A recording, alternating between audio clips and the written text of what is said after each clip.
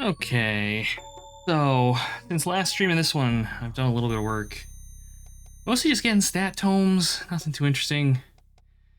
And it is not thus far enough to get us where I want us to be, but we're in better shape than we were. Mostly still need to get Dave intelligence so he can read books, because we have shit for him.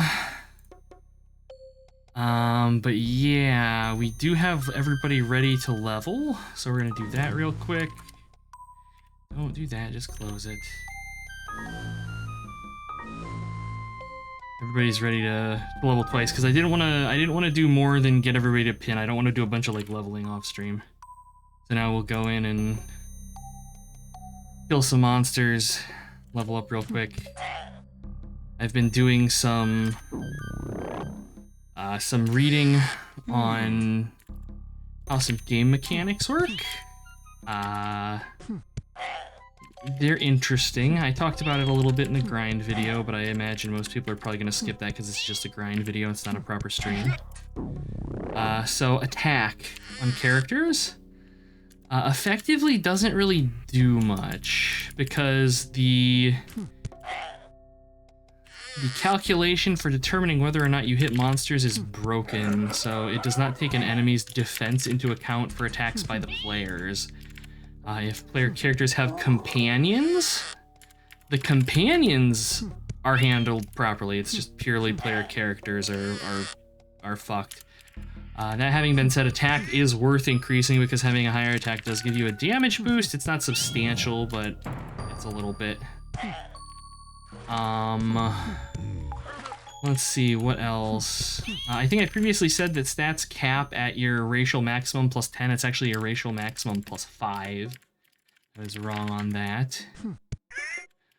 When it comes to enemies stealing from you, they only test to see whether they're successful against the character that you have selected in the party, regardless of who they're stealing from.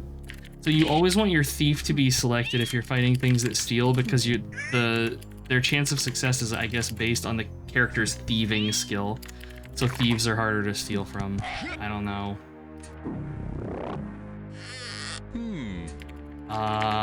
That's really about it.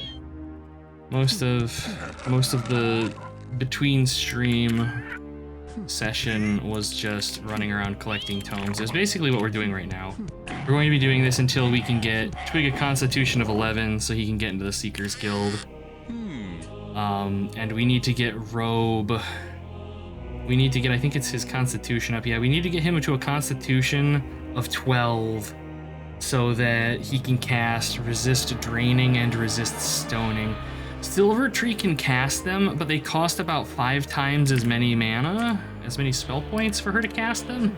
And they each have to be cast 4 times because they're single target, because of course they are. So Robe can cast them for, 4 spell points apiece, and Silver Tree is at, 20 or thereabouts, and that's just kind of ridiculous for something that we're going to need to be basically having on us all the time once we get onto level 3 properly, because that's where we're going to be bumping into drainers as well as things that will stone the party members, and that's not something we want to deal with. Oh, and also I think if it's shift backwards, yeah, so we can't excuse me, this was something we did in Demise where you just bounce back and forth between squares really quick to figure out where you are in the dungeon. You can do that in this. I didn't think you could, but I read like a little frequently asked questions hint thing, and yeah, no, we totally can. Alright, so let's get some levels. Good hit point gains there. That's interesting. He gained like 8 hit points. At this point, he should only be gaining like 2 or 3 a level, I think. That might be from the easy mode mod, bumping up minimum hit point gains or something. Because yeah, these guys, it seems right, are gaining 2, which is where they should be. Basically, once you hit a certain level, every class only ever gains a set amount of health a level. Typically, it's just like, 2 to 5 points or something, 2 to 6 maybe. The exception being the Nomad, who only gains 1. But we don't have any Nomads in the party, so we're okay.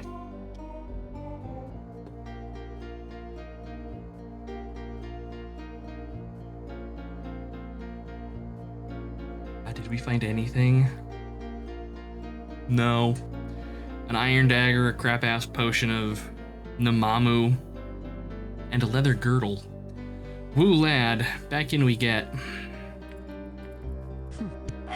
So yeah, I basically did this for about an hour. And there were some stat upgrades we got a fair amount. Not enough. The biggest one is finding an int potion. Tome of Endurance. If that's good aligned, even if it's not good aligned, I'm probably going to pay to make that good aligned. Because Rove needs, I think, 5 points of Constitution. So he's gonna need 2 tomes, or, a potion and a tome. Realistically, if we find a potion, I'm probably just going to sell it because they are worth so much more money, and they're so expensive to realign compared to the books, but I don't know. We'll see. So as long as that tome is not neutral, it's going to Robe. If it's neutral, it's going on Twig, I think. Because he needs a lot of points, I think, in Constitution. Yeah, 4, Jesus Christ. He needs a con of 11, so he needs 7 points. I might actually do Robe first. I don't know. The skills, though, are so good.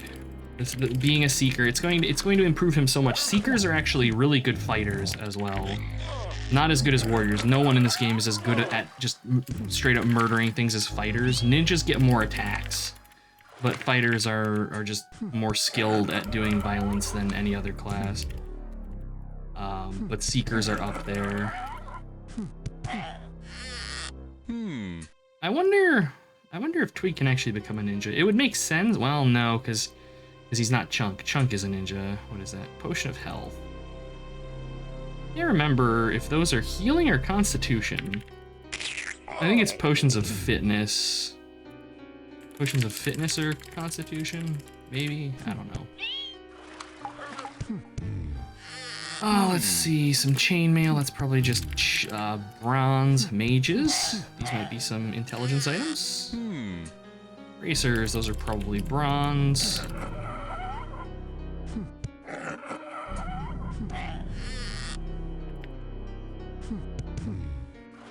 So yeah, what we'll do is we'll mull through all this and then just head down to level 2 and clear it, and then typically by the time we're done doing that, level 1 is respawned.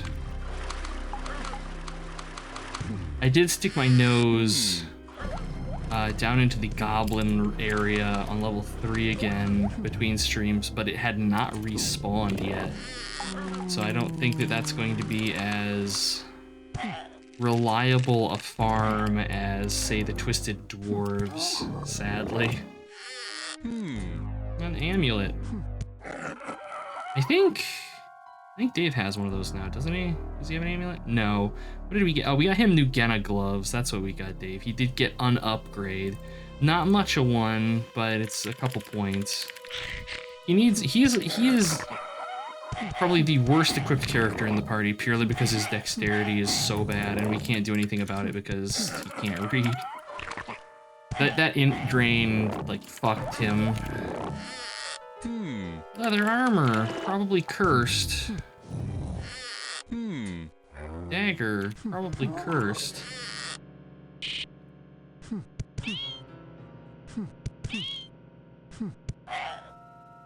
Alright.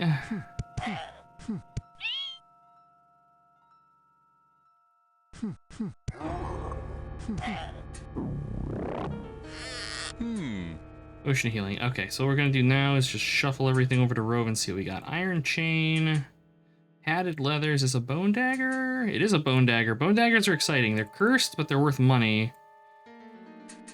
See, bronze bracers are garbage. Glowing rock is trash. This is an amulet of ultravision.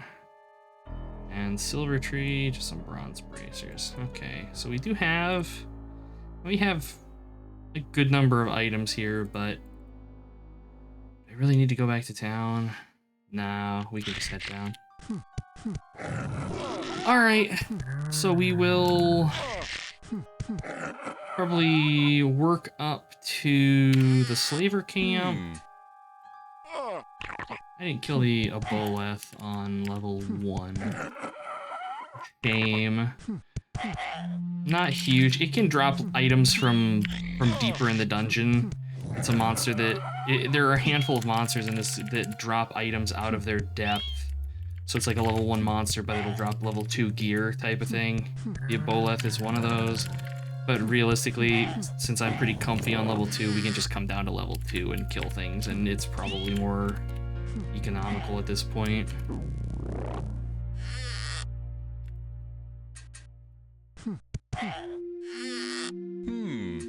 Tome. Tome is exciting. What kind of tome? Robe.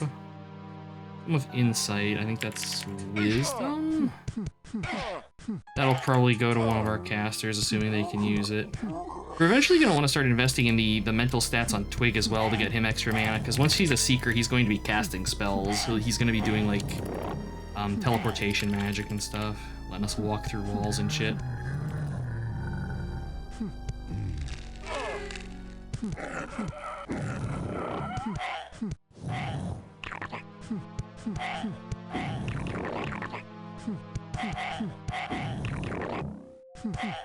How are we looking on XP? Let's see, ready to level, not there yet, not there yet, not yet. So it's just Dave.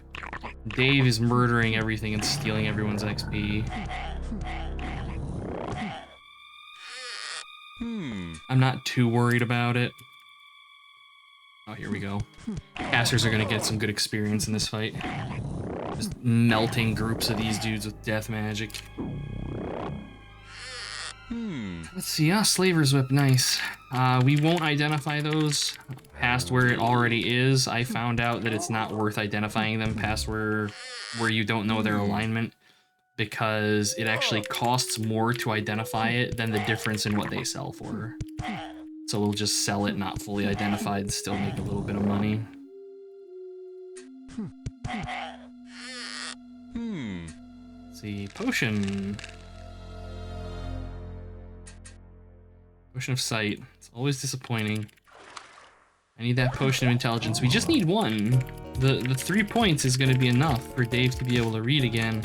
And then he's going to be in really good shape because I got like a Tome of Combat and stuff sitting and waiting for him. But no. I don't think I've seen a stat potion in a long time. I don't think we saw one.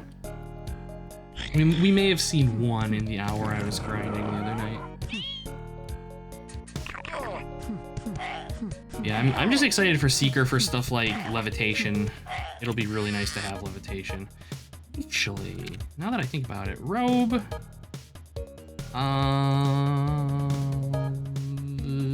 What would it be? Visual? Can you cast? You can cast Sight Veil. Ooh. So this is invisibility, and when you're invisible in this, from what I've read, you take half damage from attacks. And it's 2 spell points. I'm gonna want to be casting that on everybody. Yeah, Robe is envenomed. On Silver Tree, on the Squishy. So yeah, there's a program that I'm gonna use called Tiny Task for automating buffing. You can basically record macros with it. And so I will probably be doing that at some point. Because I mean, party-wide invisibility is pretty good. At least at this point in the game. Not everything can see invisible yet. Later in, invisibility is much less useful. But for this part of the game, invisibility good. Okay. I think what we're gonna do is work our way to these stairs to our north. Wrong way. Shit, I can't get to him from here. Hell's Bells, alright. We'll go this way. Here we go. Home of Might. Okay. And now we'll just work our way back down. I'm actually gonna detour really briefly. We are gonna go kill the Aboleth, see if there's any dragons in here. Sadly, no. Okay.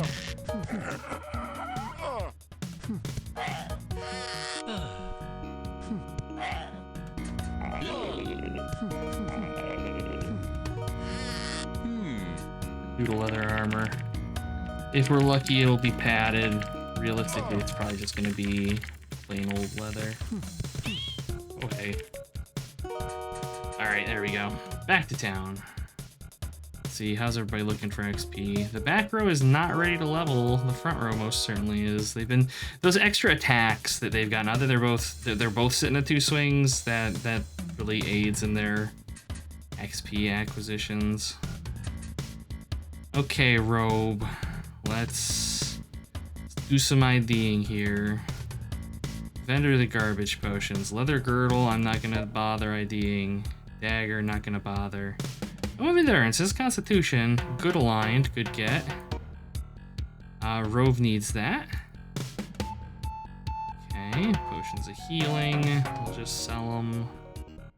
Iron chain, probably worth it. Yeah. Added leather, less so. Bone dagger. Bronze bracers. Glowing rock. Bronze bracers. Amulet of Ultravision. Yeah, see, like this, it's not going to double in value, so we're just going to sell it. Oh, let's see. Iron plate. With insight. Neutral. Alright, only 2 uses on this one, but that's okay. Slaver's whip, we're just going to sell. Potion of sight. Tome of might. Evil, just sell it. Scroll spells, please be neutral. Ah, these things have all been evil. It is just, it kills my soul.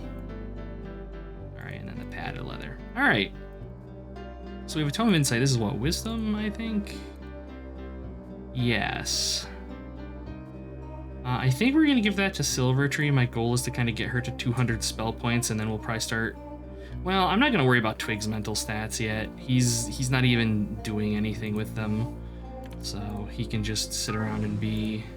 I mean, he's got a 13 and a 13. That's not bad. I think that's all he needs for Seeker, isn't it? Yeah, that'll be enough. It's just that con score, man. Just that con score is just absolute dumpster. Alright, to the dungeon. Let's go ahead and use these tomes. Some extra con. Oh shit, we have another tome of strength. I didn't even notice that.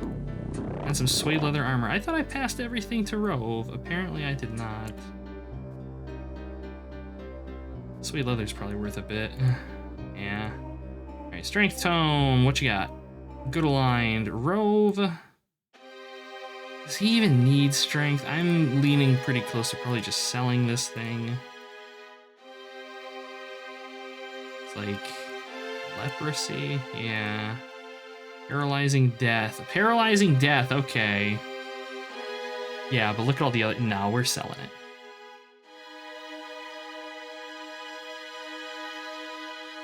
And you'll notice that Rove has a pretty good savings fund on him. Dave has 8 million, everybody else has got, you know, hundreds of thousands, but Rove is running around with 3 million because I've just been doing all of my vendoring on him, because if I pass him items, he identifies them.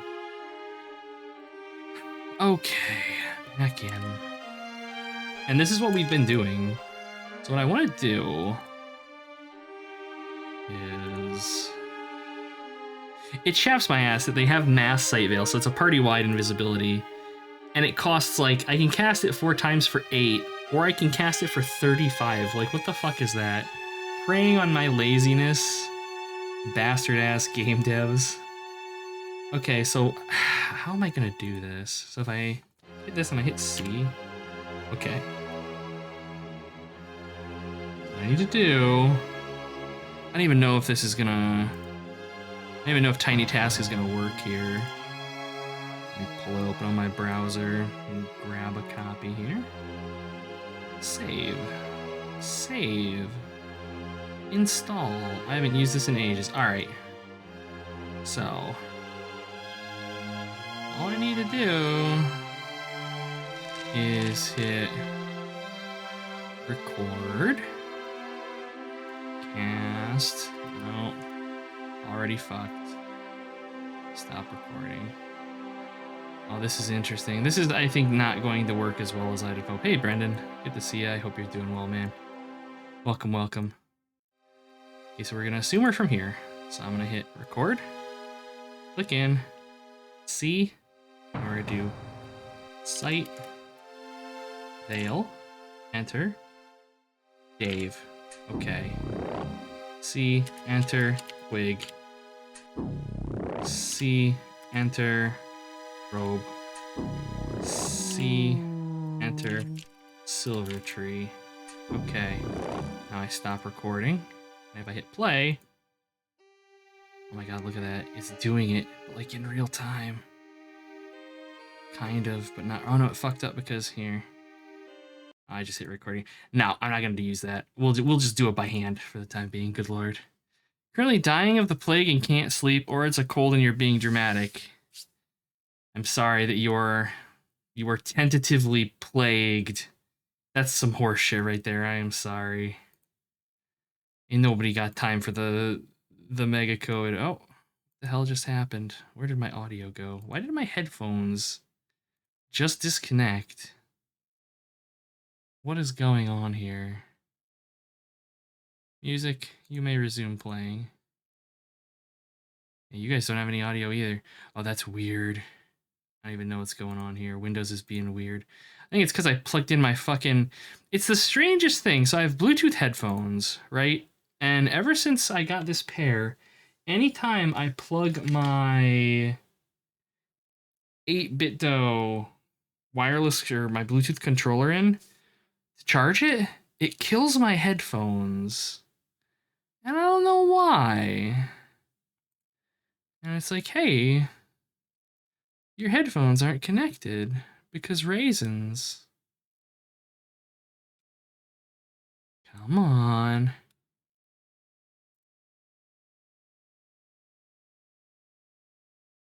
Yeah, I don't know. It's just Windows. It's Windows being stupid, and I don't know what the issue is. And like every time I have to come into like devices and printers, wait for it to unfuck itself. Where is it? Altware.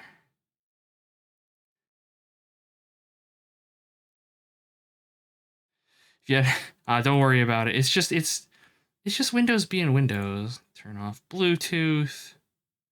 Turn Bluetooth back on.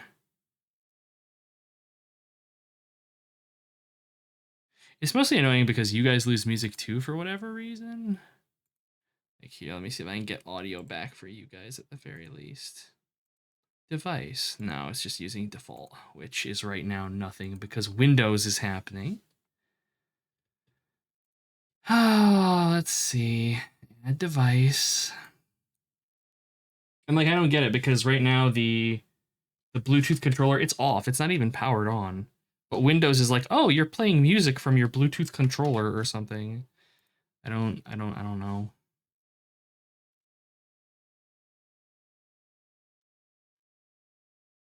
And the weirdest thing to me is that the USB that I'm using isn't even connected to my computer. It's just a USB plugged into my lamp. But Windows is like, bro, your shit's fucked for raisins. All right, there we go. I just got the Bluetooth connected thing, and Windows says Bluetooth is connected. Now give me audio, you shits.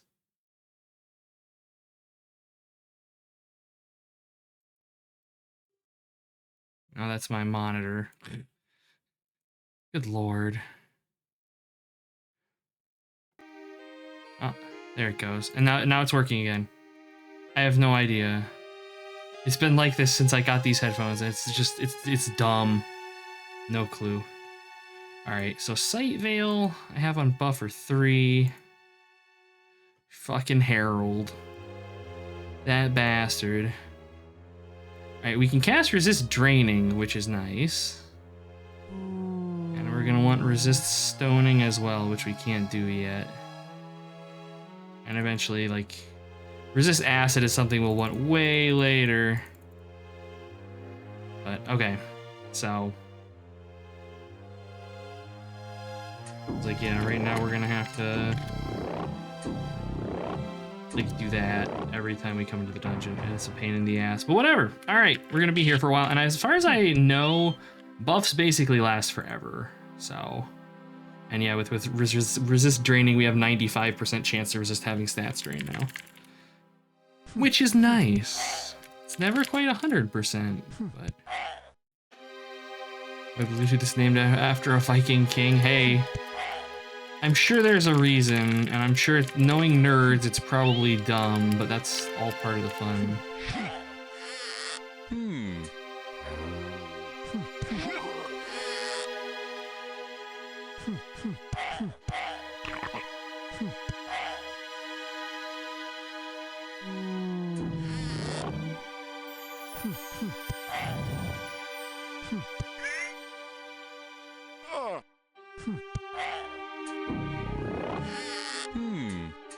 It's just all daggers and stat tomes, man.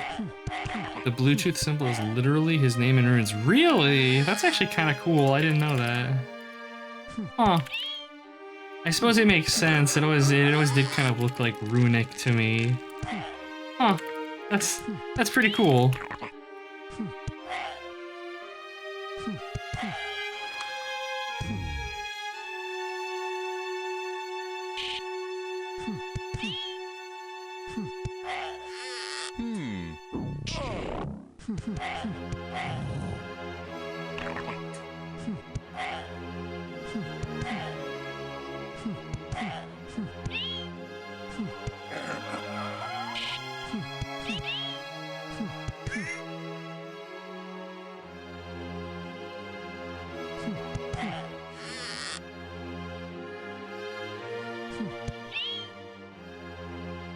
Come on, game, give me that potion of intelligence. I need it.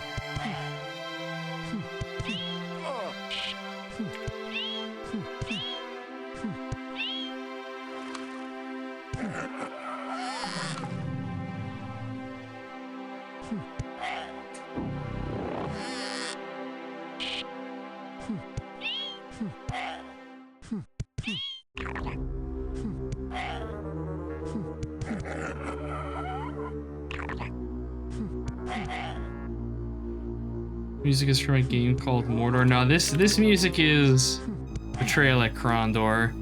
The Mordor soundtrack chat was bitching about because it's like 4 tracks and they have some really piercing MIDI flutes in them. So we're not listening to that anymore.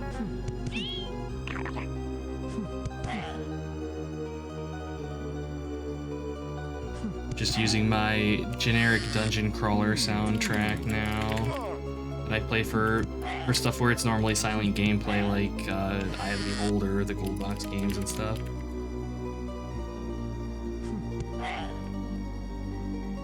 It has nothing to do with Tolkien, no. Named after actual Mordor, but that's where the resemblance ends.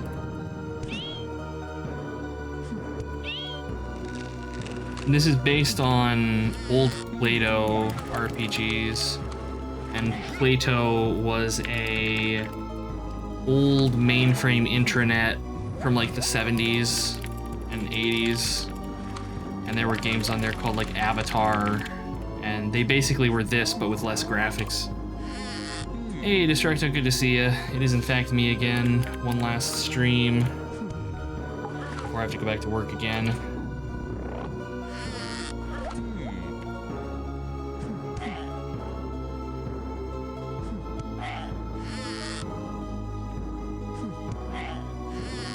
We would just kind of chill out, do some grinding in a vain attempt to get our stats up to the point where I can do the things I want to do so that we can progress deeper into the dungeon.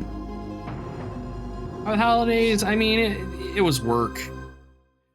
It was work, mostly. Not much holiday, mostly, you know, eat, sleep, work, and that's peak time for me. But things are slowing down now. And life is returning to normalcy, thank Christ. So what is this potion? Potion of Nasamu. Every time it's a disappointment. Oh, one day.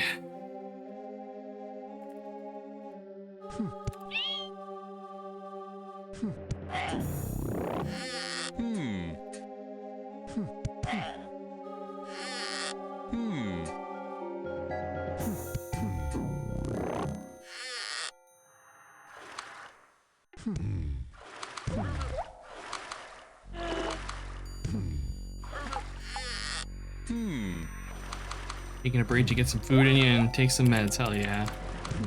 Rest yourself. How about you, Brendan? Your holidays go okay? I hope they were relatively peaceful for you.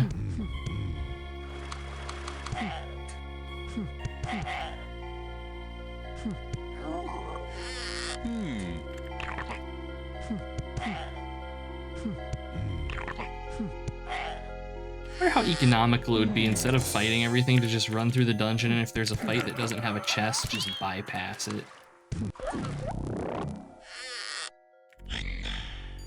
Of course, the downside to that is we'd be missing a bunch of experience points.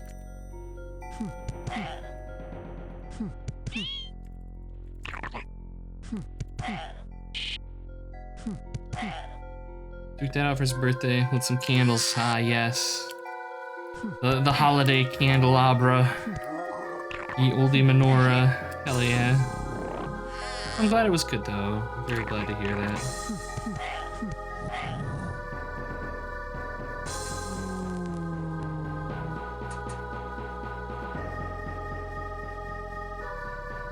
Kind of shuffling all of our gear here over to Robe to be identified.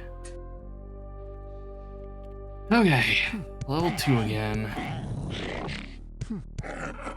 Sister yelled at you for getting the prayer wrong again. It happens. Your heart's in the right place.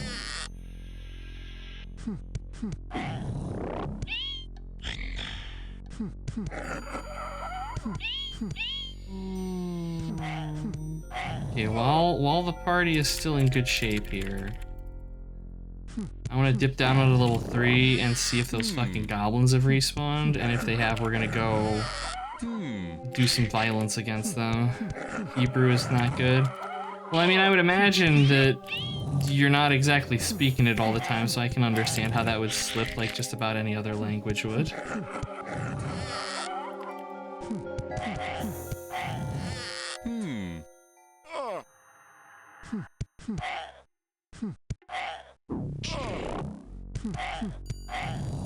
Okay, gotta be careful here. Got yelled at for getting the prayer wrong too. Don't feel bad. See, there you go.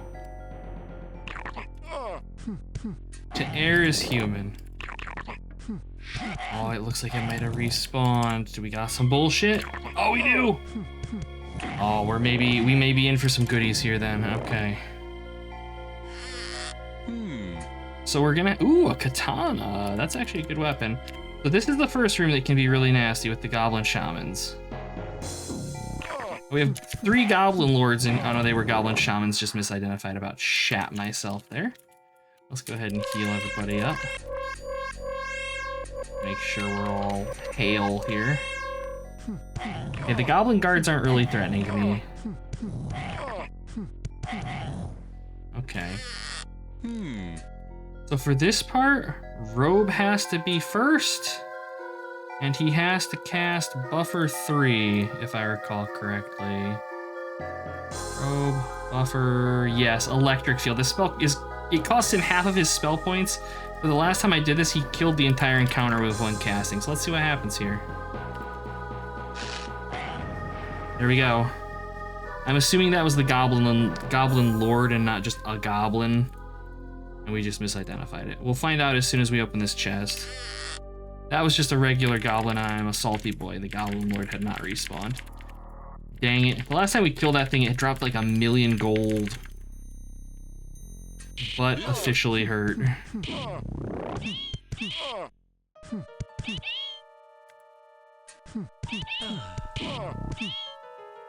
Oh, Rove is still casting like Mega Death here. Let's not do that. Go back to your little bit of fuego there. All right, we can just hop back upstairs. The Goblin Shamans can drop stuff too. They have something that they can drop that I think it increases all of your stats by 1. It's like a consumable.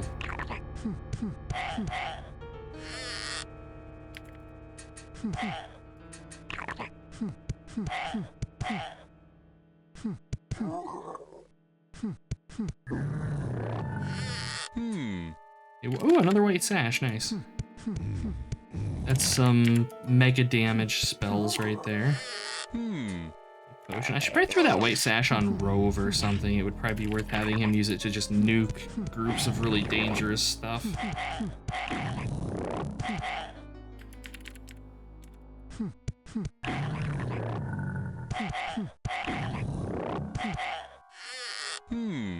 Suede leather.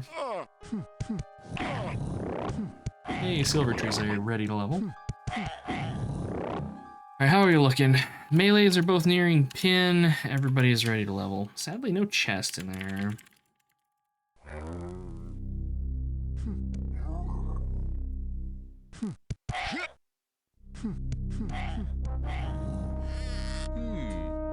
A dagger. Curious about that katana. I bet it's got some chunky requirements on it to use. I know it's a decent weapon for early game, like on par with like the Warhammer and stuff.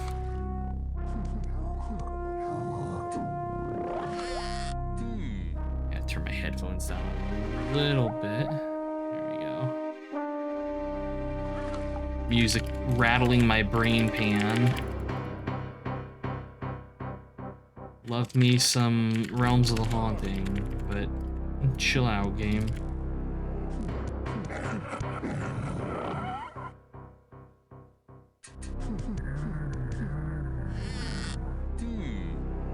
Battle axe.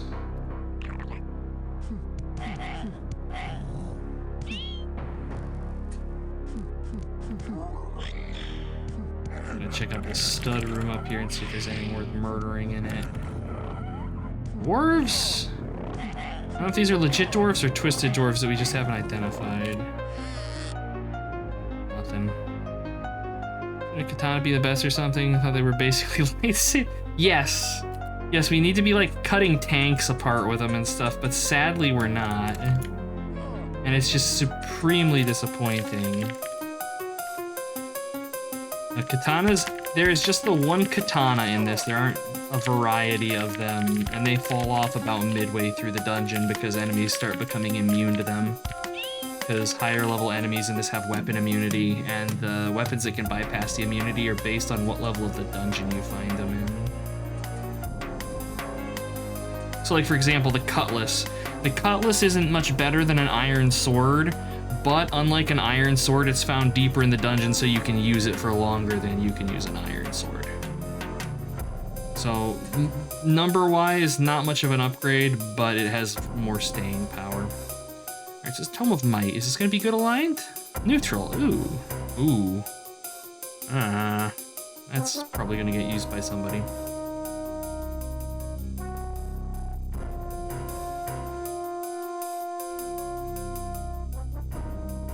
I don't know why I bothered IDing that staff. That wasn't worth doing. Scrolls and stuff are okay. Potions are okay. Most of this basic gear, not so much. Feather leather is cursed. Vendor trash. Oh, see, this is sad. Oh, we did get a fucking Art of Being. Those goblin shamans must have dropped it and I didn't even see it. Oh, that's exciting. Ooh, that's less exciting.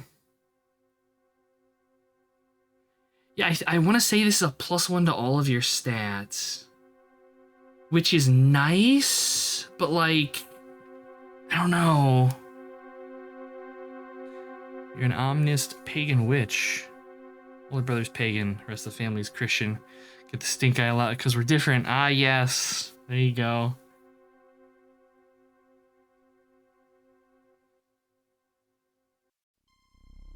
It's one way to get you to rotate gear. Yeah, it's like in, you know, old D&D where enemies, you know, have...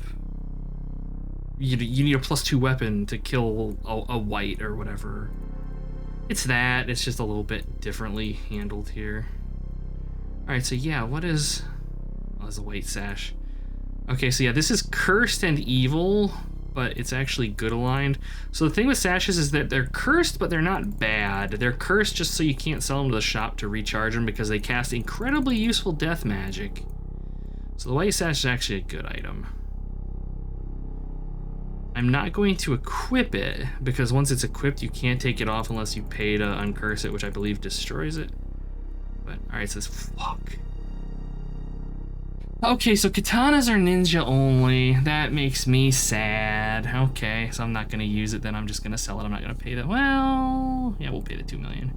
It's worth it. It's evil aligned. But hey, we just made 6 million gold.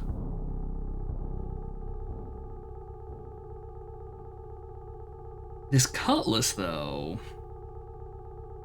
Nah, we'll sell it. If I need one, I'll just buy one. Not worth it. Oak staff isn't worth ID. What classes are in this? It's... Here, I'll tell you in just a second. I'm gonna swing by the guilds.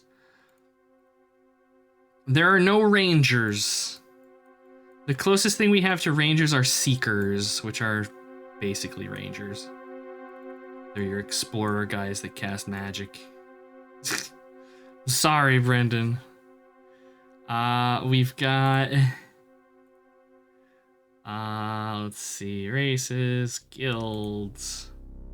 You guys are seriously not gonna just give me a fucking list. Here we go. Nomads, which are your class that everybody can be, because there needs to be one for people that have really shit stats. Warrior, ninja, thief, mage, which are enchanters. Sorcerers, which are blasters. Healers. Wizards are generalists. Scavengers are warrior thieves. Think Conan. Seekers are adventurers who are really good at just getting around. Paladins are paladins, and villains are just evil thieves that suck. So yeah, hey, Gibbet, it's good to see you. I'm gonna cry holding your airborne body pillow. It's okay. It's okay. I respect it.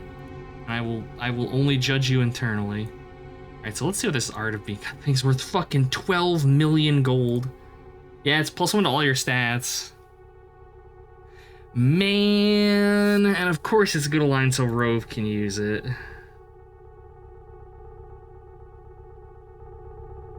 An 11 Constitution doesn't do him shit though, and that's the only thing that I would be using it for. I'm selling it. I would rather have the 12 million gold pieces. Okay, and now I'm actually gonna split cash up among the party a little bit here. Dave has plenty. We'll give Twig 3 million. And we'll give Silver Tree 3 million. And have everybody deposit. Rove, I think, is actually now the most... Yeah, he's the most wealthy member of the party. Alright, and this Strength Tome... I mean, I would give it to Dave. His strength caps at, I think, like 29 or 30. But he's got 3 points sitting, waiting for him with this Tome of Combat. That'll give him a 24. So I think I'm actually going to give this Tome of Might to Twig. Alright. I don't know if I said it. Hey, Gibbets. Good to see you. Sorry if I missed you. It wasn't intentional. Blame Kibbets. Wait. No, not rolling. It's Dave, Twig, Robe, and Silver Tree. This is the B team. Dave's just a fighter. Twig's just a thief. Robe isn't a raging asshole and is good aligned.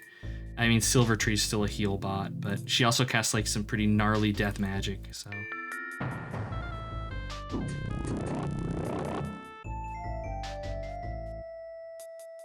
Okay, so now I need to go, and it's resist draining. There we go. So now we have our buffs, and now we just keep doing. That's all we can do. We can just keep running the circuit until I would like to have Twig in the Seeker Guild before we start really pumping down onto level 3, but it's not necessary. Rove having... Oh, resist stoning, I guess, isn't... Or it's not resist stoning, it's resist... No, it is resist stoning. Yeah, because I think draining is... I would rather characters just insta-die with being petrified than lose stats at this point, so yeah, I think we're okay. We can probably start pissing about on level 3. Exactly. These are like the cousins that have been multiple removed because they tried that adventuring thing, but it turns out they weren't too good at it, but now they have to and really don't have a choice, and boy howdy, they ain't happy about it.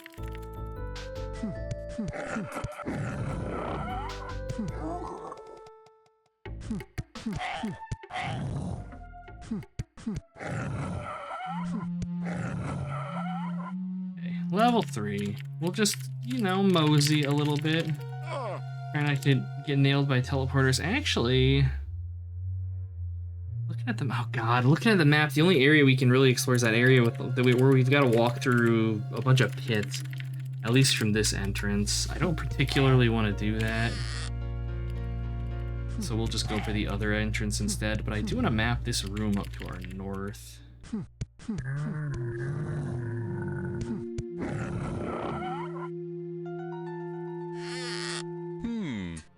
Robe of Remorse.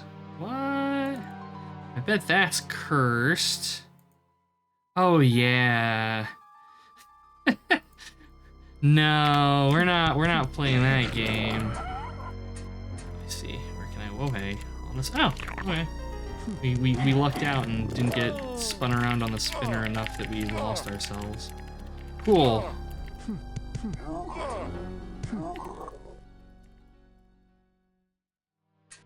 wonder if there's a secret in here. The 18th horrible cousins, exactly.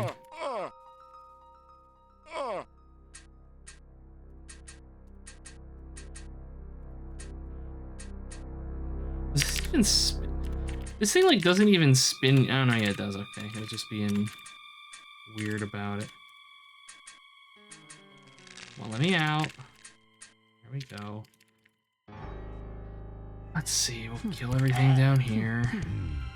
And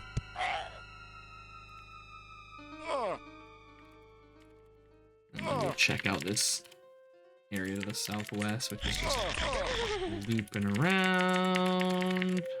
Okay.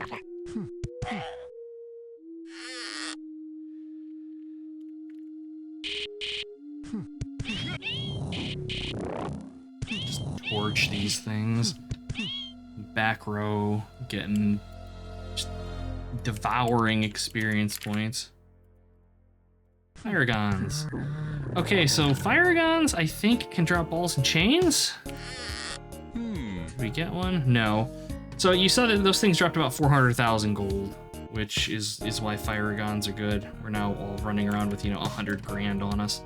The downside is they drop an item called a ball and chain, which is cursed. Oh, we just got teleported. That's fucking great. Okay, fight the sharks. Let's do this. Come on, figure out where you are, you assholes.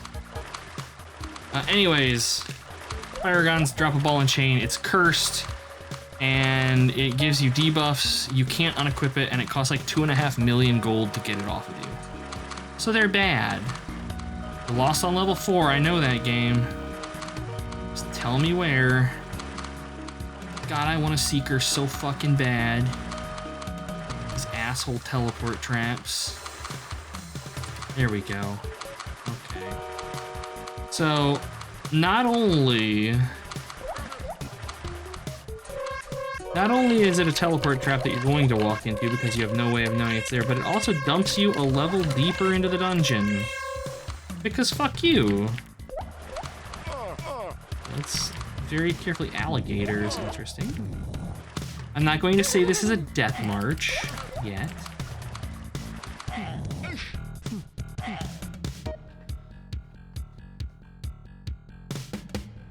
Yes, there is a sword that you can buy in the starting town that costs 18 million gold pieces. Most of your expenditure. Okay, so those cells are quicksand. We do not want to go there because quicksand will steal your gear from you and it's permanently gone.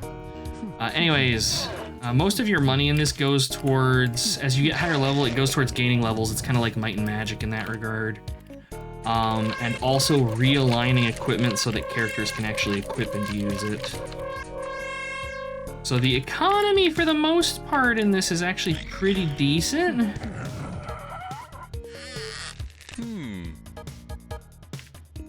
Okay, so I'm gonna assume that square ahead of us is quicksand. I don't want that. You're drowning. This map thus far, I am not a fan of. An anti-magic area, that's...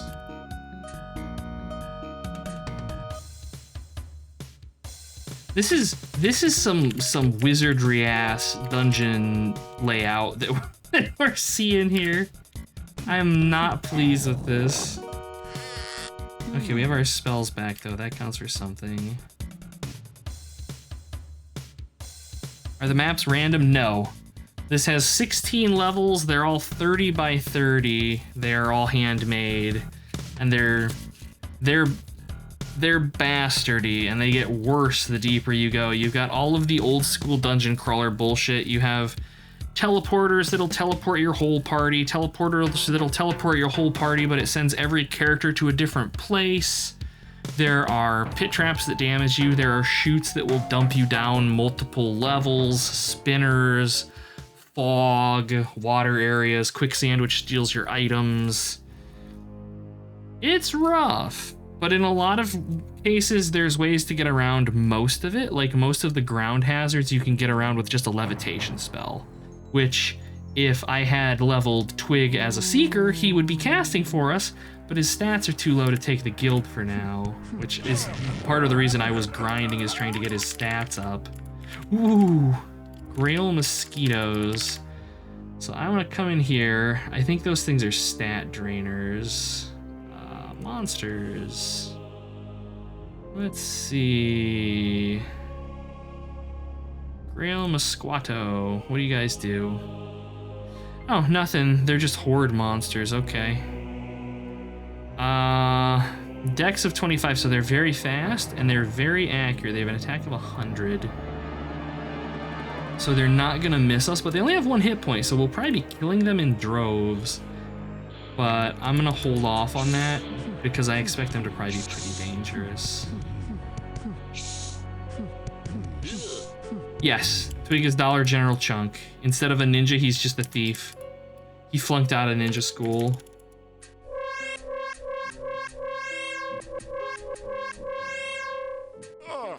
A lot of anti-magic on this level, and I am not about that. Okay, Munsei are stat drainers. Thankfully, we killed them. Although we do have resist draining, so they're a little bit less threatening. They're not no threat, they're just lesser. Wait a minute. There's stairs up right here. Oh, thank God. Okay. Okay. All right. We're back on level 3. Still not out of the woods, but it's safer. We're not on level 4 anywhere. Level 4 scares me. I don't think we're ready to be pissing about extensively on level 4. Silver Tree, why are you not casting poison? My goal now is to figure out how to get to one of the 2 staircases, which I have no idea how to get to either of. My hope is that this is gonna loop around. Of course it does not. Pits. Pits will be what kill my party members because I can't see them. They'll be much less dangerous once you have Levitate. Levitate lets you ignore them mostly. You still have a chance to fall into them because old video games fuck you, but it is much less.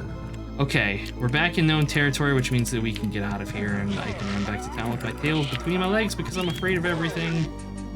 I just have to go through. Oh man, those things just stole so much money from me because I had Silver Tree selected.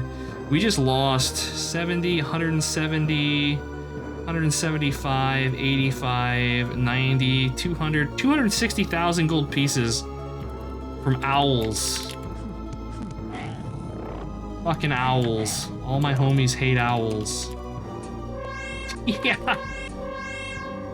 It's painful. I'm not happy about it, but I'm not hyper upset because money is pretty easy come, easy go in this. I'm just running for. Oh god, it's more of them. Some giant ravens. And that's purely because I didn't have my thief active while we were fighting them, because it tests enemies' ability to steal from you based on your active character. And if it's a thief, they can't steal from you too good because thieves are sneaky bastards. Get right back in town. Woo, man. Woo. That was Spice. We got some levels out of it. Level 40 on Dave, 39 on Twig, 39 on Robe. Silver Tree is dragging. I don't want to hide icons on my notification bar windows. Thank you. I'm going to swap Dave over to Defend, and we'll try to get everybody to 40 here. All right. What kind of goodies we get? Not a whole hell of a lot by the look of things, because we were mostly just stumbling around trying not to die. Yeah, that was not a particularly lucrative trip into the dungeon comparatively. Skulls of Strength might be decent, and they're neutral. I'm gonna hold on to those. Initiate's hands are ninja weapons, suede leather, and another cutlass that I'm just gonna sell.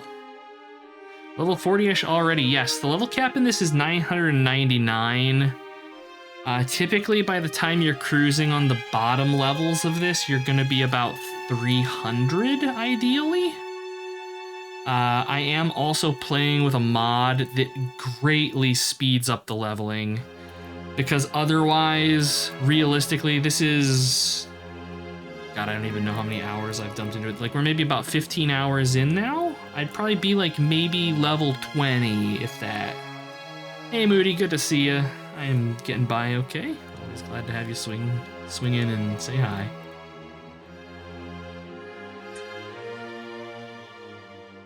Okay, Gloves of Strength.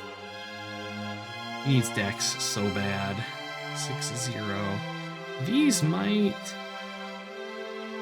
how do they compare to Iron Gauntlets? 3-3, and the Iron Gauntlets also give Strength. Okay, so the Gauntlets are better than the Gloves of Strength. Vendered! Party deposit. Alright. Back in again. Hey, Robe broke 3 digits on health. And we're not even in endgame yet.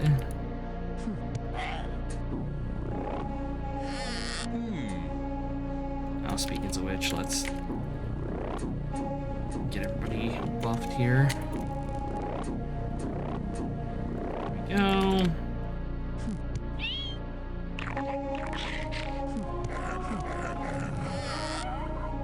I do wanna piss about on level 3 more. I just don't want to be stuck on freaking level 4.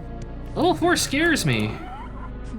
From what I've read on the Dejanol little walkthrough page, level 4 is a pretty substantial difficulty jump from level 3. I'm pleased that we managed to survive it, honestly. Not running around blind helped, now that I know that I can just kind of jump back and forth between squares really quickly.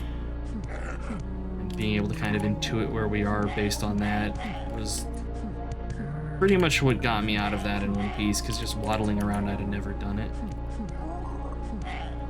But it does kind of reinforce how badly we need Twig to level Seeker so that he can actually tell us where we are in the fucking dungeon.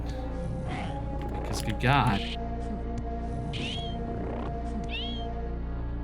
Okay, let's try this again. Maybe with less horse shit. Okay, so we know that that's assy. What's down here?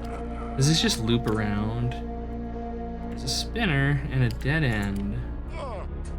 So what we're gonna do is just hold this until we figure out where we are. There we go.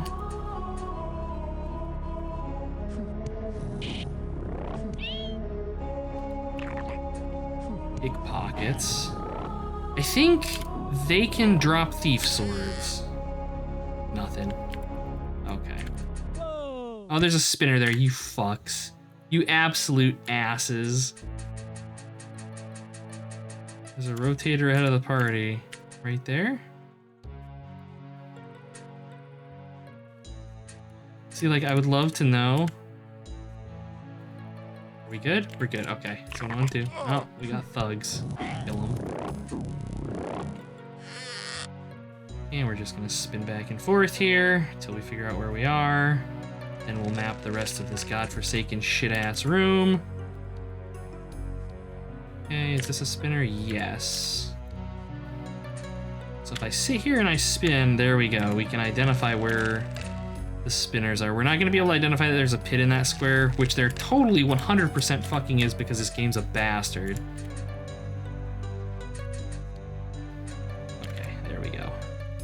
Jesus, these rooms, they're devious, they're mean. I respect it, and I look forward to adding this kind of shit into Cud Crawler, but at least with the pits, they're not going to get you as bad. Ooh! Wraiths are horrifying. I don't think that was actually a Wraith. I think we misidentified it. Because Wraiths are stat drainers and they paralyze you. Has the counterpart ever had triple digits HP? Depends on the game. Generally, no, not so much. Not really. Oh god, another fucking teleporter, and this one split the frickin' party.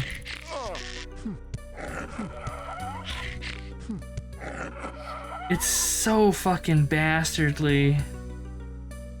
So fucking bastardly.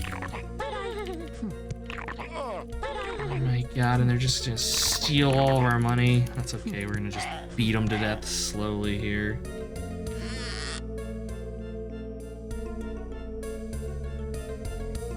Fucking teleporters, man.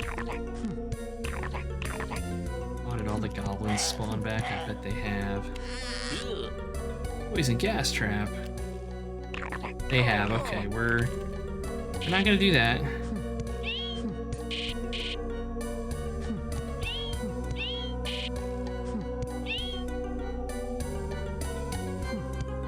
A Gith-Yak lizard.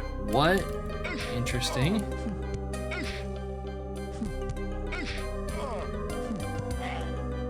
Oh, magically locked. So the problem with this having split my party is I have no idea where anybody else is. So what I want to do, actually, let's get back to the stairs. Okay. And now what I'm going to do is we have to exit, unload, and we're going to do Robe, who's probably going to immediately die.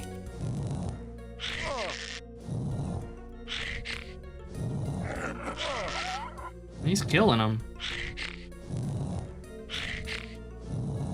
Okay. All right, so Robe actually isn't too far away from Dave. Hello there. All right, Dave is in this room now. All right, that's 2 of the characters.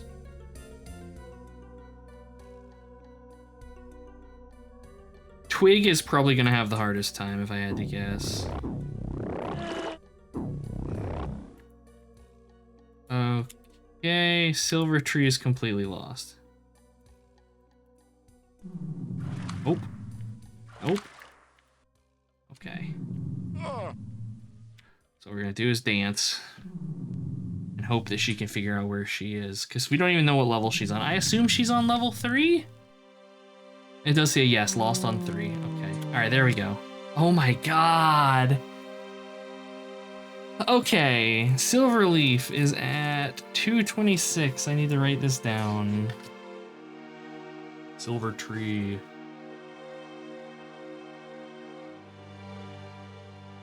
At X26 Y2.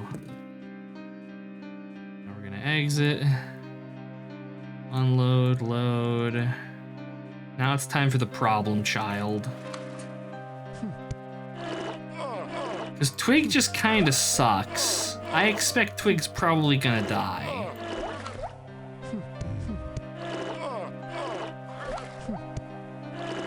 As he's currently doing. Okay, he somehow survived. I wonder if he's actually near where Silver Tree is. I think he might be. Nope. Alright, we're gonna let him... We're moving back and forth very quickly right now to try and figure out where he is. Alright, we've got the direction. Okay, he is nowhere near her, sadly. Alright. I think it's the same region, though. He is at X14, Y4. Okay, so I'm gonna leave these two chuckle fucks parked where they are. Let's load Dave up. Hello there. Go ahead and add robe. Okay, so now how do we get down there? I have no idea.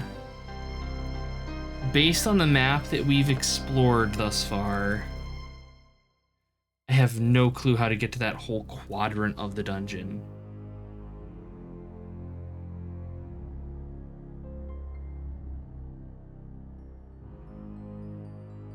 There's one doorway off the other exit that I can see. So I think what we're gonna do is we're gonna go back to town and heal. No. Alright, we're gonna go back in. I'm glad that we managed to meet up with Robe, because Robe has buffs that will protect us from the really nasty stuff on the next level. Notably Drainers. Although they're, from what I've seen, pretty rare on 3, but they're around. Okay, so from here I want to go... Can I even get there from here? Yes. Yes, I can. It's just a little bit roundabout.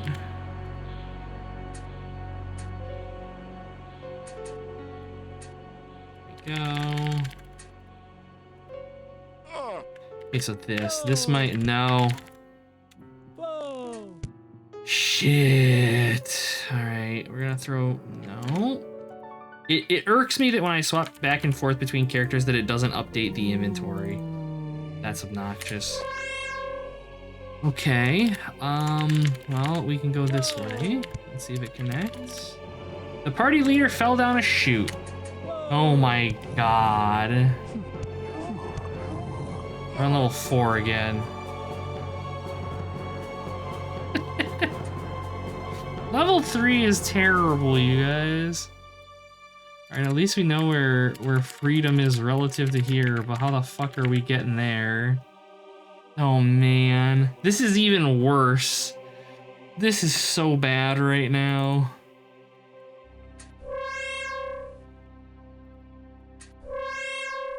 So bad. Alright, I'm going to exit.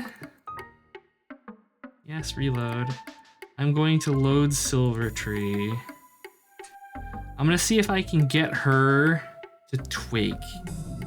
Just having all the luck, yeah. It's one of those things though that like, it sucks. Can I just, oh, I can just beeline, thank fucking Christ. Okay, so this is just a big open area over here then. All right, so we found Twig, at least. That's something.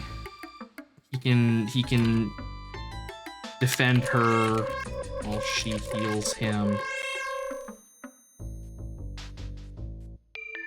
What the fuck, man? And this is entirely because I don't have Seeker levels on Twig.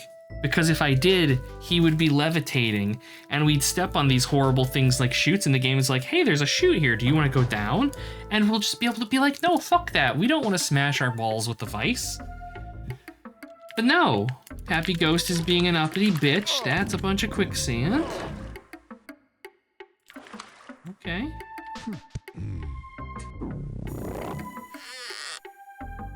Silvertree's ready to level, guys.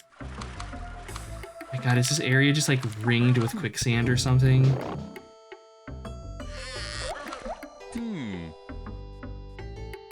Is it? No, it's water.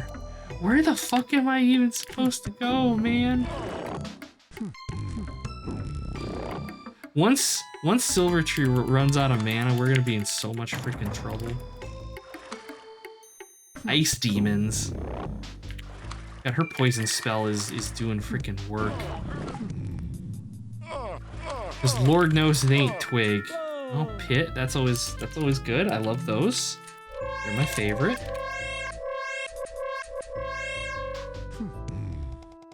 I'm just trying to... Oh my lord.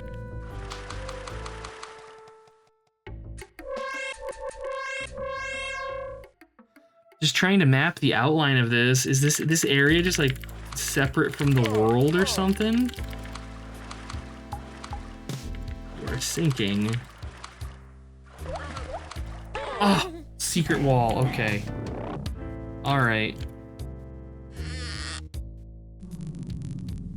There's probably also. Oh, we detected a pit in front of us. That's nice. We have to go through it though. Another pit. Okay. Let's keep chowing on healing spells. Thankfully, we're to the point now where they're pretty cheap to cast. Oh, thank Christ. Okay. So that area sucked the fattest of nastiness, and so now we're down here.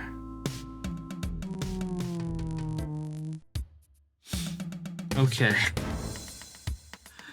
All right.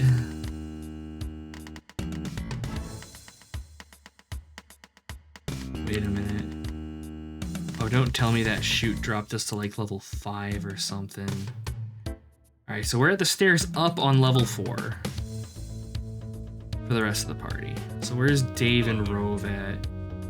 Okay, they're stuck up here with no idea where they're going. Oh shit.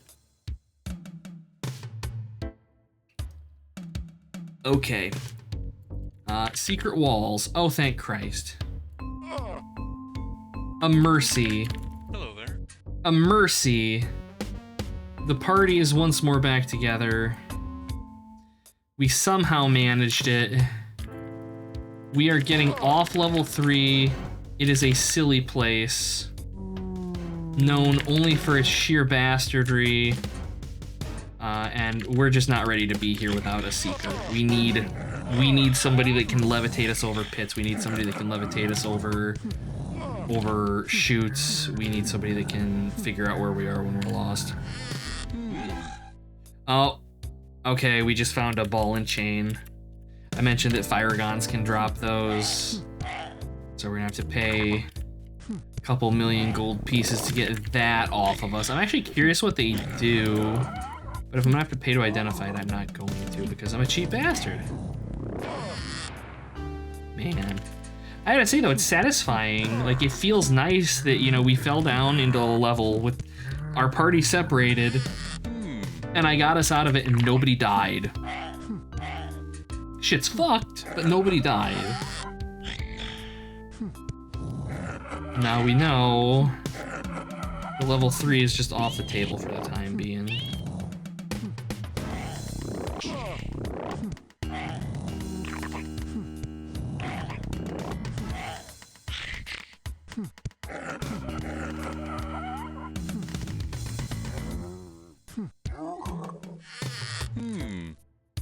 Oh, man.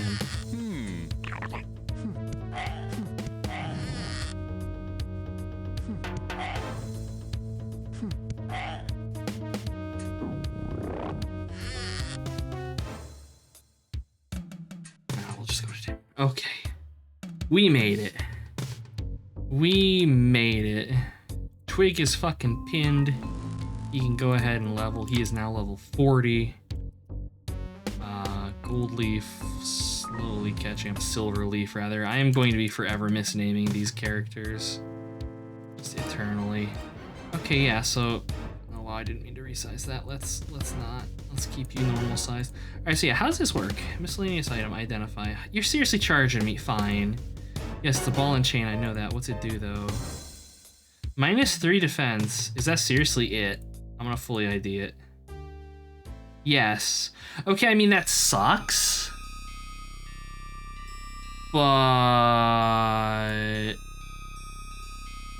yeah, I think this costs like 2.5 million. Yeah, 2.4 million. It's only... oh, it's a -1 dex. Okay, yeah, we're getting rid of it. The item has been separated. Be gone. If it was only a -3 defense, I would have honestly probably just left that on him and been like, yeah, okay, he can deal with it until we've got, you know, a little bit more funds to piss away, but nah, losing dex is not fun. Okay, let's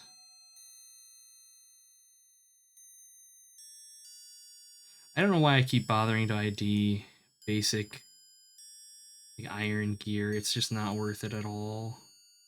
We make a little bit of extra money, but not enough. It's like, wow, from 784 to 1568, but it costs us 700 to identify, so we made like an extra 100 gold. Wow. Okay. So yeah, how much money is everybody sitting on now, though? Dave's broke. Who has 29 because Dave got all his money stolen. 260,000, 54,000. Not amazing. All right, the goblins respawned though. So even though I just said I don't want to be on level 3 anymore, we're going back to level 3 because that fucking Goblin King might have respawned, and I want to push his shit in because he drops goodies and also a lot of money. All right, but first, buff skis. Just invisibility for this one. We don't need to worry about draining with the gobos. All right, shitheads, we're back.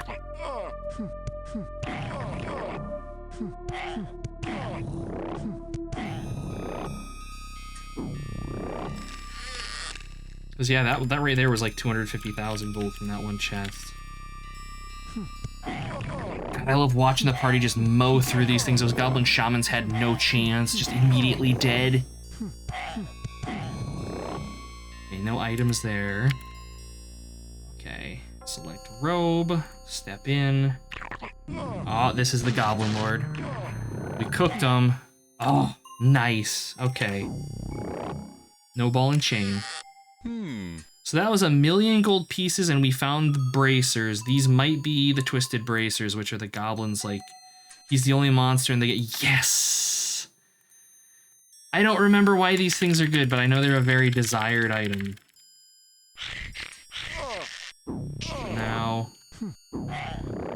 Now we're gonna mill ourselves back up to town because I want to dump all that gold off because everybody's carrying like 400k on them right now. And I'd really rather it not get stolen by birds. Okay. Okay, so how are we looking? So both Dave and Twig are actually ready to level, Jesus. Actually, so is Rove. Holy hell, this goblin's worth a bunch of XP. All right, so everybody's level 40 now except for Goldleaf, so I'm setting them all to defend. And again, Goldleaf, Silver Tree, and she's gonna be the only one killing things for a little bit here. All right, so what are these things? They have uses. Oh, they cast Charm Dragon. Okay. Oh, and they give you fire resistance. Fire resistance is pretty good. It like halves the damage you take, but they're only usable by mages, which I mean makes sense because mages are enchanters. So I mean these are nice, and the stat bonuses on them are actually quite good. 3/9 isn't bad. And they give you 2 charisma. Okay, yeah, no, these would be great if we were a mage, if we had a mage in the party. But we don't, so they're vendored. But hey, good money at least. Let's see, 6 million, 4, 14, 4, not bad. Send it about, you know, I'm going on 30 million gold pieces between everybody here. All right. Going back in.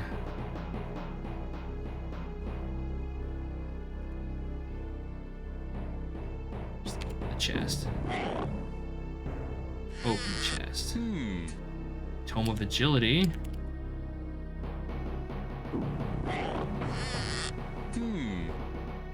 Seriously, another we just found 2 tomes of agility in a row. All right.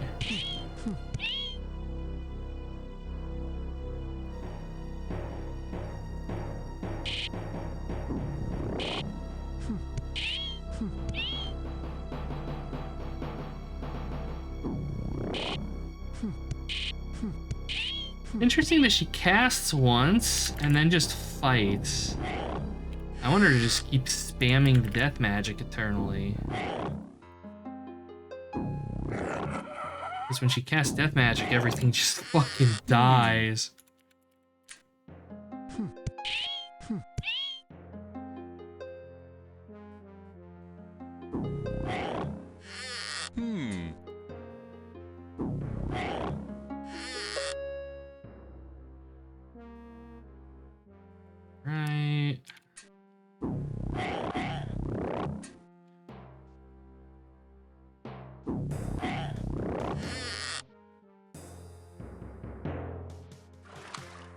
What's she looking?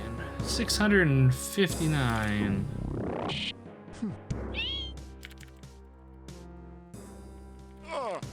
Just realistically, I can just keep her active. Have her nuke everything as we wander. Let's go swing by the Aboleth room.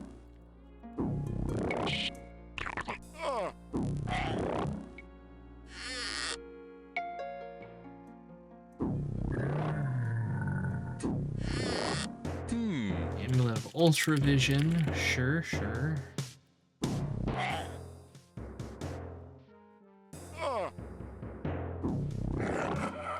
You choked one. Alright, she's ready to level. Alright, this is actually gonna be everybody fighting here because it's an anti-magic room. Girdle of Strength. Alright. That's a get.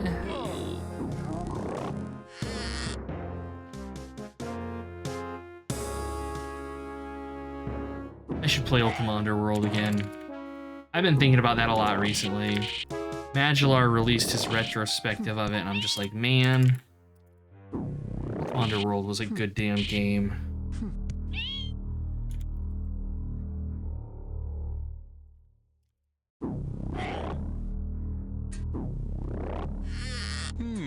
Play through Dungeon Master again, too.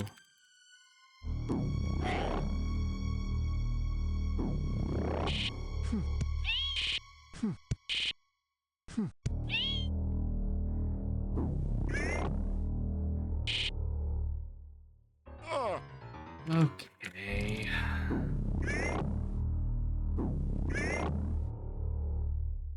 Let's see.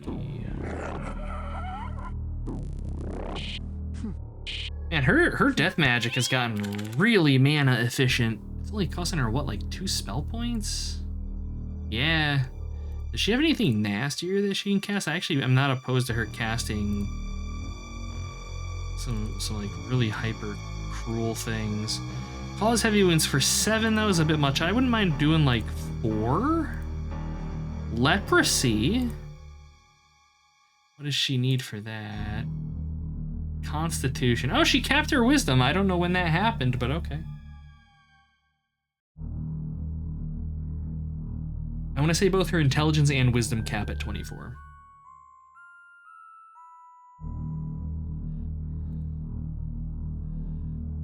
So yeah, she doesn't really have the mana to cast any of her really nasty stuff, but yeah, like 4 groups of 6 monsters each. Although poison actually does more damage. What's leprosy do? Leprosy is way nastier than even that. Holy hell. Alright. Alright. So we gotta get her constitution up a little bit eventually. I guess I'm not in a rush. But, okay. Poison is still working just fine. I mean, she murders everything.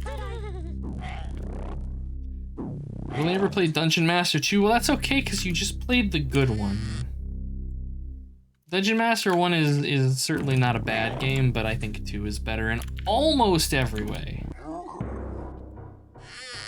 A backlash sword. I wonder if that's cursed.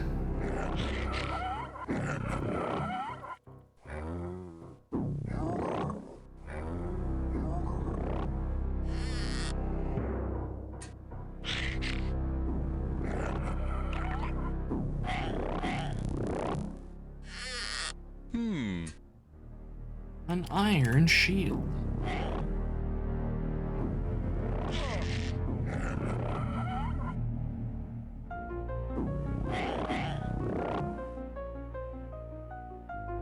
The horse. Yes. Yeah, that game was just so weird when it came to everything. It was just strange. Poison is failing. What about fire? Fire's working.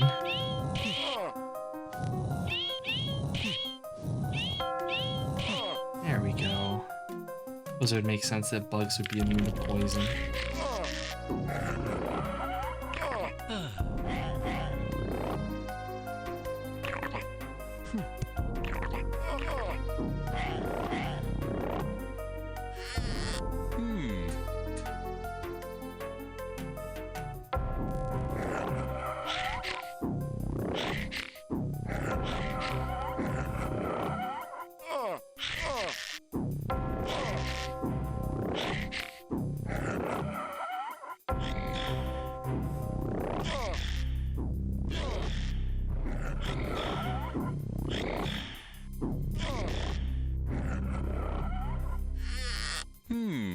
A mace.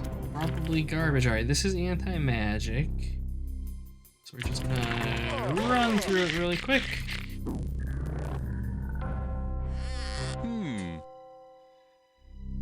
Okay, what is this staff? Iron shod? Oak. Garbage. I wouldn't mind finding another iron shot staff. I actually probably would consider giving it to Silver Tree to use eventually. Because I think the reason she switches off of her poison spell to fight is when things are immune to the poison spell. The game's smart enough to know, hey, it's not doing anything.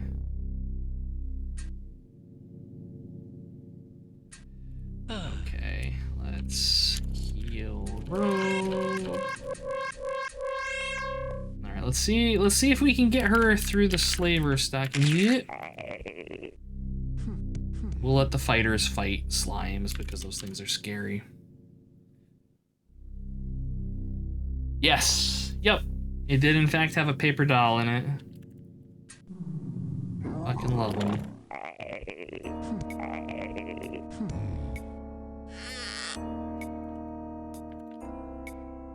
No, you're right.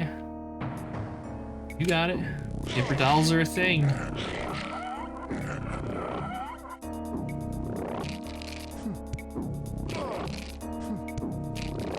These dungeon weed have a lot of hit points. Alright. Can she do it?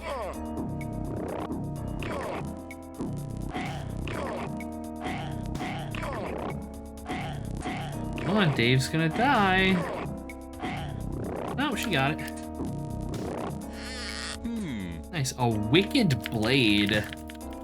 Alright, I'm actually not familiar with that. That might be something we actually want to use. Let's get the fuck out of here.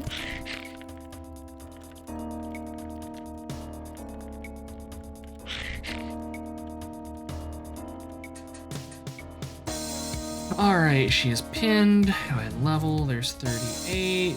Going in real quick. Find something and murder it. Dave. Go. That's 39. Sick, you've had about 20 minutes of sleep in the last few days. Nah, you're good. You're good. You're good, Brendan. Don't worry about it, man. You got this.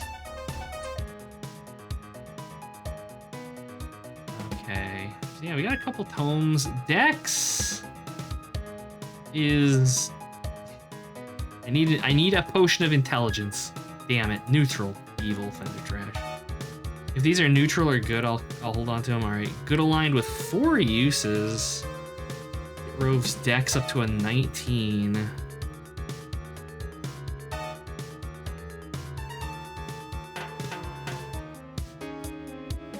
Shield. Oak staff. Dust of healing is always exciting. That's getting kept. Mace. I'm sure this scroll of spells is going to be evil because they all are. Look at that. A backlash sword. This is totally cursed. Yeah, just -3, and it's two-handed even. That's some bullshit. Daggers vendor. Girdle of strength. Of course, it requires that fucking 12 dex. That 12 dex requirement is what is keeping Dave from basically all of his equipment upgrades. It's ooh, my jimmies. Alright, so what's this wicked blade? Is this cursed? No. It's a one-handed. Ooh, it's a thief weapon.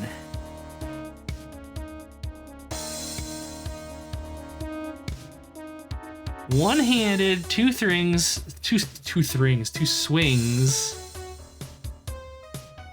6-3, 1.5. That might actually be an upgrade over the steel dagger. 6-0, 1. Yeah, that's an upgrade. So the difference though between the sword and this. So the dagger, you can see it says not class restricted, whereas if we come over to the sword and look at it, it says class restricted. What that means is that your level in one of these classes has to be that when you're in that class. So like if you're a 33rd level thief, but you're leveling in scavenger, you can't equip it unless you're also a 36th level scavenger. Whereas with daggers, daggers specifically being non-class restricted, so long as your level in any of these classes is high enough to equip it, you can equip it in any of the classes. So I could swap Twig over to, say, a Seeker, and even at first level, he'll be able to equip this steel dagger because his thief levels are high enough to equip daggers. And that's, as far as I know, probably just there to kind of help you level characters in lower level guilds when you're already kind of deeper in the dungeon. Okay, so this Wicked Blade is an upgrade for Twig, so I'm gonna swap it over to neutral. We're gonna pay the 2 million. He can have it. Unequip that. Equip that. There we go.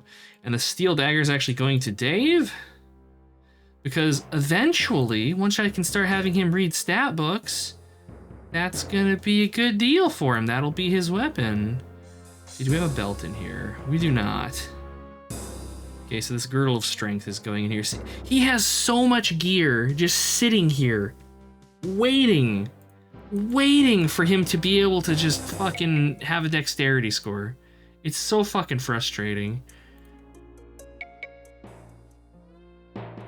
Let's combine these guys. There we go. 13 Dust of Healing. That kind of refills some of the ones we lost when I was stuck on lower levels. Sure as hell can't breathe. I am sorry to hear that, man. That's... I mean, if it's in your sinuses, you want Sudafed. If it's in your chest, you want Mucinex to help you cough all the garbage up. And that's about all of the aid I can give you. And I hope it's not the Rona.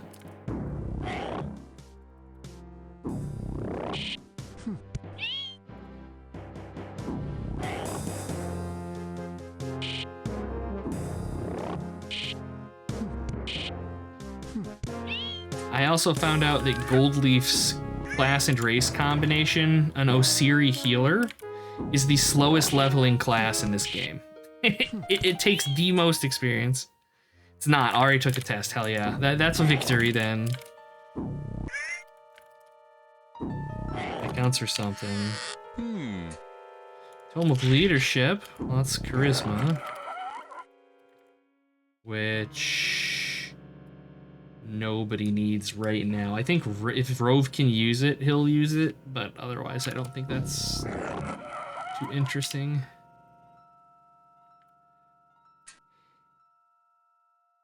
You're eating tubes of ivermectin. Oh god. Brendan, no. No, not the horse dewormer, not again.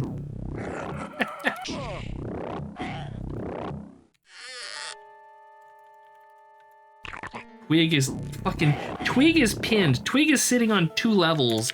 All he's done is opened chests.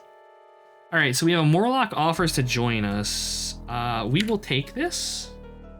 Jay? Yes, no, maybe? Did it join? It did. Oh, there were 2 of them. Kill the other one. Okay, so one of the 2 joined us, so what I'm going to do is immediately rush back to town, because these things will not stay with us forever. I'm going to come to confinement. Let's see. We have fully identified it, and it's worth 420,000, so we are selling it into slavery. Bam.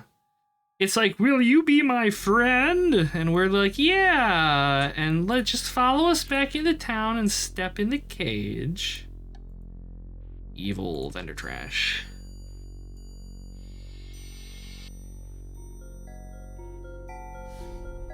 How disappointed your sister is. She had integrity and wouldn't sell black market ivermectin to idiots.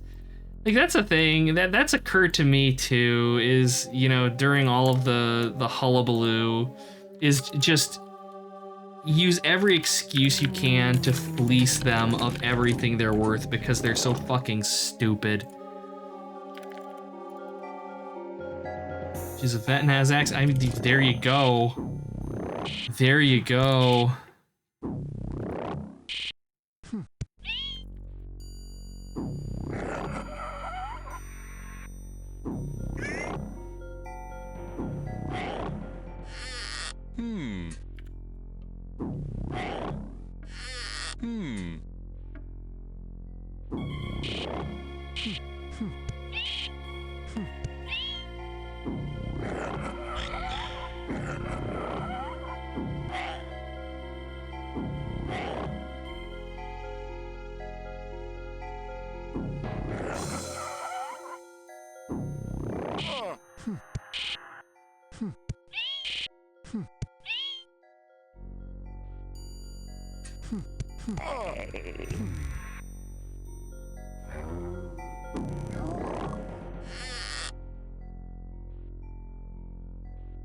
Is this a stud room?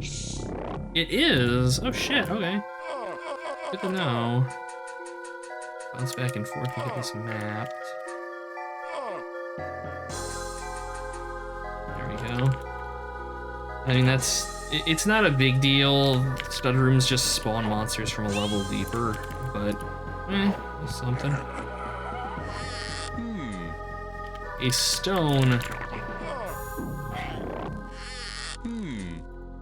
Potion of fitness. That's constitution. 3 points of con. Oh, that could be Rove's constitution. Does he? I think that's what he needs, isn't it? That could be. That's the 3 points. All right. Oh man, I'm gonna be paying out the ass to realign this thing if it's not good aligned, which is of course not going to be good aligned. How much is this gonna hurt? Evil. 4.5 million gold. But there we go. Alright, Rove, drink the fucking potion. Alright, con is 13, so now we have resist draining and we have resist stoning. Alright, so that's all of the goals I had for Rove done. He can cast the spells I want him to cast, which is great. Now the next thing for Constitution is Twig. He needs fucking 7 points of con to become a Seeker.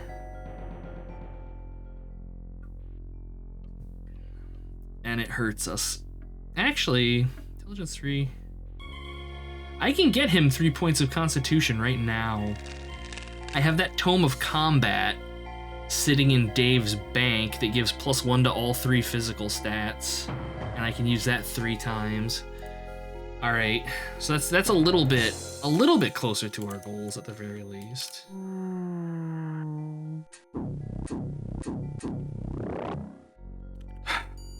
Slowly but surely. That's the other thing, is that I've modded this not only to make the leveling quicker, but stat boosting items, instead of boosting your stats by 1, they boost them by 3. So we're beefing our stats up 3 times quicker now than we would be otherwise. We'd be grinding on this level for like the first 2 levels for probably dozens of hours just to get our stats where we need them to be to progress. Like, we just now hit the point where we can cast the resistances that are recommended to go on to like level 3. So it's kind of bad. Their Amulet of Ultravision.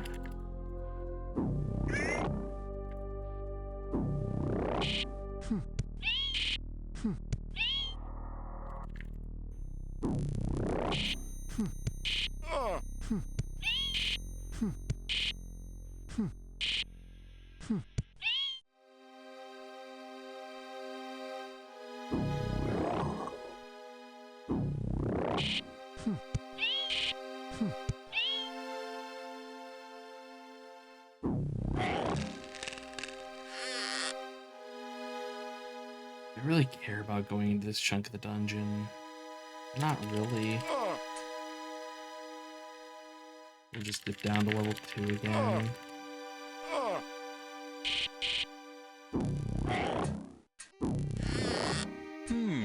Oh, Dave found a tome. What is it? Tome of Agility. So much agility. It's based on what we're fighting. I don't actually know what drops Constitution tomes, but it's not like monsters really spawn in such a way that I can reliably farm like a certain area because, oh, like a lot of wizards spawn here or whatever.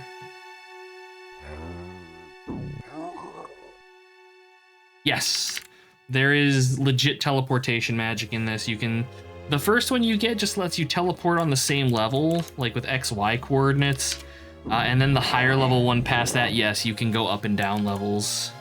You have to be careful though not to teleport into solid stone or it'll just more or less permanently kill your party. You can save them, excuse me, you can save them, but it's kind of an insane pain in the ass to do so. You basically have to level up another group to do it.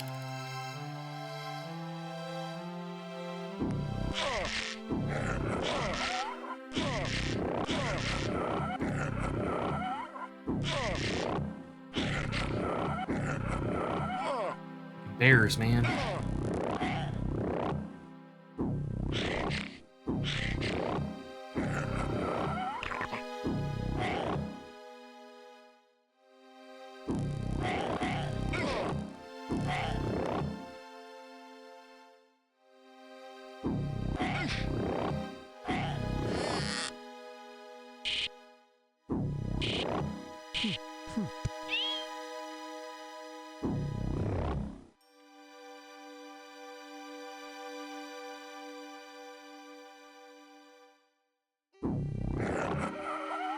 Ants aren't worth fighting.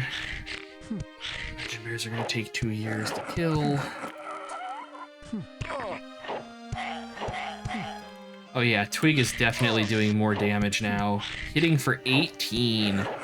That's like as much damage as Dave is doing with his bare hands. But Dave is also a giant, so I don't know. I don't know if that's a fair equivalency.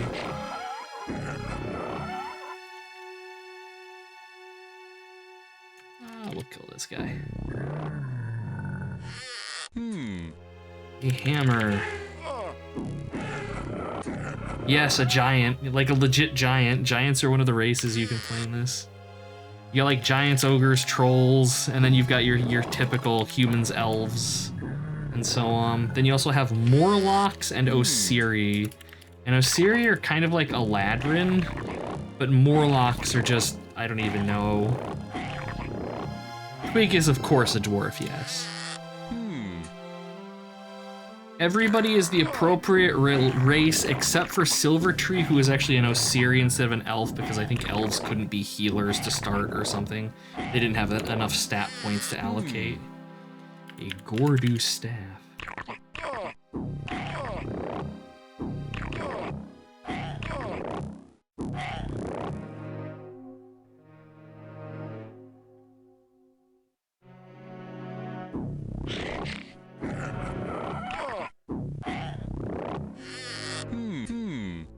Glowing rock and a helmet.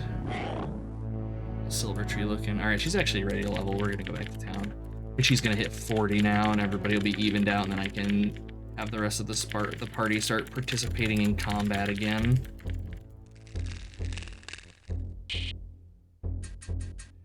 Okay. Go ahead and level. What are these two chuckle fucks? Lord.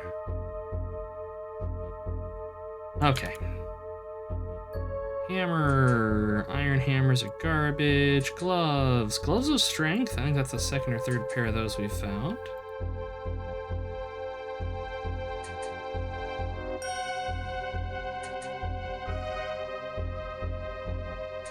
Yeah, nothing too crazy good on this run, really. I think we got I would say, I think we got a Tome of Agility. It counts for something. This Gordu stuff, this I think is cursed. Yes, I accidentally identified it instead of just selling it like a doofus, but that's okay.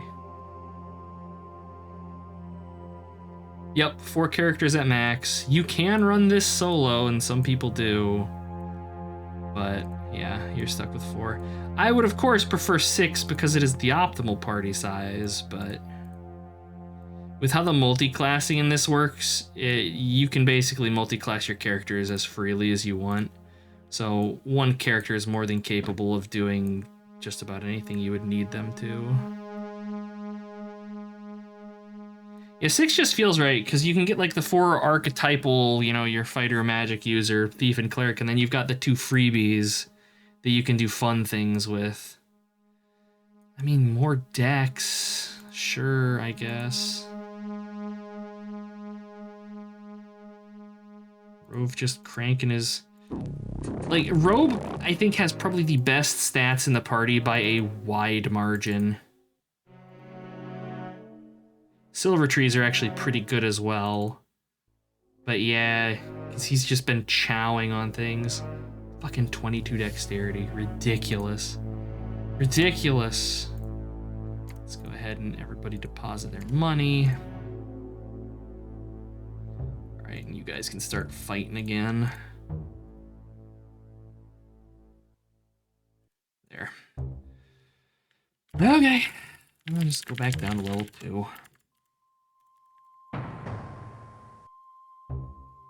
That's all bullshit over there. We have 8 characters, holy shit. That wouldn't be too terrible in something like this, where, for the most part, combat's just completely automated. But man, I couldn't imagine playing something like Baldur's Gate with 8. That'd be so busy, combat would be nuts. I was originally, for Cud Crawler, I was originally tempted to just make it so that the party cap, your characters is as many as you want. Because the way the player party works, it doesn't need to have a cap on it, and the way that I've built the user interface and game systems and stuff is you'd be able to, you know, deal with that many characters. It would just be a logistical nightmare. So you could have, like, if you wanted a 20-person party, you could do that. But yeah, for something like this, marching an army into the dungeon's kind of a nifty idea. Have, you know, a World of Warcraft raid. You've got to manage 40 characters to fight some demon lord or something. It would certainly be unique.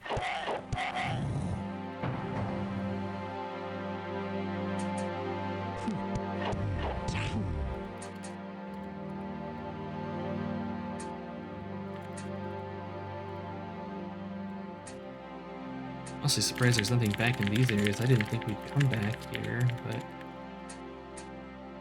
apparently so. Vomitous Goose, I did not mean to pick that fight, because those things, yeah, I was gonna say, can be very dangerous. They hawked on Rove, and he's having a time of it.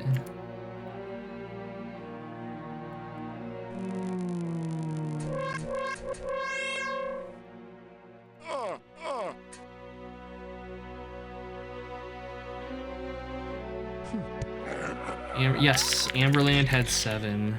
I'm trying to think of other RPGs with like non-conventional party sizes, and generally they cap out at 6. Amberland had 7, and past that, I mean, most of the time you'll see like 3 or 2.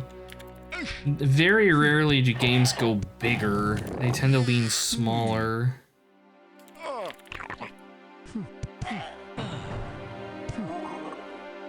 I know there are like some weird RPGs on like the Amiga where you can have weird party numbers. Like I think Fate Gates of Dawn has a pretty big party in it. I think it's at least 6. It might be bigger. And you got like Amber Moon in them. Can't remember,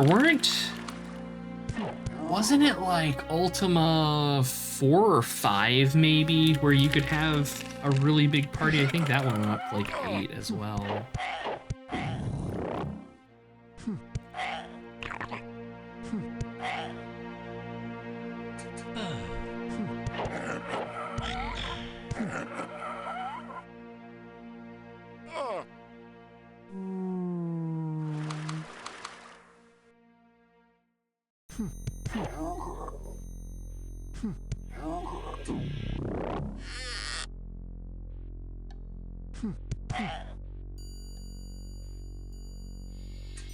Nest limited to Udapore, yeah. I know, Ultimate 3 was a 4-character limit as well. Ring of Despair. I wonder if that one's cursed. I'm not gonna bother going in there, it's a pit trap, and fuck that shit, I don't have levitate, I'm bitter about it.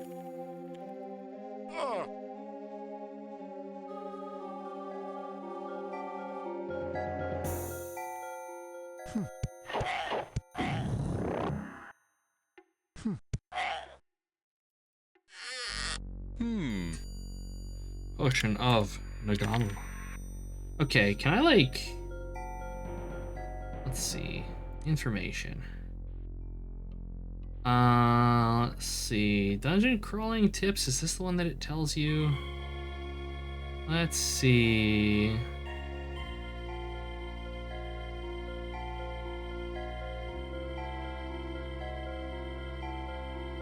I'm trying to remember where I read, because I know I read somewhere that like certain enemies drop certain types of tomes, but I don't remember where.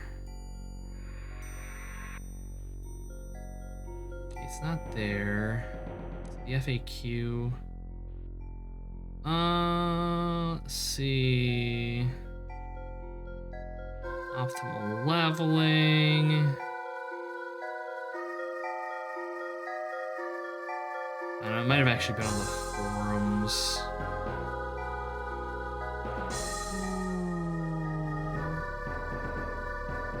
Probably on the forums. I shouldn't worry too much about it. Like I said, it's not like you can target farm for stuff anyways. And you're also the guy who boots up Icewind Dale on his phone just to roll up characters and not actually play the game. I mean, there's nothing wrong with that. That's one of the reasons I actually like Dungeon Hack, as simple as it is. It's, you know, stripped down D&D, but you know, you can roll up a character and play through the game in an hour and move on with your life with a new character every time. I would like to see a game like that that's more, a little bit more mechanically dense, but has the same, you know, kind of roguelike mechanics to it.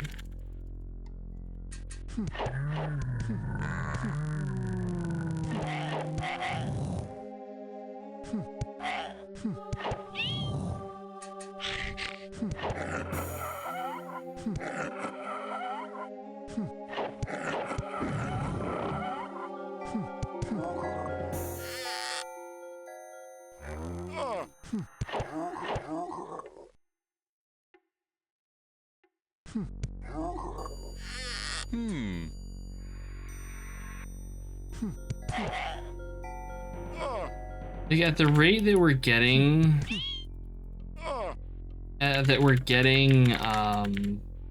things that boost our mental stats, it's, because Dave needs what? He needs 3 points of intelligence. It's like, it feels like it's gonna be quicker to just grind the fucking Goblin King spawn down here for Ards of Being to drop off of the Shamans. Because they give you the +1 to all of your ability scores.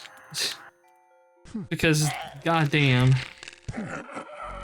Amberland was a lot of fun. I really liked it. The second game was good too. Like, I really, really enjoyed those games. Oh, this is probably bad, but yeah, there's gold being taken. That's okay. That's okay. Oh, we recovered our gold. Nice. And Twig botched the trap springy there because he's bad, I guess. Alright, do we have goblins?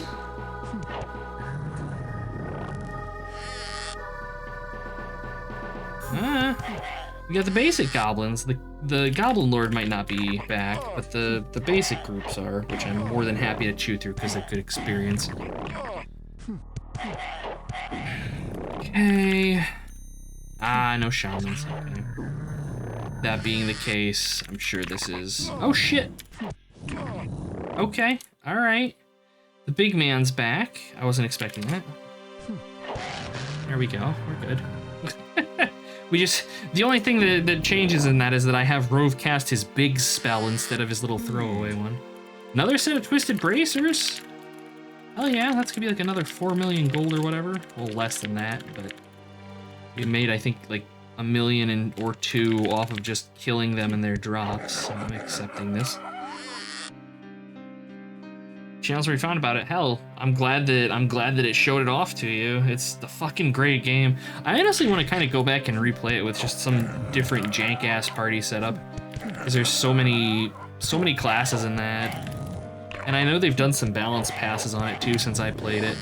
Like right after I finished my Let's Play of Amberland 2, they released a very substantial like class rebalance on everything, and I saw that and I'm like, well, dang it. Now I want to play it again. Yeah, if I were gonna do something like that, I'd probably stream it, but no, that would be a good time, especially because the games aren't too terribly long. You get through it in, you know, a couple streams. All right, you go ahead and level. How are we looking? Yeah, everybody's getting there. Okay, we did find a tome of strength. Yay. More dust of healing. That's exciting. Recharges. Ring of Despair. -1/-1. Very minor cursed item.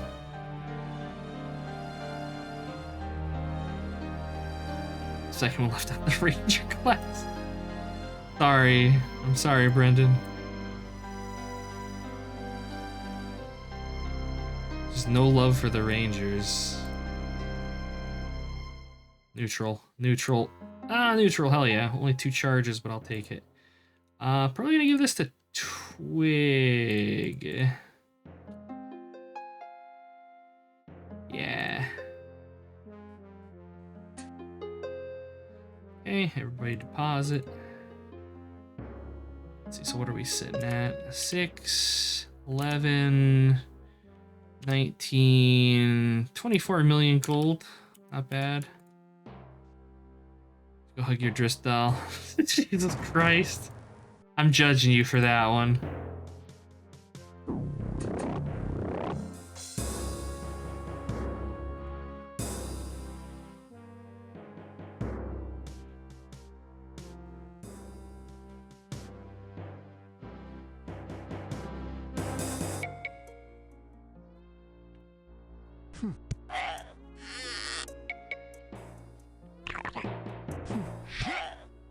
Thankfully, I'm in a benevolent mood, or I'd pull up that god-awful trailer for the Dark Alliance remake, where they had the fucking GoPros on Drist's swords, because some stupid fuck was like, that's a good idea.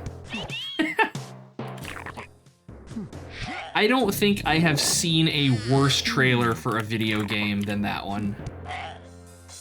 I legitimately think that is the worst video game trailer I have ever seen. It is just so bad.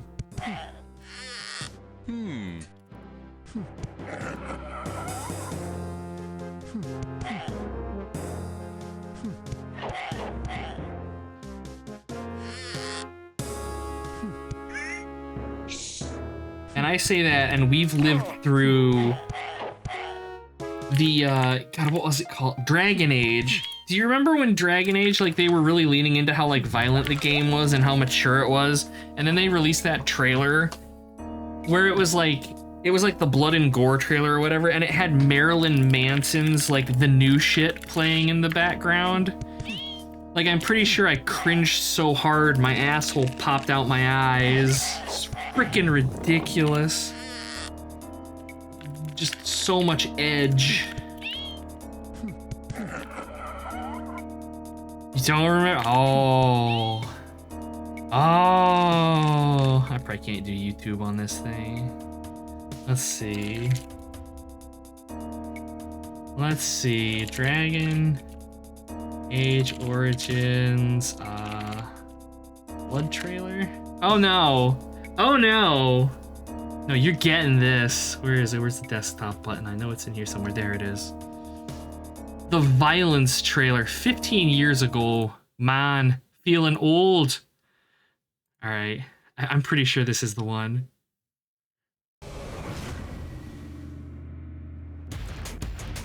Yeah. My lords and ladies, following these Grey Wardens has cost us our country. Times beyond counting. Stand with me, and we shall defeat even the Blight itself.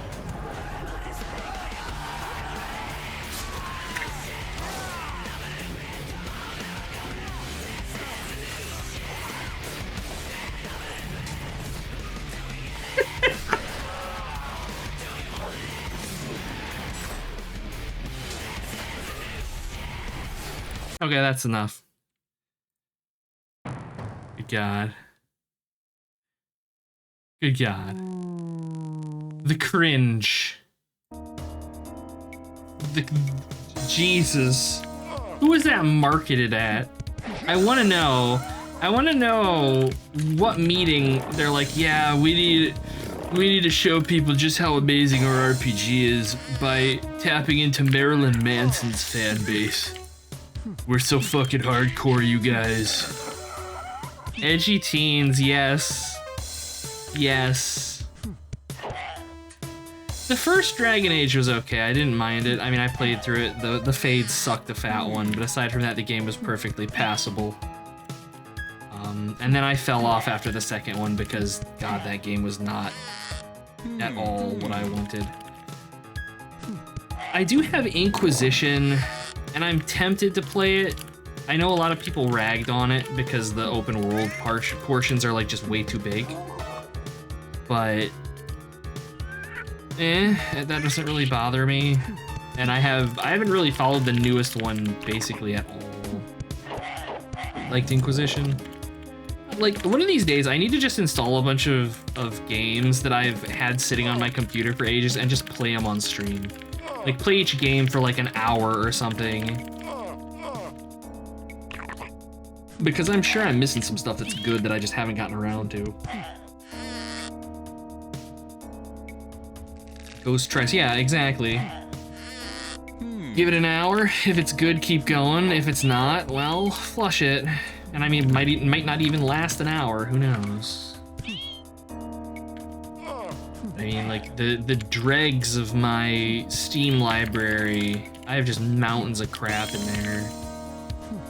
This year, with my YouTube channel, my hope is to get through some of my Metroidvania collection.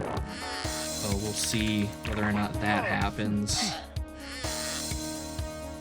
But that's one of the reasons I've been trying to have between like these big RPG playthroughs, the palate cleanser games, just smaller stuff, just kind of, you know, knock out some games. Feels good, man. Dangerous Dave, I want to check out. Yeah. No. Never again. Never again. God, what? I think it was Bilbo. I think it was Bilbo's stream. It was either Bilbo or Macaw. They were talking about Dangerous Dave, and they were using words that weren't nearly derogatory enough for me, and I was very upset by this. It's for making you watch the trailer. I was owed that. I don't blame you at all, Brendan. You're good. A bunch of Metroidvanias to beat and you're still playing Grim Dawn. Motherfucker, I reinstalled Grim Dawn after you mentioned it, I don't know, a couple streams ago. I put another, like, I don't know, 3 or 4 hours into it. Damn it. I'm hyped for that expansion, though. I really hope it's good. I know it will be, but the disease, it's the infection, and it feels so good.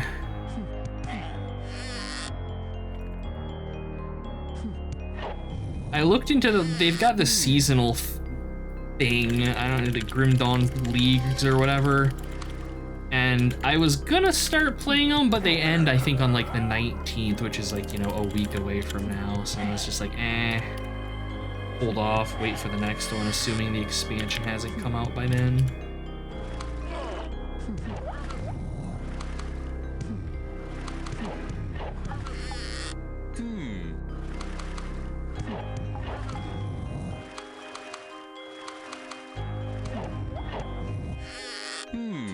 I do really wish that game had the equivalent of like mapping. The Shattered Realms just aren't. Crucible isn't. Game needs mapping. Even doing it like Last Epoch, where the maps don't, like, they're not randomized, you just, you know, pick and choose randomly which ones you run, like, I'd be okay with that. But that's the thing, is just constantly trudging over the same areas again and again. As much as I love the game, it does get old.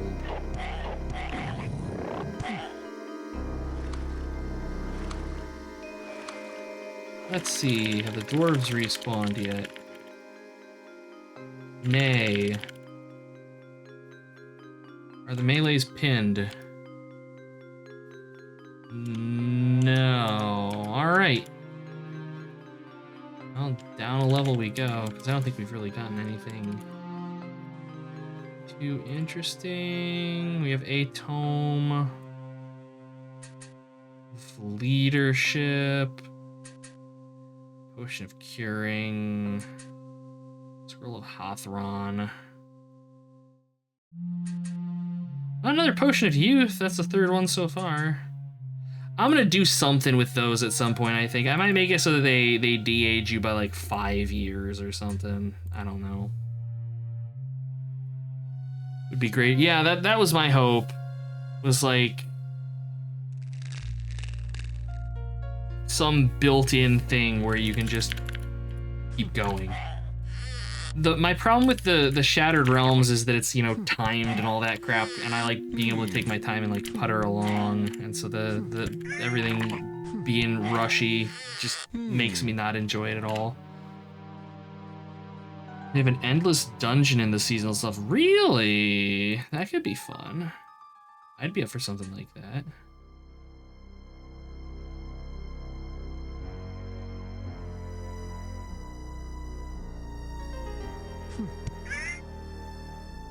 My only problem with the seasonal stuff is they don't do a good job of communicating what each season adds. They have like the patch notes, but that's it. The presentation for the seasonal stuff is just shit. And it's one of the reasons why I've dragged so much ass on going and playing them. They need somebody to make like the hype pages, like what Path of Exile does, that kind of highlights all the big things that each season adds.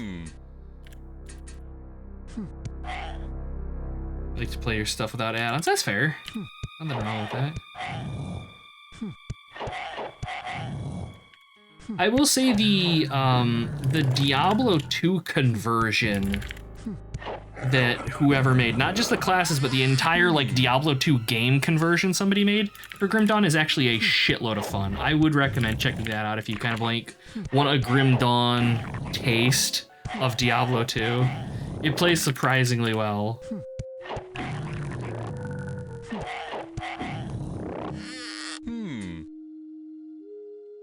Mangu ogres.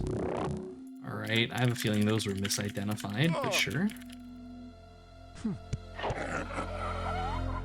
Like, that's another thing. I don't play Diablo. Get that done, then play Diablo 2. Then start doing nasty things and playing Diablo 2 mods. I'll have to dig up Eastern Sun, see if it's still around. I played the shit out of that when I was in high school. Me and the guys. Oh my god. So many hours. Oh, Dave got a tome. Dave. Oh, Constitution. Learning. Dang it. That's funny. You give the intelligence tome. How about a potion, you fucks?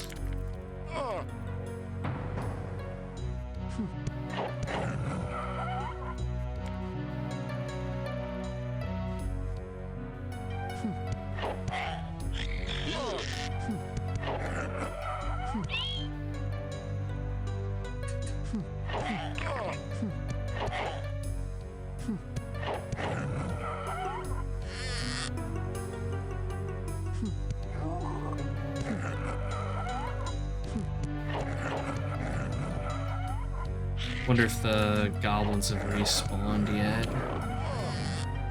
Let me swing down and check that out here really quick. Then head back to town. It's not so much the main groups, it's the shamans and the lords. Well, there's just the shamans in here. No. I was hopeful. As per usual, the game has expertly dashed that hope.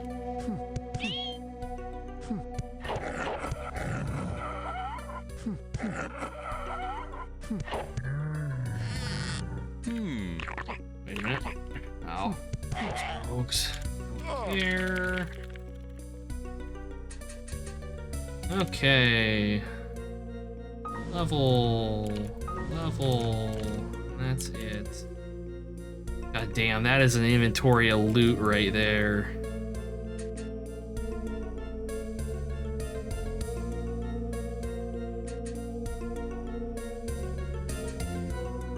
Another Ring of Despair.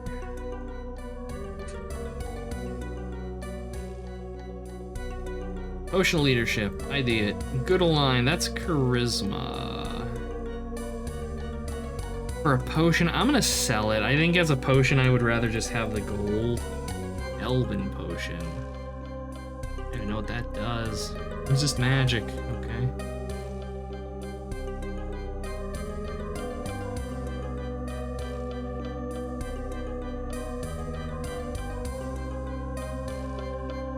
Tome of Leadership. Good line. See, like that's the thing is this only sells for 900,000 instead of, you know, 1.25 million. And they both give you the same amount of charisma. This just ages you a little bit more. I don't know. Rove, do you need charisma for anything that matters that I'm gonna actually have you casting? Flesh to Stone? No. And he's got some access to some high level spells already. Shit. Oh shit, he can cast Protection. This is another one that would be good to cast on characters. It increases your defense. Oh, that's Charisma, of course. Charisma 12. He's actually got the stats. What's he missing? A strength of 14. All right.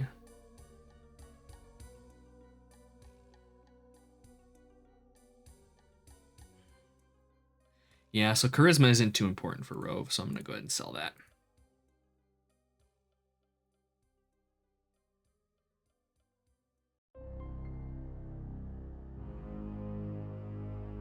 Potion of Youth, get a year back. How old is everybody? 28, 25, 29, 26. But the thing is, though, is we have no humans in the party, so what are ages? Age. So like Rove, he's not gonna have to worry about it until he's 400. The Osiri is 325, the Dwarf is 275, and the Giant is 225. So these guys have hundreds of years before I need to start worrying at all about their ages. I'm sitting here like, oh, should I mod my items so that I can de-age my characters in a reasonable pace? They're fucking little wussy babies right now. All gotta grow up. Another freaking Tome of Leadership, good god. Neutral? Alright, that one's neutral. We'll look at it momentarily.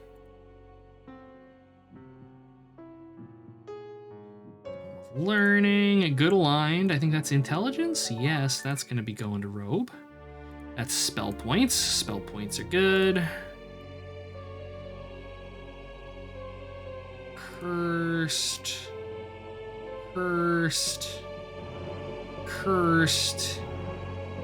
Vendor trash. Okay, charisma. Twig, actually, has a charisma of 5. I want to check something here. Spells. Movement. Do these take charisma?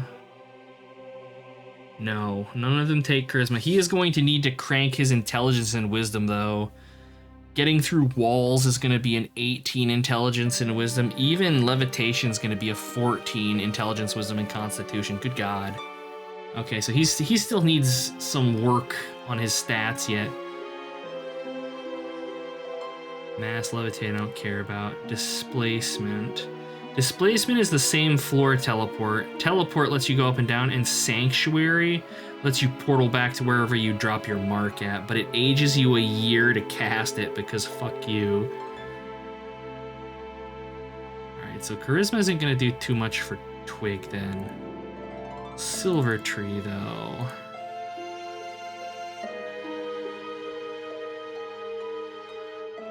Are these Charisma? No. Healing magic. Is this charisma? No.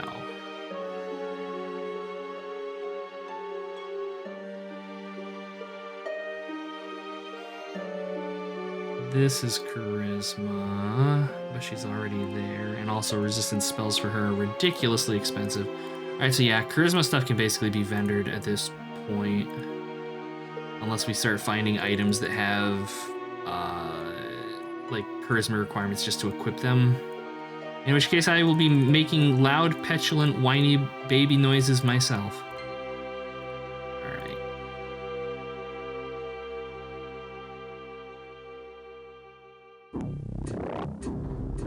"25 intelligence on Rove." He is living up to his namesake.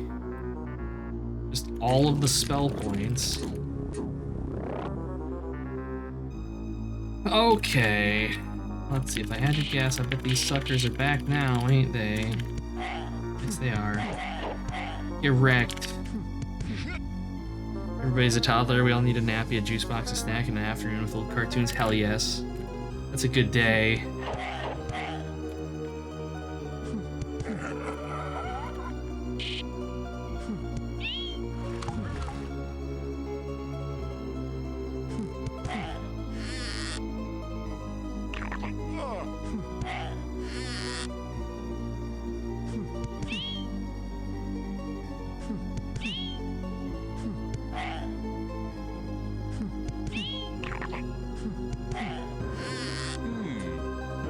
Scroll of Gurren. Gurren Lagann. One of the most ridiculous mecha animes I've ever seen.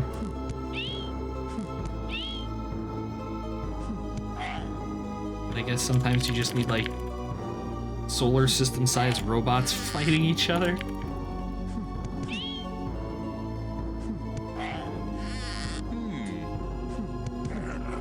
I found a tome.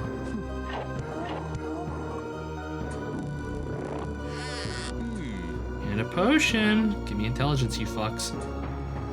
Potion of insight. I can't remember. I think that might be wisdom.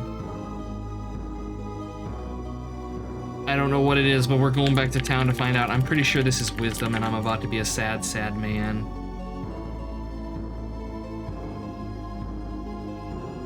It is entirely wisdom. Oh, that's the first stat potion I have seen in the 2.5 hours almost that we've been playing here. That makes me sad.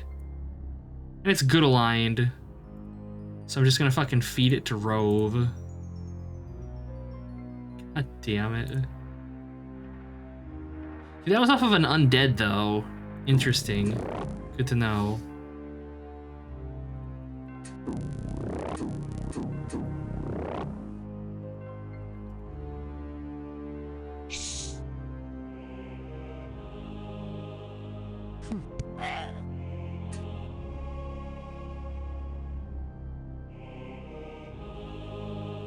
Oh, seriously, just like not respawned yet. Dang. I didn't think we had mowed through it that quick. Oh, here we go.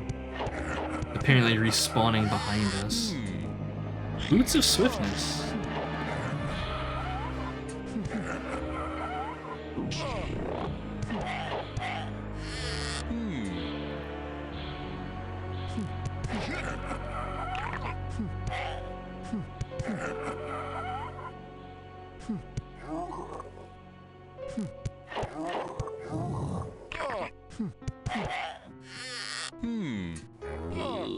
Tome of Insight. Now the game's just being an asshole about it.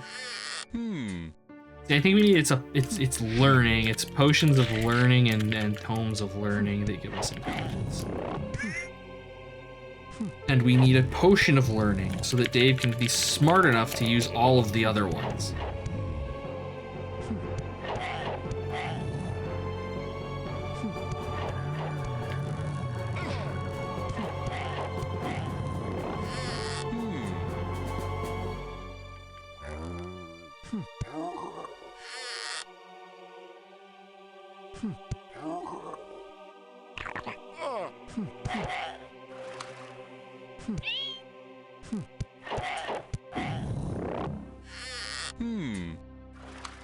Shield.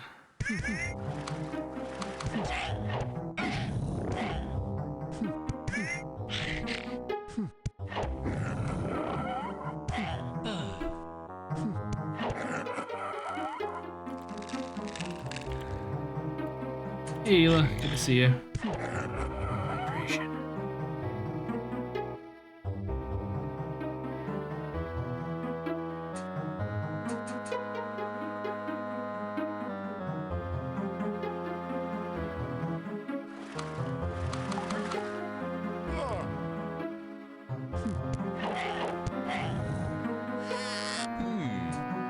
Hey, scroll.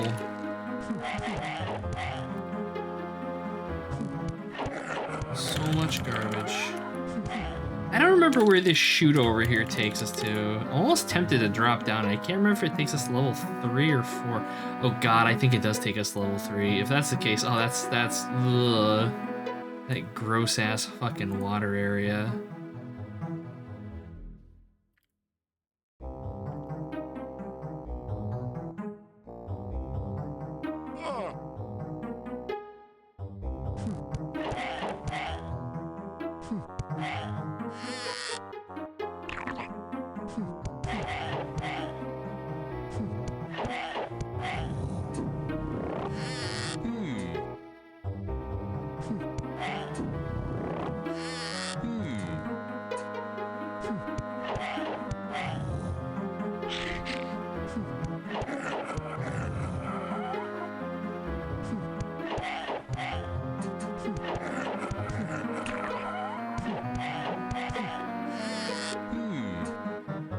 Potion of Might.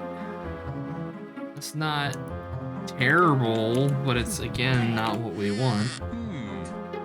Home of Learning. This fucking game. I'm gonna hold on to that one, and because what I think I'm gonna do is once I get Dave's intelligence to 10, I'm gonna get it higher than 10, just to be safe. Because I don't want to have to ever do this again. I don't know what a good buffer will be, but holy shit. Need to wake up properly. Imagine sleeping instead of Mordor. God.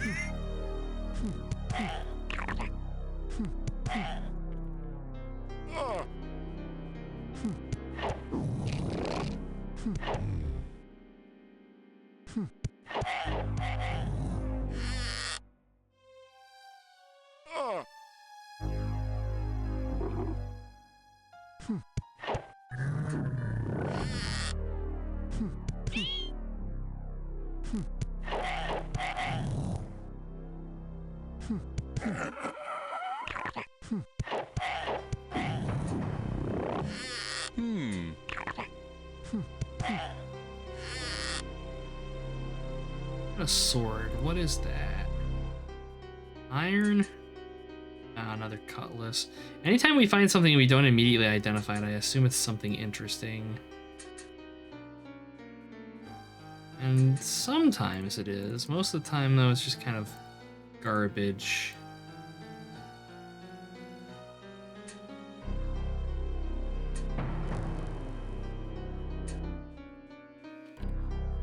Let's see. Go ahead and heal some people here. That's basically all we need. We've got level 2 on farm pretty well. Level 3 we can explore, we just need buffs so that I'm not falling down chutes. You missed it, Ela. I fell down a chute onto level... There's a chute down to level 4? Yeah. I fell down a chute down to level 4, survived that, then hit a teleporter that spread my entire party around on level 3, and I had to get them all back together. And I did, and nobody died. It was harrowing. I feel you on that, Destructo. I'm getting through today on like 3 hours of sleep. The insomnia is hitting hard lately, and I don't know why, and it's very frustrating.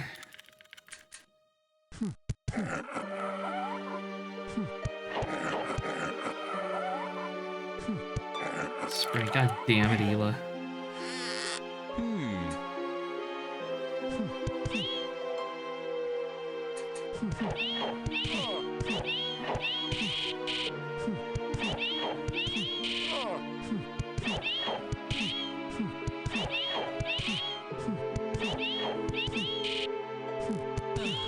Alright, how are we looking?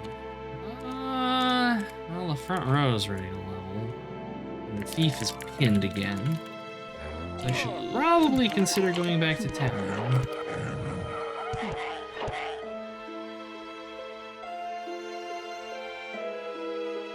I also need to start saving money because swapping guilds is very expensive. It's going to cost us millions of gold pieces to swap Twig over to a Seeker Guild membership. I think you only have to pay it once, though. I hope you only have to pay it once, because holy shit.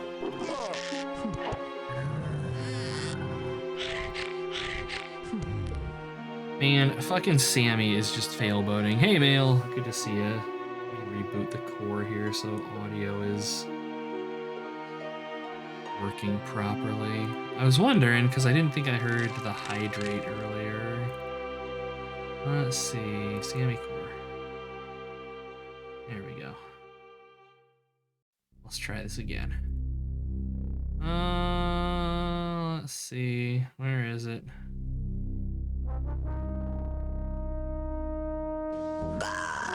There we go. Bah, indeed.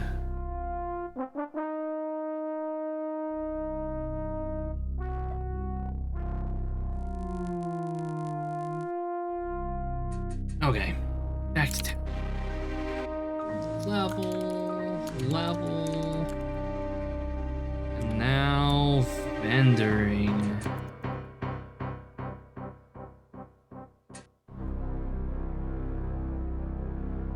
So much vendoring. Okay, Boots of Swiftness. Neutral. Gonna hold on to these. Tome of Insight. Evil, vendor it. Dagger's garbage. Potion of Might. Can I hit I to ID these? No. Like they have the hotkey, it's underlined, but no, you get nothing. Info. No. It's being weird. ID it. Good aligned strength potion for Rove. I might hold on to that. I think some of his spells use strength.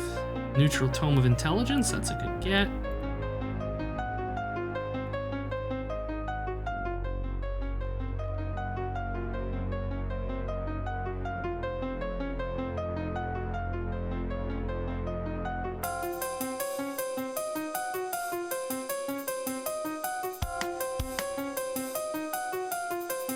Alright, is it gonna be an evil scroll of spells like all the others? Neutral! Holy shit, we finally found a second one.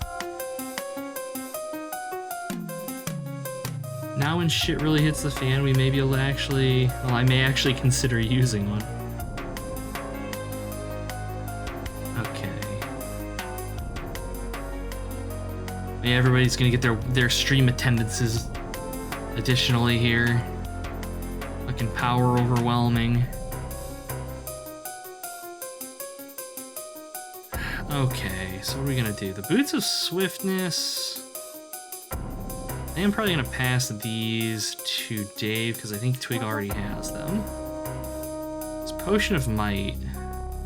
I think we're just gonna hold on to for Rove. Home of Learning. I'm honestly tempted to have Twig just chew on this Because he's gonna need it for his apportation magic down the line.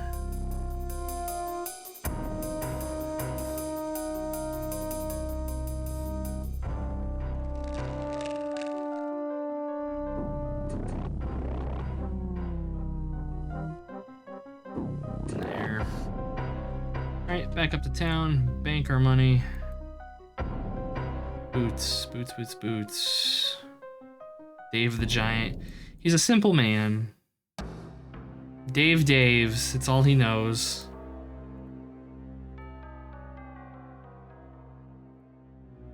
Okay. Oh, back at it again. Oh, I bet you the Twisted Dwarves are back up. We're gonna get that Warhammer one of these days, I know it. Probably by the time we're at the end of the game.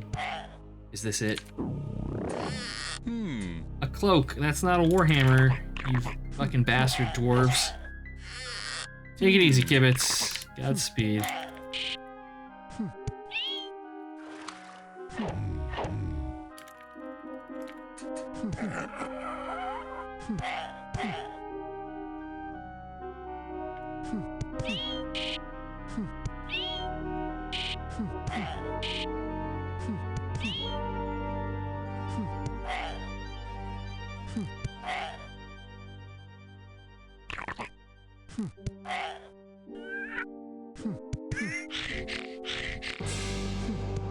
Get the pseudo dragon spawn.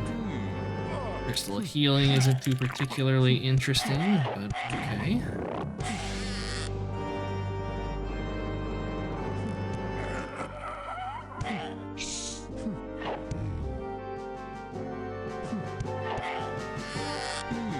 Amulet of Ultra Vision, give me fuck potion of intelligence!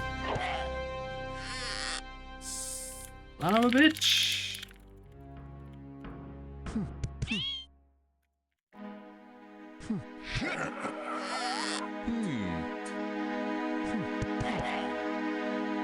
It's interesting that it dropped you down to a 3 stream streak. That's just very strange.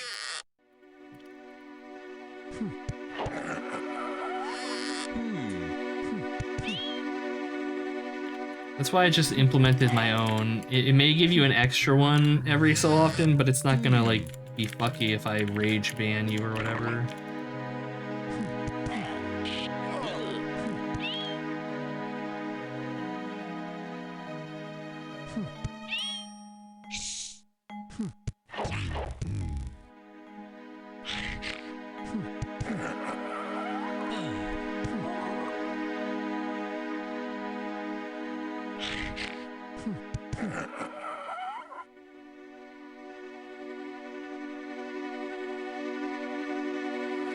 Yeah, see, I don't know. I don't trust Twitch. Honestly, it wouldn't surprise me if they just like fucked up and lost everybody's streaks or something.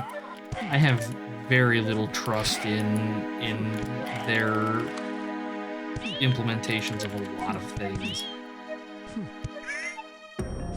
Like I don't think they have I don't think they have the API, their API exposed for handling the bit chat redeems yet, which blows my fucking mind.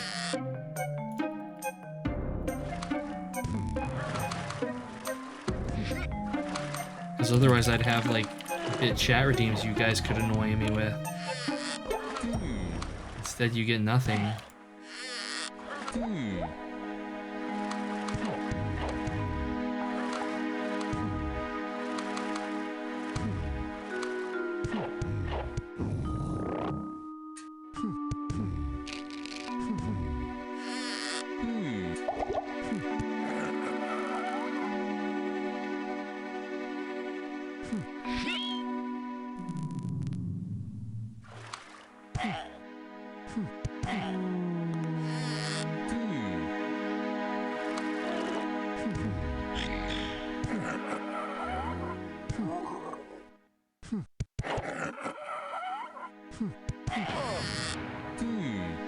Home of Lies.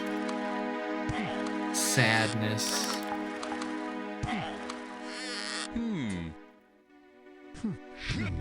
Man, there was something that I saw earlier today and I was thinking that it would make an excellent redeem for the channel, and I can't remember what it is, and I've been thinking about it and chewing on it for like the last 2 hours, and it's driving me insane.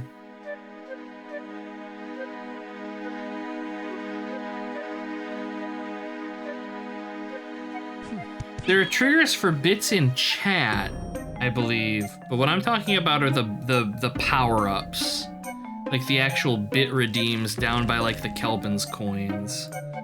Last time I looked, those weren't handled in like Sammy because they don't have access to the API to grab those donations.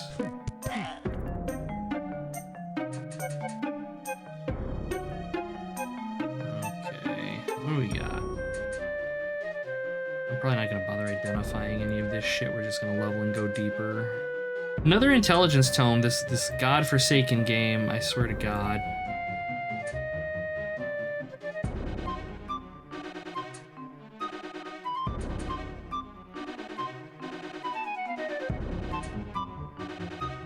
Poor Rove's inventory is probably getting full. I have to do inventory management at some point here, but I'm not gonna worry about it right now.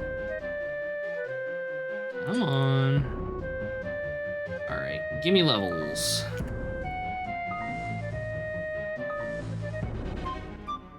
Alright, 45, 45, 42, 41. I was hoping to start leveling Twig's fucking Seeker before he was like 100th level thief, but at the rate it's going... Have 80k in coins you should probably start spending? I don't know. I'm debating on adding some, like, big cost things or something. I don't know. Or maybe doing like some chat predictions where you guys can bet against each other to amass large sums of coins, which you can then leverage to do evil bastardly things down the line.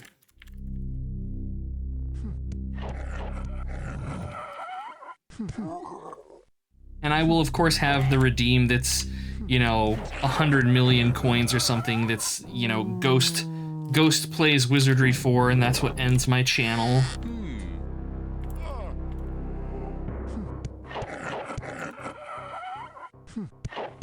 Feel like a dragon hoarding all that wealth? Good! What it's there for.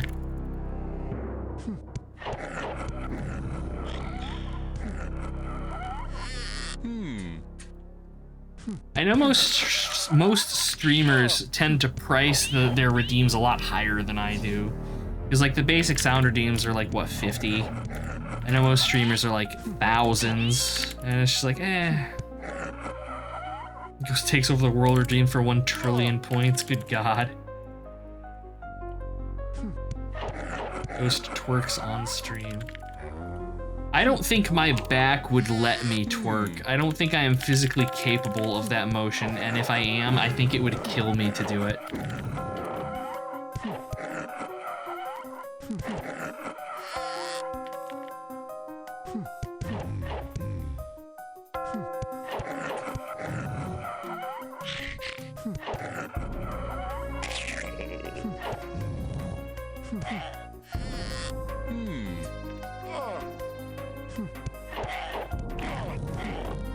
$1 trillion for me to take over the government. Man, I'm pretty sure I could run it better than the current people in charge.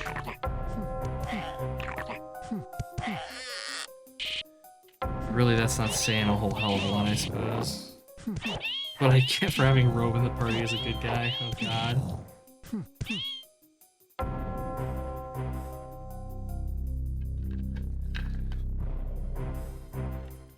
Oh, let's see.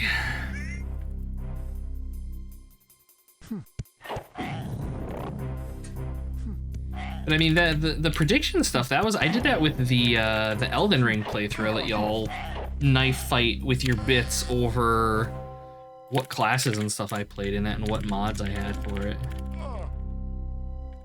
I need to look and see if the randomizer supports the DLC. I think it does. So my excuses for not playing randomized Elden Ring are growing fewer and fewer. I might do some tweaks to it though. Like one thing that I know I want to do is keep boss music to whatever boss that it actually belongs to. Because like Radahn, for example, His music fits his fight just perfectly.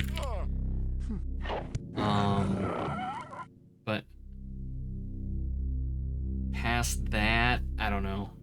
I'd have to see what options are available, because from what I've read, the way scaling works in the DLC, your player power, there are items you collect to buff up your power. And if the randomizer puts DLC enemies into base game areas, you don't have those items to buff your power up, so they just push your shit in. And that wouldn't be too fun. No worry, Brendan, you're good.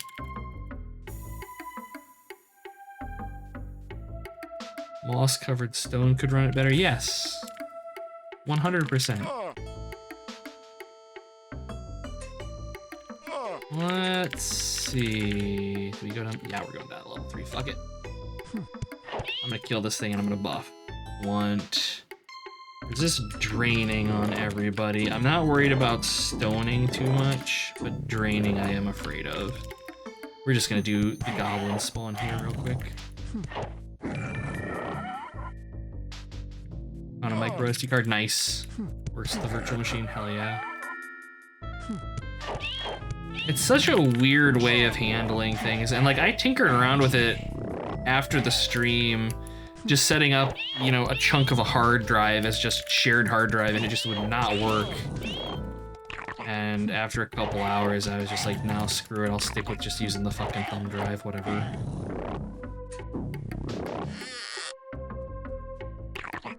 Well, the trash goblins are back.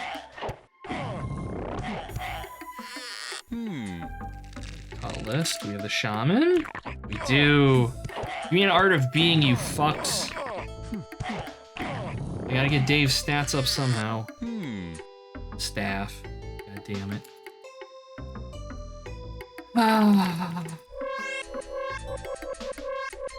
Alright, I don't know if the nasty one's gonna be in here, so I'm gonna immediately go in. Nah, it's just a troll. Fucking Rove didn't even have a chance to cast. Melee's just turn that thing into a pile of pudding. There are no keys or buttons. Nope. Just monsters and loot and your spinners and shit. There's no levers, no puzzles or anything like that. Demise kind of adds them, but not in a great way. It's still not like Eye of the Beholder or whatever, where you know you gotta press buttons on walls and stuff. However, Cudcrawler, the RPG that I'm downloading and can be downloaded at www.ghostlps.itch.io/Cudcrawler, will have said things at some point in the indeterminate future when I finally get around to adding them to the engine. Just so you know. Yeah, this is purely just mindless hack and slash. This is not a... This is wizardry, like OG wizardry. This is not Eye of the Beholder.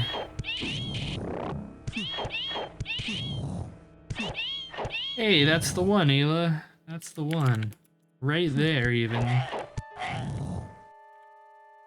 I do dev stream. I really need to get to dev stream, because I'm basically ready to release the next alpha for it. I just have to finish, like, the menu for telling what your auto combat characters are doing, like to set it whether or not they're attacking, defending, or casting a spell. That's all I have to do.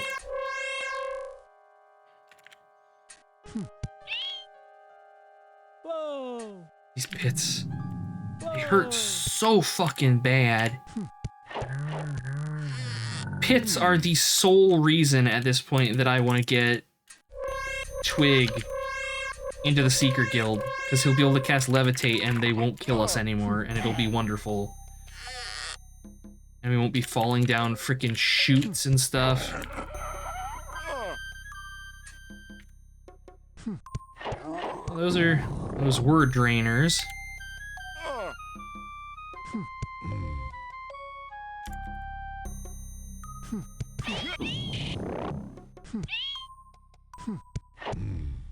Well, realistically,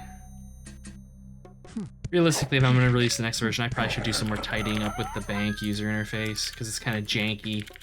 You can drag and drop items into the bank, but you can't drag and drop items that are in the bank. You have to like shift left click to remove them, and it feels kind of shit. But that's gonna be... I'm gonna have to rewrite how item slots are handled, which won't be hard, it'll just be time consuming. Okay, that room's a pit.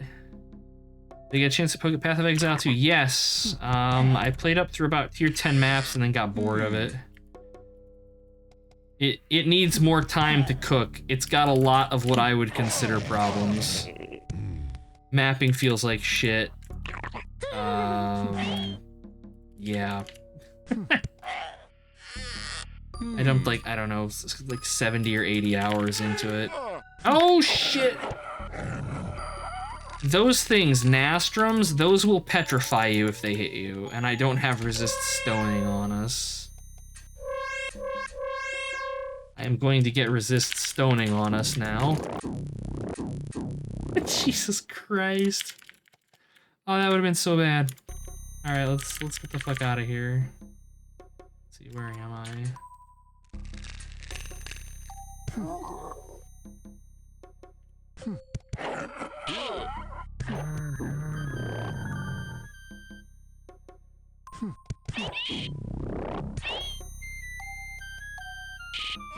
So why have I not come up this way? I was half expecting there to be a trap there.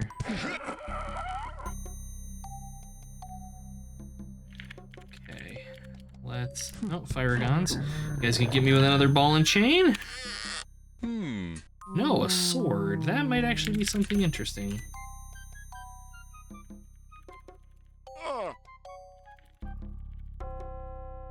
We are going back to town. Oh, after killing these oaks. Played all of them except the ranger. I played a mercenary. I really enjoyed the crossbow skills. Like, I feel like as of right now, I think it's harder to make a character that's bricked from the start, which I think that's good. My problem is that, like, the game, it just, like, crafting, for example, crafting feels like shit. Not having scours and not having alts just feels bad. Having to find new bases and stuff.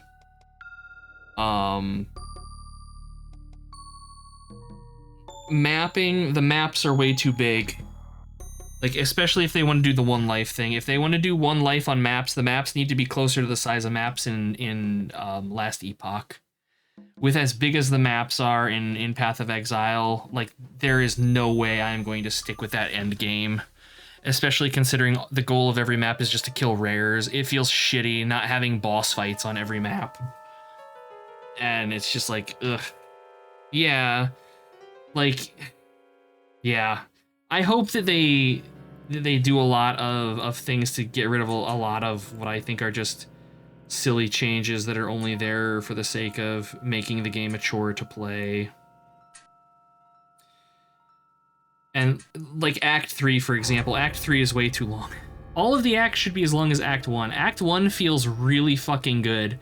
You can tell that that's where, up to this point, basically all of the polish is. Act 1 is amazing. Act 2 is eh. And I think Act 3 is just kind of pretty bad. Hey, another Wicked Blade. Hell yeah.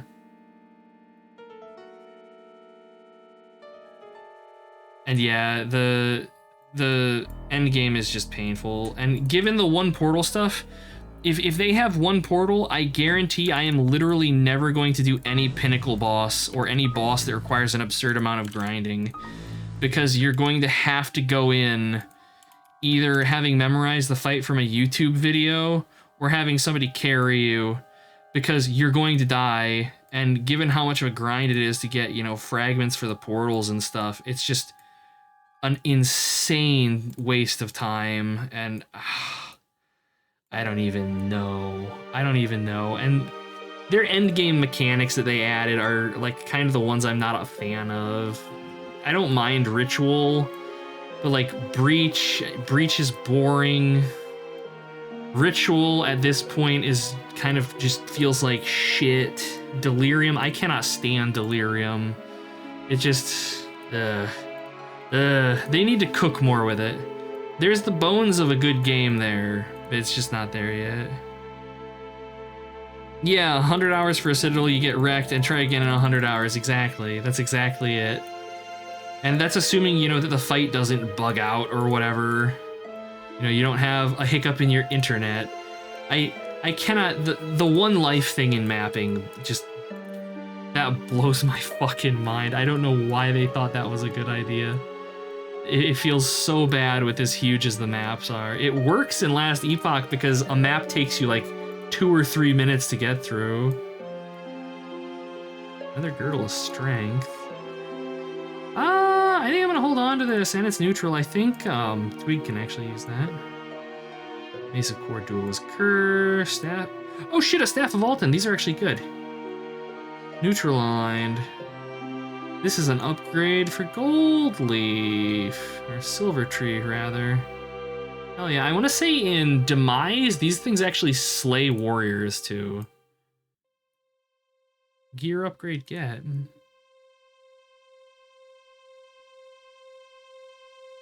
Yes.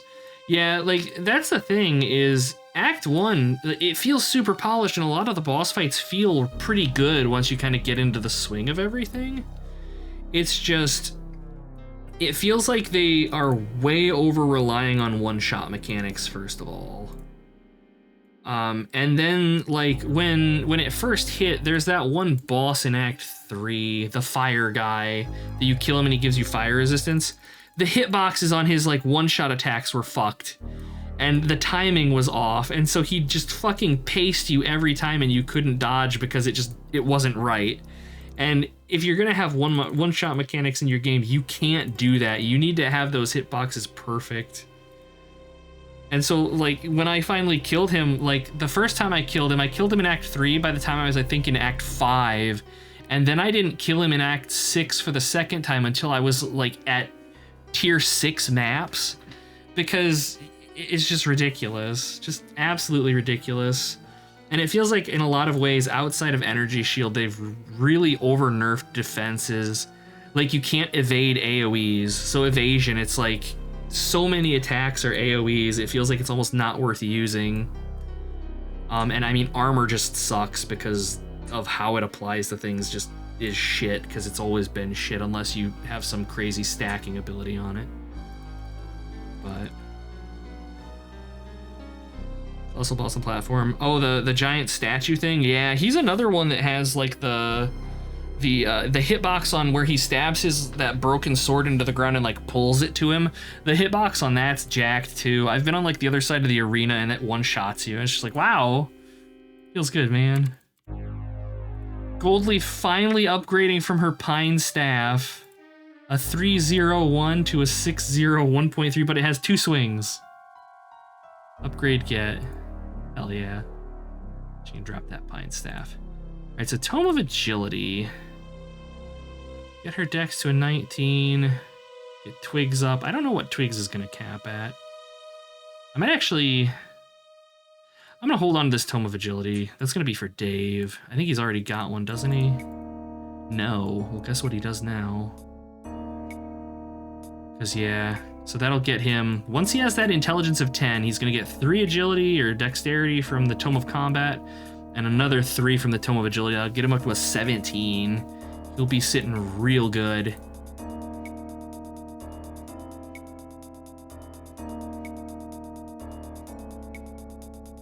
Alright, and the Girdle of Strength. Yeah, I think Twig can use this. Yeah.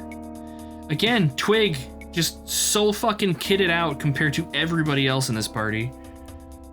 Alright, Twig, can you... 22? Alright, so he's capped out at a 24, so we'll pass this to Silver Tree and she can just use the last charge from it.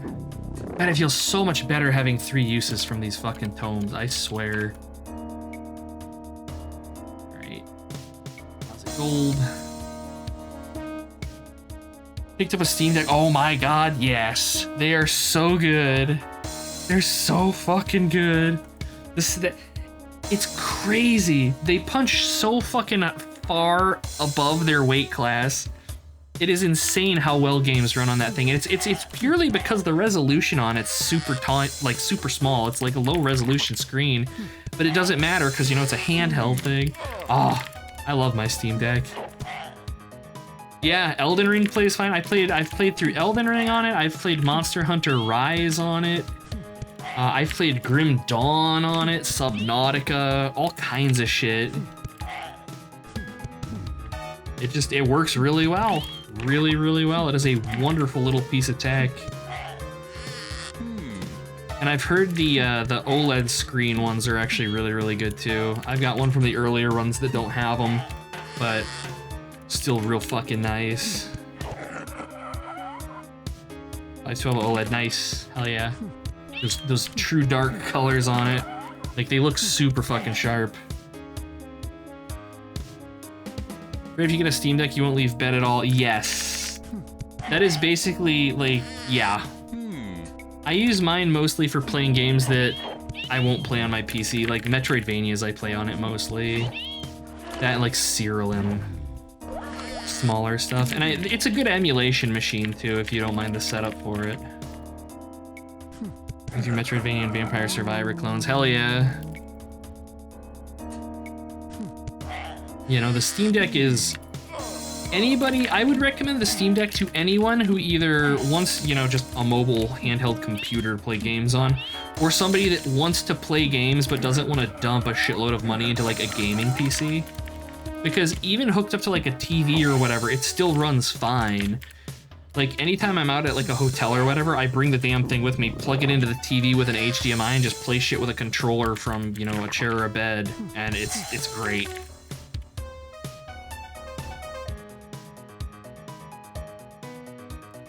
Yeah, playing Grim Dawn with a controller took me a while to kind of grok, and I don't think it doesn't play as well as I would like it to. I've heard Path of Exile, like the first one, actually plays really well with a controller, but I don't think it's actually certified for the Steam Deck.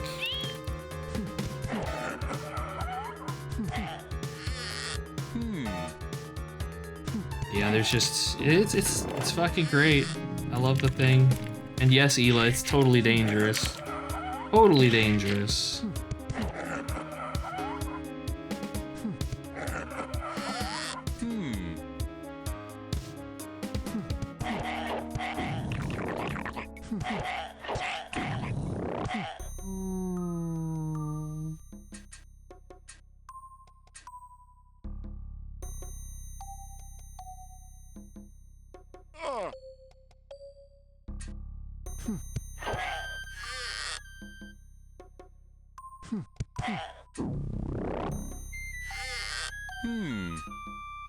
Ocean.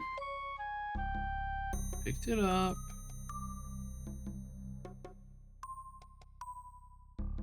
We have a Tome of Leadership. We have a Potion of Insight. That's the second fucking Wisdom Potion. Petulant Rage.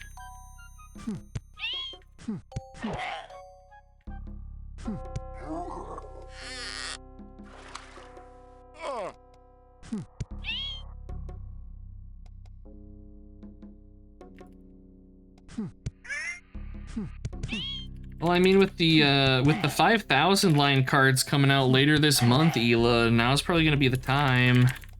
Because like the 5070, I think, is $500, and I want to say they said it runs as well as a 4090. So like that's going to be an insanely powerful card, especially if you're like not playing at 4K. That's probably what I'm going to do. Finally upgrade from the 2080 Super to it.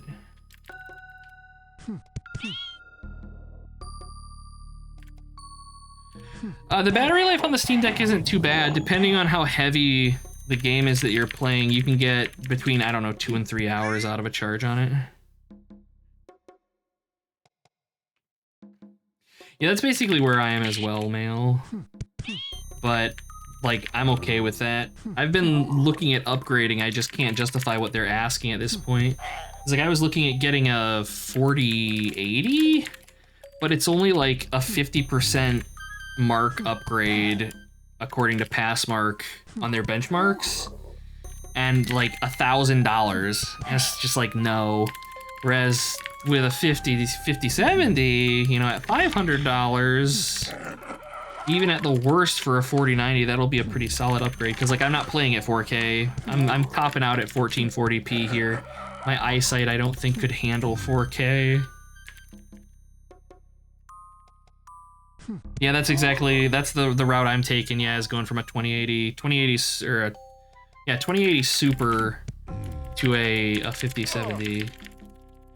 Just seems kind of like a good step at this point. I've been eyeing the 4000 lines. I'm like, yeah, maybe, but not yet. And then I saw they announce it. It's like, well, that's easy. 4070 Ti. I'm pretty sure that's what my wife has in her computer, and that thing's a fucking beast. The only thing I worry about the 5000 lines is those cards look huge. And I worry that it will not fit in my case. So I'm gonna need measurements. So out of Tetris, however, back in your day, you knew the Voodoo 2 was better than a Voodoo 1. Generally speaking, higher number better. Pretty straightforward. Use, what's the name of it? PC Part Picker. That's the website I use to build my PCs anymore. It'll automatically get you lists of parts that are compatible with each other. And once you've got your setup like built on it, it'll find the prices from different shops for you, and you can order it all with like one click. Super convenient.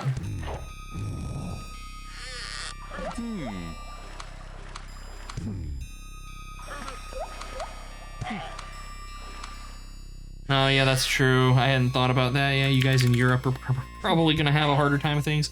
You can at least get a part list built off of it though, which is something, I suppose.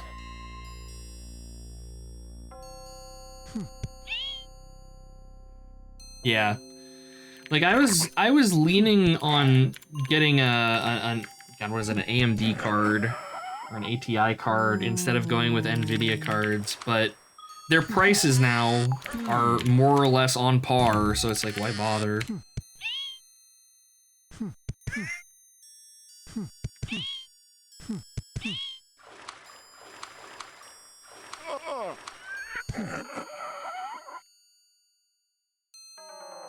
There you go. Nice. That's fucking convenient. Years and years ago, I used to recommend the site iBuyPower to people for like a site that would build your PC for you. You pick the specs for it and they put it together and mail it to you. Their prices were reasonable and the hardware they actually used was pretty decent. But anymore though, from what I understand, they've really gone downhill. Although realistically anymore, putting a PC together isn't hard. You just need an environment that has no static, and you need to just read your fucking motherboard manual. It tells you where everything goes, where everything plugs in. The worst part is always just fucking cranking down your CPU to the motherboard. Because when you lock it in, it makes that noise, and it's just terrible. But if you can get past that, it's pretty plug and play anymore. Static around it. Oh yeah, I can believe it. Winter time, that'll do it. Super dry air. Absolutely. The best is when you're like, you know, you're in bed and you're rolling around under your sheets and it's making sparks that you can see when it's dark. That's always fun.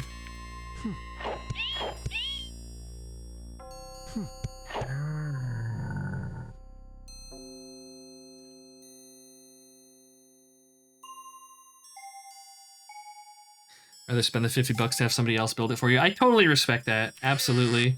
Plus, typically, if you're having somebody else build it for you and they fuck something up, they're going to cover replacing whatever they fucked up, where if it's just you, you're on your own. I get it.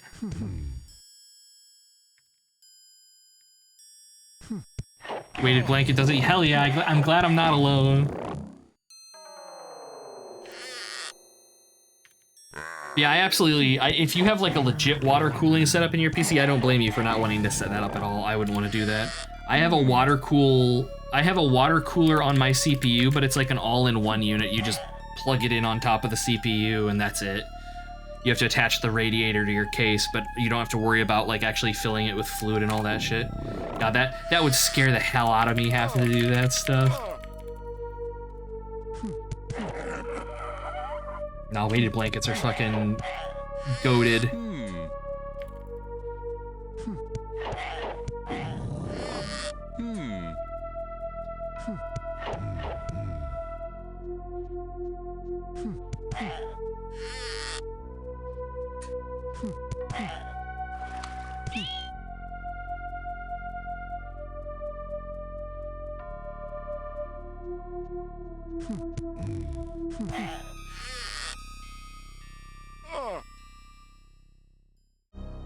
So game, how about that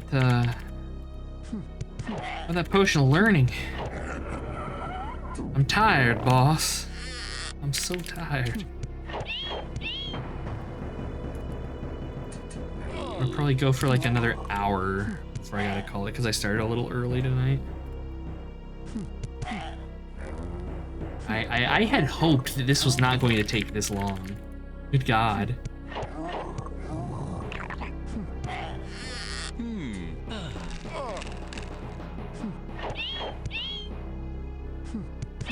Do I have my resists on? I don't think I do. No, I don't. Bro.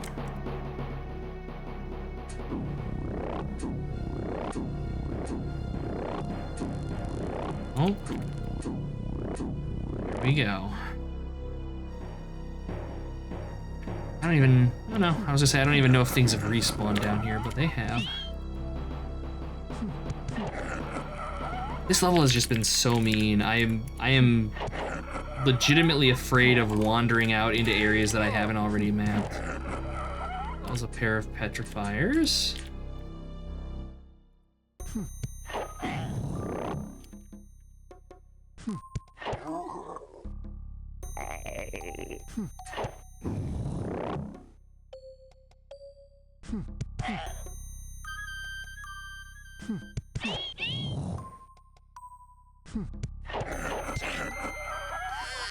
We do okay. That's the thing, is on level 3 we're not getting rolled by things. It's just that the level design is so hostile that I'm just not comfortable wandering around down here. I've got to constantly be vigilant about where I'm stepping because there are pits everywhere, there are teleporters everywhere. It's just, dang, son. Oh, that wasn't even level, did I say level 3? Level 3. If I said level 4, I meant level 3. I'm tired, so tired. But yeah, I don't know. I think we're ready to be down there. And I would like to start mapping it properly. I need Constitution for Twig, and I need Constitution for Twig, basically. I need to get him into Seeker, and then get him leveled, but that'll go quick. I'll probably just send him down alone in the dungeon with Silver Tree, and they can run around, and he'll just absolutely murder everything and level really fast.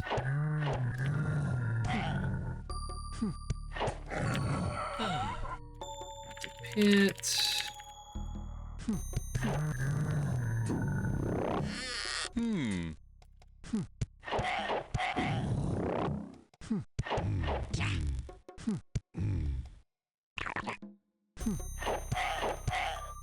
All right, we got people ready to level. People are pinned. Let's waddle ourselves back to town. Actually, let's go check on the goblins real quick. Freaking elves. A bell? That might be something interesting.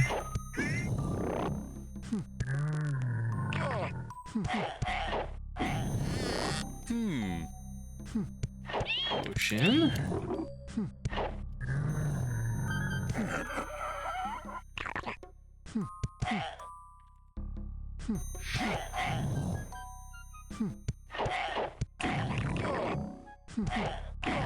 My hope is that the shaman are back. I don't think they were respawned last time. Oh, they are. Wonderful. And we have a chest, which means loot. One art of being. A staff. I have no idea what that is. Alright, we'll select Rove. Ah, Goblin Lord. Nice. This is going to be some violence.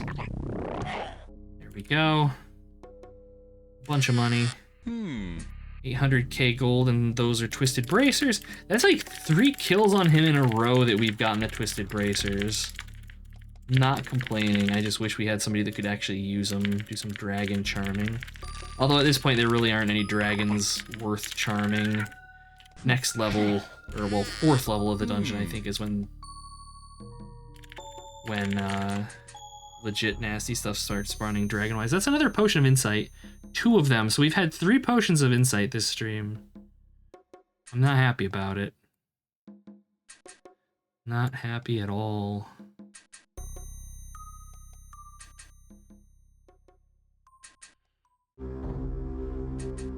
Home of Might. God, look at all of this crap. Rove's inventory is gonna be full at this rate.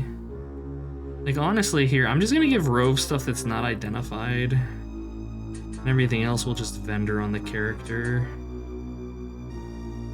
Oh, it's so satisfying, all of the gear. Great, total flirting. Alright, let's sell this. Potion of Insight. Good aligned, +3 wisdom. Woo lad, selling it. Another girdle.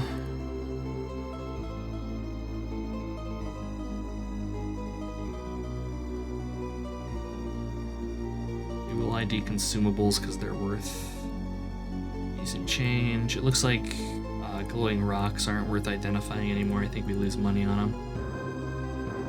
God, it's just so much, so many items. Alright, Tome of Learning, what do we got? Evil, sell it. Hey, another Iron Shot Staff. This is a good get. Sadly, it's evil, though. Can he use that? He can. 14, 14, 14. He can actually equip this, too. 6 million gold pieces. Ah. Hey, Poyle. Welcome. This is going. We're currently... I've been grinding for 3 hours tonight, and I ground for an hour last night off stream to get our character's stats up so that we can do the things we need to do to progress in the game, and it is going much more slowly than I would have liked.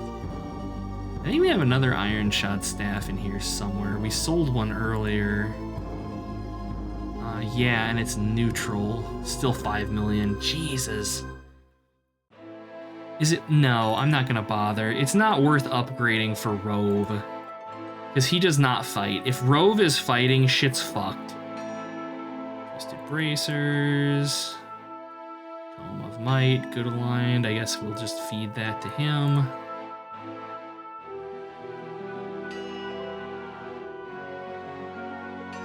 Boots of Lethargy are cursed. Velvet Potions. Trash.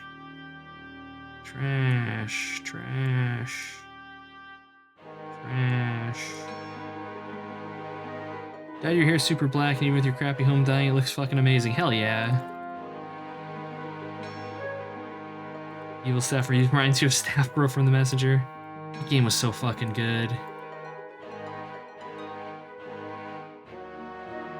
Of course this one's good aligned too. What's his wisdom? 23. What is his wisdom cap at? Elf. His wisdom cap's at 25, so by drinking it, he would be losing a point of wisdom. I'm curious. I want to try it. I want to see if it gets him to a 26. Or if it does actually properly cap him at 25. Tone of Leadership, neutral, charisma. I don't know if we need that or not. Okay. Man, Rove is going to be huffing some stat boosters as soon as we get into the dungeon. Alright, nobody needs charisma. I could eventually... Let me see what guilds... We could swap Rove over to Mage.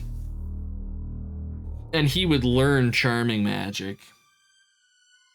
We could also swap him over to Wizard,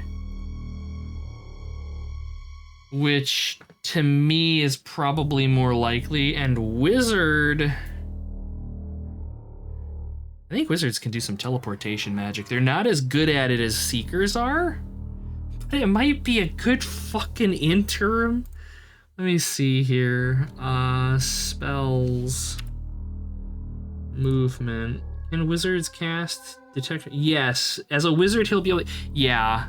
We're class changing Rove. How much is this gonna send me back? Fuck. 9.3 million experience points. That hurts. Also, Impulse bought a necklace on Monday after midnight. Hell yeah. When you change class, you lose your previous abilities. You lose your ability to equip gear, but that's it. You keep all your spells and stuff. So yeah, I'm gonna swap him over. Oh. Painful. Painful. Okay, so now I want to see. Let's see, where's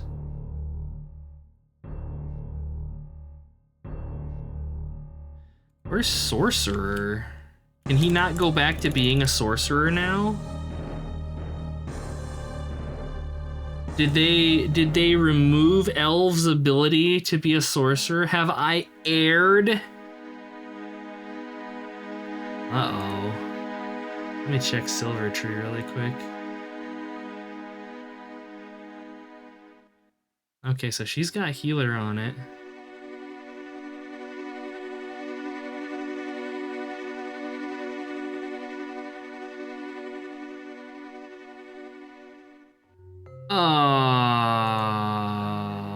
Let me...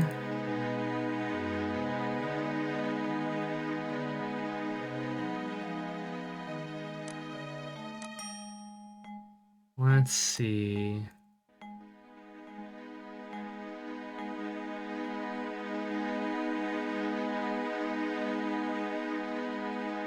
Okay, there's nothing in there.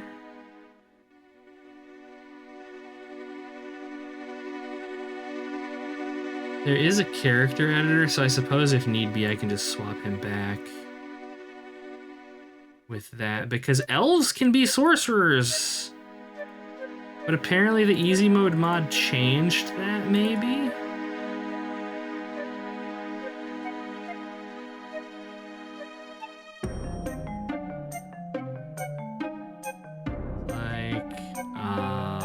This isn't gonna be of any use to me. I'm not gonna dig through the help menu.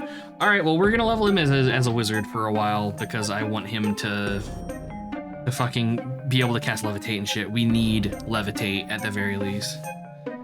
Pentagram with a black rose through it. Get a new wardrobe with darker clothes. Can't help it, even if I wanted to. Hell yeah. Fucking live your best life. Hell, that's fucking great. No, I love it. Alright, charisma. We'll hold on to charisma, I suppose, here.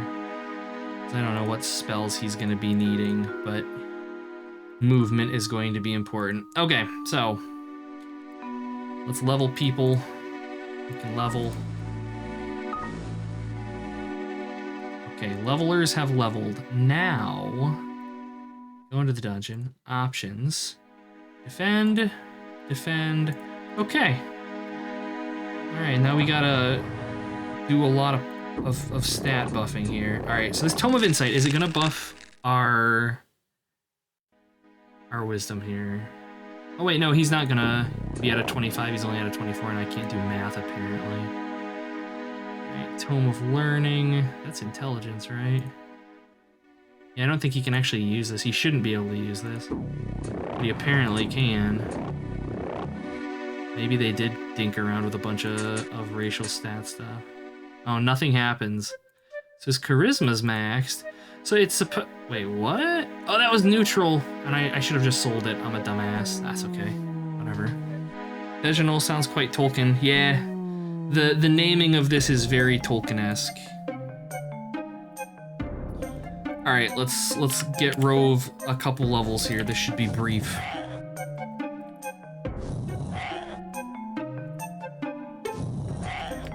We go. Level 2.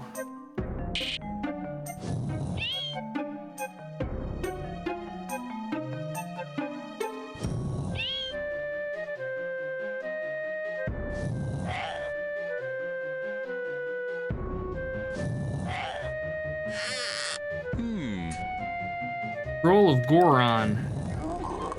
Zelda comes for us.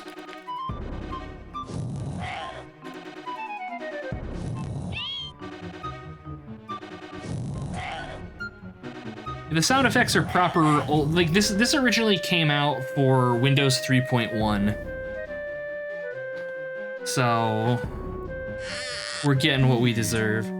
Cross of Redemption. That's tentatively, well, it would have been a good item for Gold Leaf had she not found the Staff of Alden.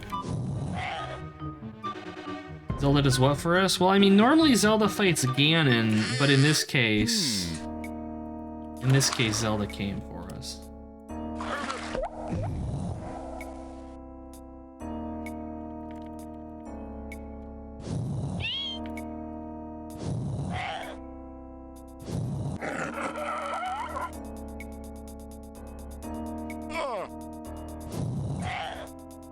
Okay, there's pinned. Potion of Flight. Screw you, game. Oh, I just leveled Twig. Oops. There we go. No new spells, really. Oh, I'm curious then what spell level they're gonna get. Levitation is. I was hoping it would be fairly early. It might be at 5th level.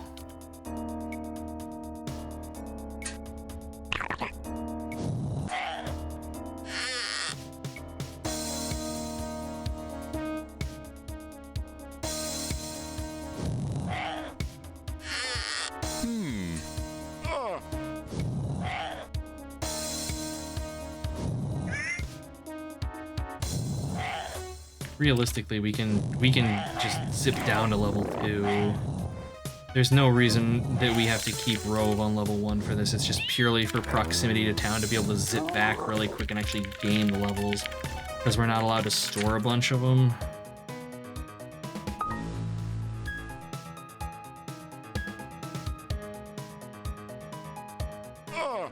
Alright, Rove, you need an experience point. Let's find it. Alright, let's see if level 5 is levitation.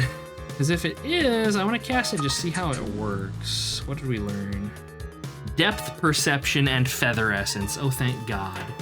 Right, so Feather Essence is our levitation. We cannot cast it. What do we need? Intelligence, Wisdom, and Con of 14. His Constitution is, of course, naturally 13. So, as with Twig, we need Constitution. Good God in heaven. I mean, there's potions of Constitution, but they're evil. Cost 4 million, and we'd have to pay to realign them. There's the Art of Being sitting there trolling me with its 19 million gold piece price tag. Tome of Endurance. I could buy this. I could buy it, realign it, and that would get him to a 16. All right, what do the other movement spells that I'm interested in require here? Okay, Feather Essence is a 14 con. Is there any other con? 14, 11. No, so we just need to get him to a 14.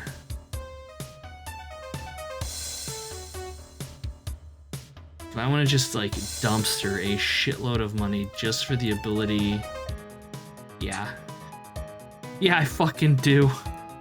How much is this gonna cost? Another 3 million. All right, he cannot afford this, but Dave can.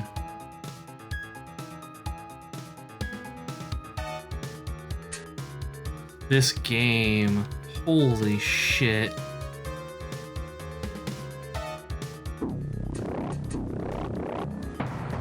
Rove just hit the record for healthiest character. Ha. Okay, Feather Essence. Levitates a character 28 spell points. Very expensive. For now, it will go down in price as we level. But I want to know. All right, let's see how this works. Let's find a pit and step on it. We'll just go down a level. Actually, I want to try it on shoots too, so we'll do it on this level because I think the shoot just dumpsters us down to the next level. Yeah, it's pretty blasphemous. I'm not comfortable with it, but spells require ability scores in this, so it's a little bit... It's a little bit different. All right. Here we go. Whoa! Well, of course, Twig falls into the pit. But yeah, you're hovering over a pit. Oh. And it also, I believe, protects us from water. So we don't have to worry about drowning anymore.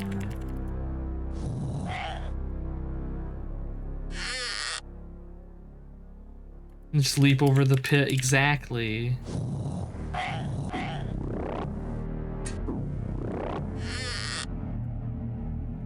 Okay. Yeah, it no longer says we're drowning when we stand on water. Okay, alright. This seems incredibly useful.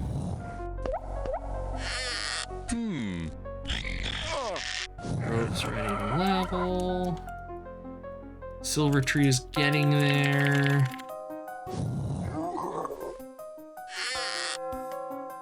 I'm still eventually going to want to get Twig into Seeker, purely for the discovery abilities that they have to like help us find ourselves when we're lost. I don't want to have to depend on Rove's spell points for it. Robe is for death magic. All right, shoot.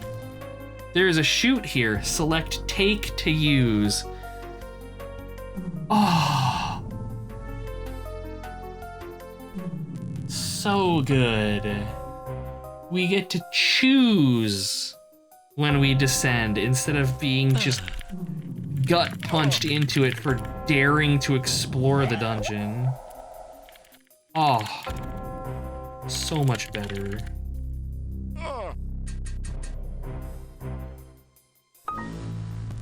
So I don't know how high level I'm going to take him into Wizard, honestly. I might just level him in Wizard until Twig is capable of doing this kind of stuff.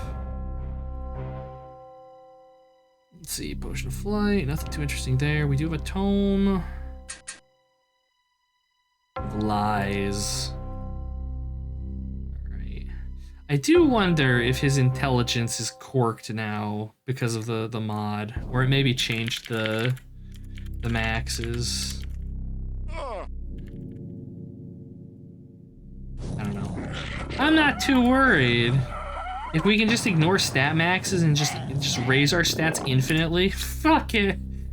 I'm gonna break this game. It doesn't respect me, so I'm not gonna respect it. And I'm sure people are going to be reeing incessantly on YouTube, and I'm going to be just fucking relishing it.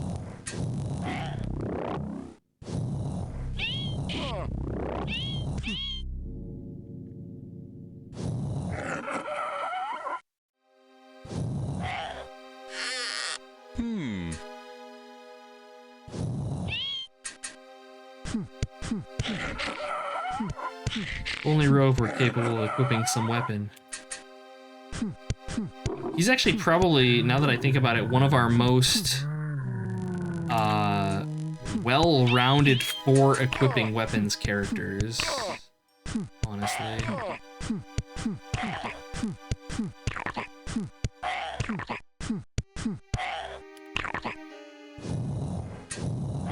Okay, he's pinned.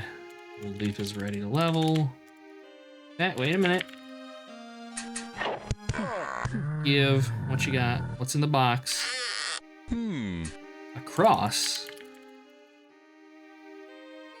I mean, I might pass the cross to Silver Tree and give the Staff of Alton to Robe. We'll see. Alright. Where is it? Nope. Cross. Is this another Cross of Redemption? Yes. These aren't cursed, are they? Aw, they're cursed. That's a shame. Oh well. of agility, what are you? Good aligned. Rove with his dex 21. Jesus fucking Christ, this wizard is so coked up.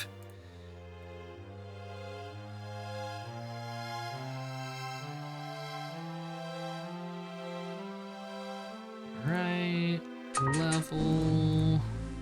Let's see, what did he learn? Light spray and cause heavy wounds. Silver Tree can actually cast cause heavy wounds. She doesn't, but she can.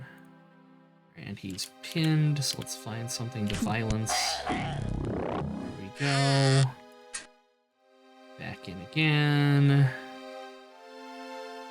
God, the leveling pace in this feels so goddamn good. I just cannot. I need to be taking notes. Okay, so no, his deck's capped properly. Okay. Because, yeah, when your score goes bold, that's when you know you're at the actual cap for it. So, yeah, I don't know. I wonder if they might have just buffed up the stats. Stat caps for elves. I don't know. So I would look, but there is no documentation for what the mod actually does beyond just making the game easier. Alright. Feather Essence. Back down we go. Actually, I want to cast invisibility on everybody too. Yeah, we're gonna be needing something that lets me automate buffing, because we're gonna be running at least 4 buffs party wide, and I would really rather not have to cast, 16 key bindings every time I enter and exit the dungeon. We found a rock.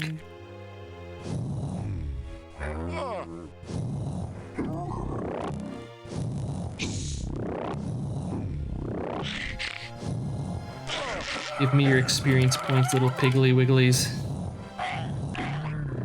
Oh yeah, just full harvest.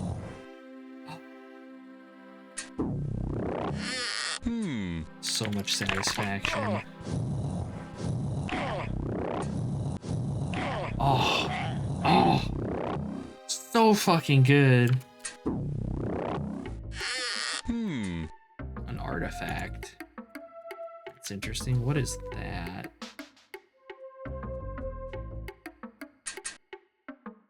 Oh, it's a slaver's whip. Cool. Those are worth a decent chunk of money.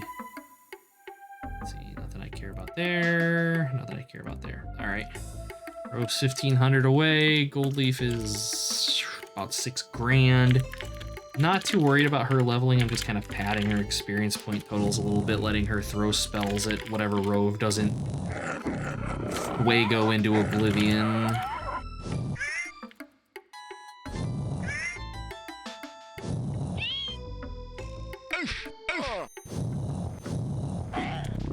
Like, I do fully expect that the leveling is going to slow down markedly later in the game, but considering we're still in what is considered the fairly early game, like, the pacing right now feels good.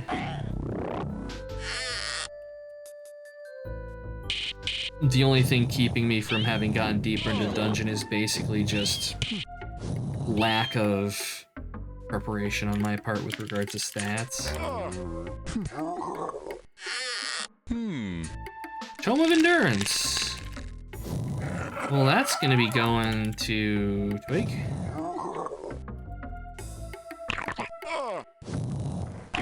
Between that and the Tome of Combat, he'll only need, I think, 1 more Constitution to be able to swap over to Seeker.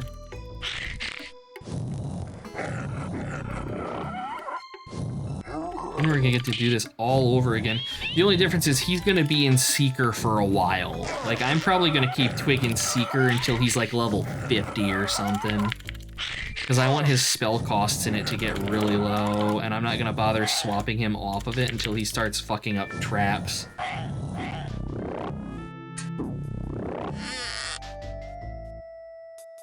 Our enemies normally this week. Yes, you are intended to blast through everything like this, but we are also very high level characters. This is the second of 16 levels in the dungeon, and our party is in the 40s level wise.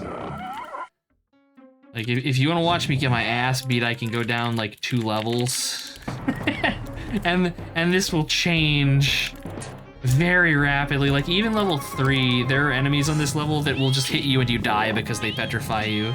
There are enemies that will permanently drain your stats, which is why I have to find a potion of intelligence for my giant, because his intelligence got fucked so bad he can't read anymore. This game is mean as fuck. Don't miss that kind of gameplay. It wouldn't be bad in this if by default the potions and tomes work how I have them set up to work here. I used an item editor to change how stat boosting items in this worked and made them 3 times more effective. And so now it's not unreasonable to like get our stats up. But if I hadn't done that, like the grind for our ability scores to get them where they are now would have probably taken like 40 hours, which is just insanity. The baseline of this game is incredibly time consuming, which is why I'm using a mod that makes the leveling quicker, and why I modded items to make them a little bit more reasonable in how they give us buffs and stuff. Ashirov's pinned. Get out of there. Leave those ants. We're gonna be coming back to them for more experience and levels. Yeah, this is a game, like, you need to look at it as basically like Diablo. This is just like super, like, grid-based dungeon crawler Diablo. All right, we learned Ethereal Portal. That lets us walk through walls, I think.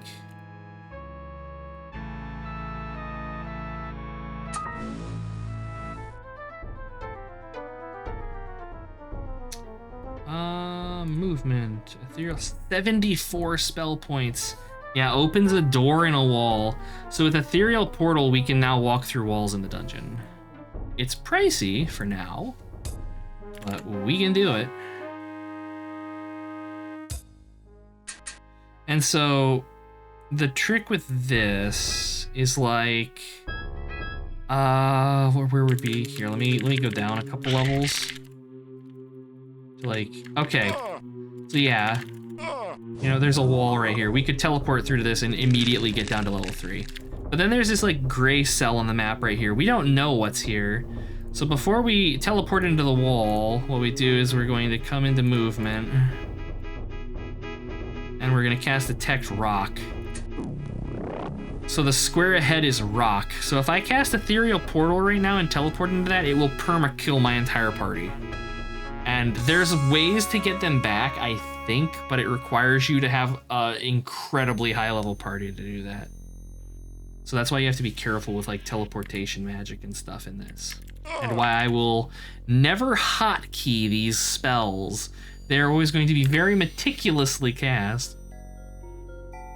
But yeah, so that's pretty cool. You get like that old school where they're like, no, you wanna use your spells to just completely circumnavigate the world and ignore all of the gameplay mechanics. Have at it. I don't need Feather Essence. I need the resistances.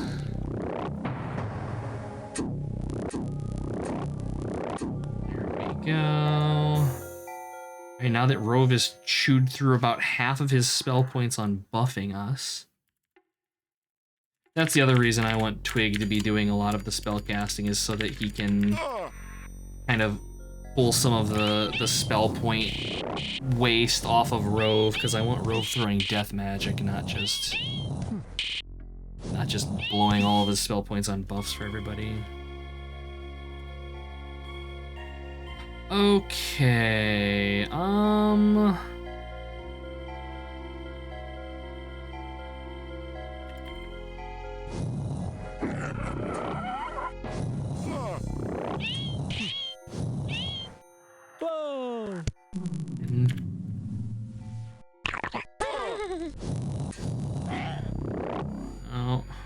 Oh no, Dave had 20,000 gold pieces stolen.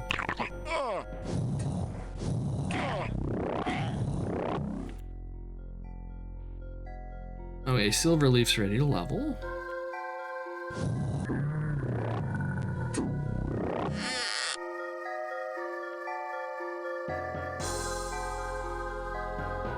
Let's see. Go this way.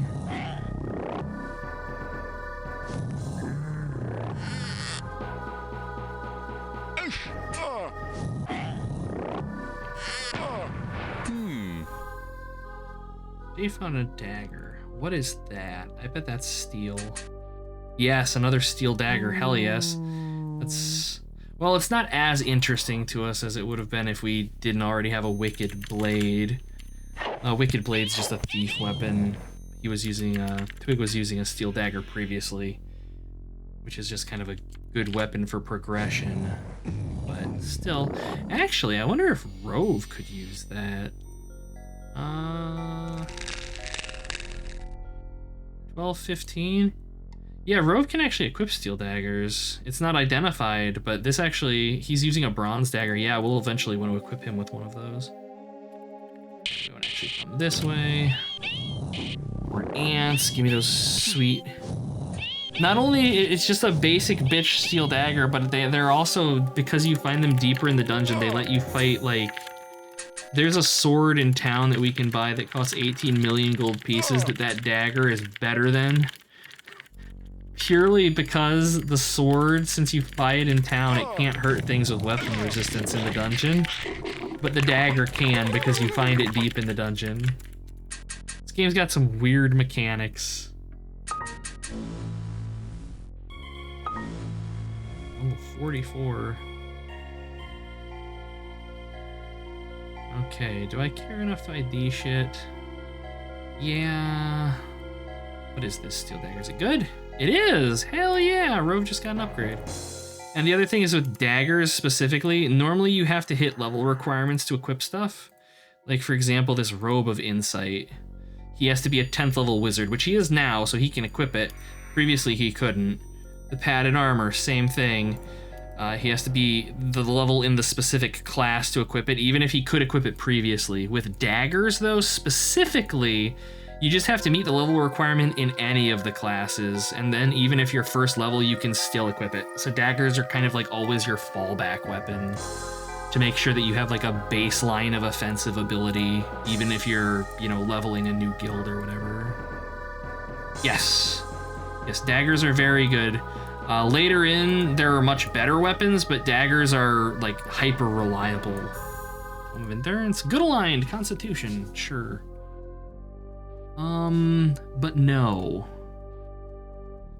We're gonna realign this to neutral so that Twig can use it, but Twig's gonna be the one paying for it.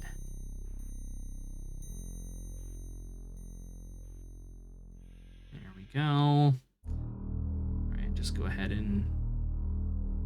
Is this actual just leather armor? No, he's not fully IDing these. Okay, no, we do have to pass this shit to Rove. Dang it. Not all of it, but some of it. Sell. Sell. Sell. Sell. Sell. Okay, and that's gonna get him to... His constitution is so bad. His constitution is 4 because when you die in this, when you get resurrected, there's a chance for complications, and complications permanently reduce your constitution by 1. And Chunk has died a lot. I don't even know, does it tell us how many times he's died? Character? 13 times. Dave's 17. Rove is... Actually, fucking Twig has died the least. God damn it. Why is he so bad? Son, I am disappointed. He's the best equipped of us, though, by a very, very wide margin. So, I guess that counts for something. Sell those. I want to go ahead and combine these because I keep forgetting and I see it every time and it wigs me out. Same with these. Okay, and that can go.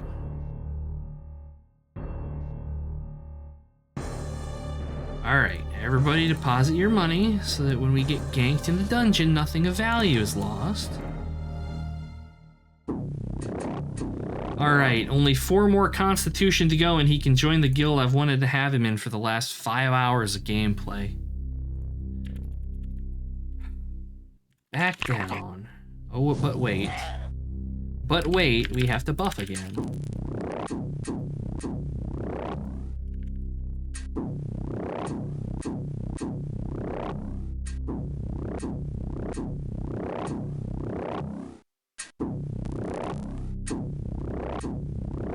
Okay. All right. Let us do this. Immediate disease, mildly overhead. Dave is apparently a thick enough lad to not stick with the disease. That's nice. Oh my god, Rove was pinned. I totally forgot. Jesus Christ in heaven. Alright, buddy. Level again. There we go, level 12. Good job. You learned power. So the other thing is that since Rove is leveling in a new guild, he's not gaining hit points.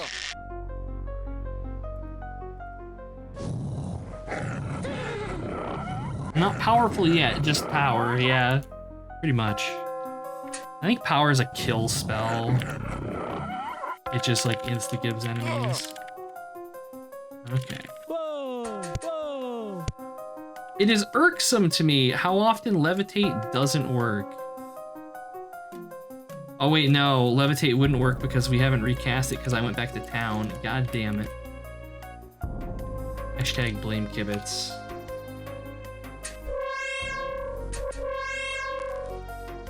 Yeah, having to do these buffs every time is pretty bad. And it's only gonna get worse the longer we go, because they're... I hereby vow you will rue this day. Godspeed, Foil. Thank you for swinging by. Freaking Kibitz, man. Not even once.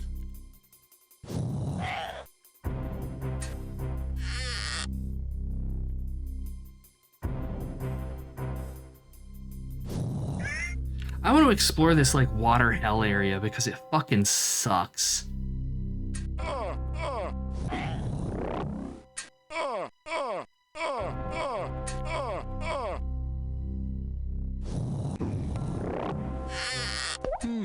Rove is ready to level. Good job, Rove.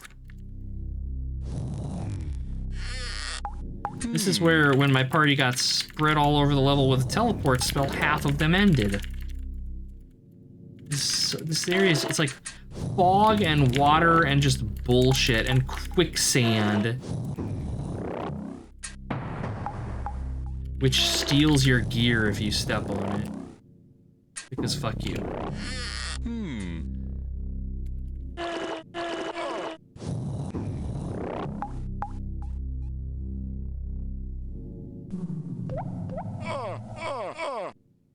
Okay, there we go. The corner of bullshit is mapped. Now we have to hump all of the walls because it was a secret that I just happened. I was gonna say it was a secret that I just happened to stumble into. It got me out of here in the first place, and it looks like there's another one right here. And is that's anti-magic? Let the fighters get in on this.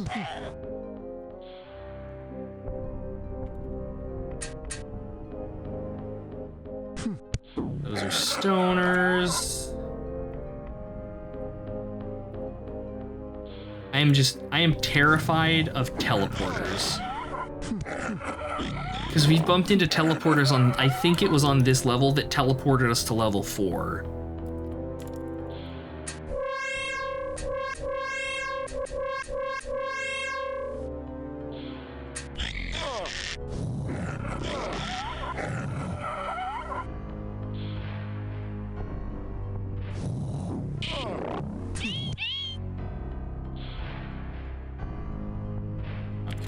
Is pinned, it's time to go.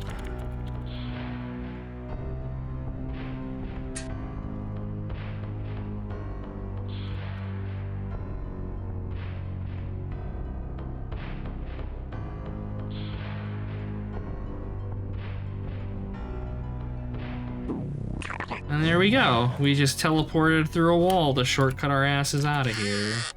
Instead of having to run through half of this level, we just teleport there and leave. And if I had a couple more spell points, I could do it again and zip us through this wall and be right up to the stairs level 1. Still though, feels fucking good. That's the kind of stuff that I love in old RPGs like this, where you really feel your like party progression because you just hit a point where you're just doing things that are unthinkable when you're low level. Okay. Dave can level. Rove can level. Alright, let's go kill something. Dungeon, please.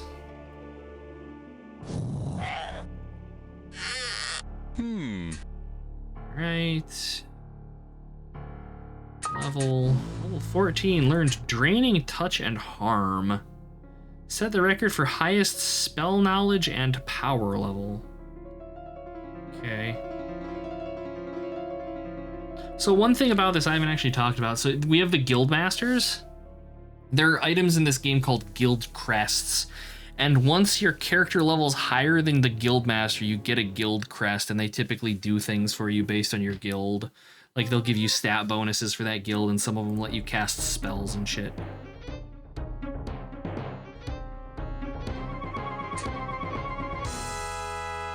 Iron Dagger. So, like, when Dave hits level 57, he'll be the Guild Master of the Fighters Guild. When Twig hits 57... when Robe hits 49 in the Wizards Guild, and when Silverleaf hits 66 in Healer. She will be the Guildmaster, finally replacing Hands-on Henry. Hashtag dick jokes for days. Okay.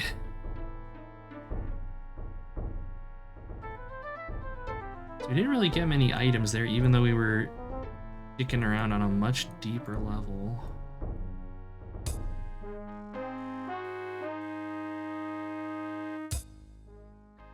Oh my god, fucking sell the iron chainmail. Should come back with a couple 100,000 gold pieces though. Rove slowly rebuilding his fortune. Silvertree's the one with all the money now. Jesus. Alright, how are... Let's see... Yeah, Feather Essence is down to 12 spell points of casting now. It was 20 when we first got it. So it's getting more reasonable to cast. That's pleasing. Okay.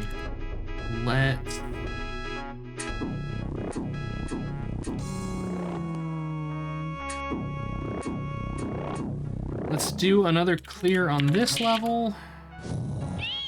And then another clear on level 2, and then we'll probably call it, I think.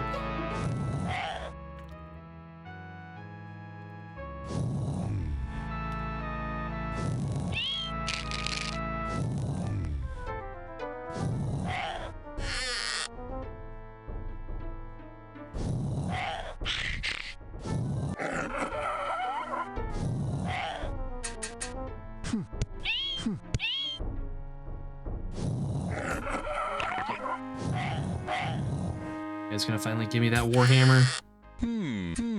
Brown cloak and a potion of health. I don't know what that was. It was offering to join me, but Rove introduced it to fire.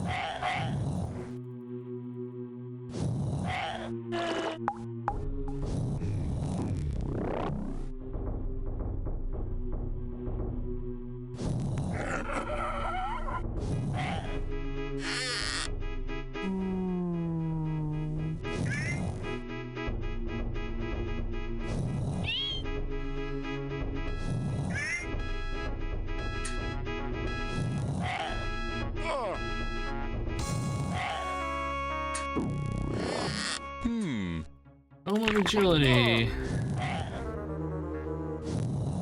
There was some people that were talking about this game, and they're like, yeah, if you do a full clear of level 1, you can end up with like 15 tomes. I'm like, what? I think the best run we've ever had on level 1 in this, we ended up with maybe like 6 or 8. Which, don't get me wrong, like, okay. But 15? Come on now. Tome of Endurance. Wait a minute, Tome of Endurance. Oh shit. That's going to Twig, and then I'll give him a read of the Book of Combat, and that'll get him to what he needs. Except he's gonna need more. Because he needs to get up to like what, 14 to be able to actually cast these spells.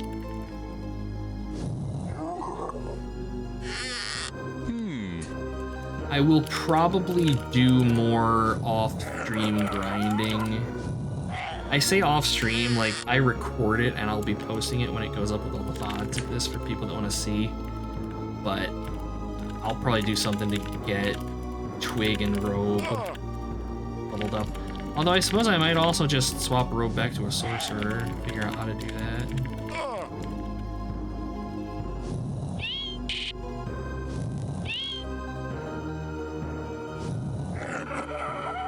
Or maybe he's just gonna be a wizard forever now, I don't know. I would be sad if that were the case.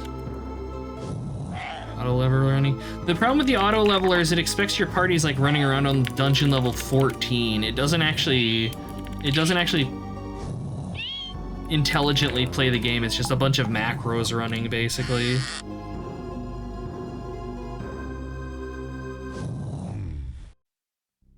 Yeah.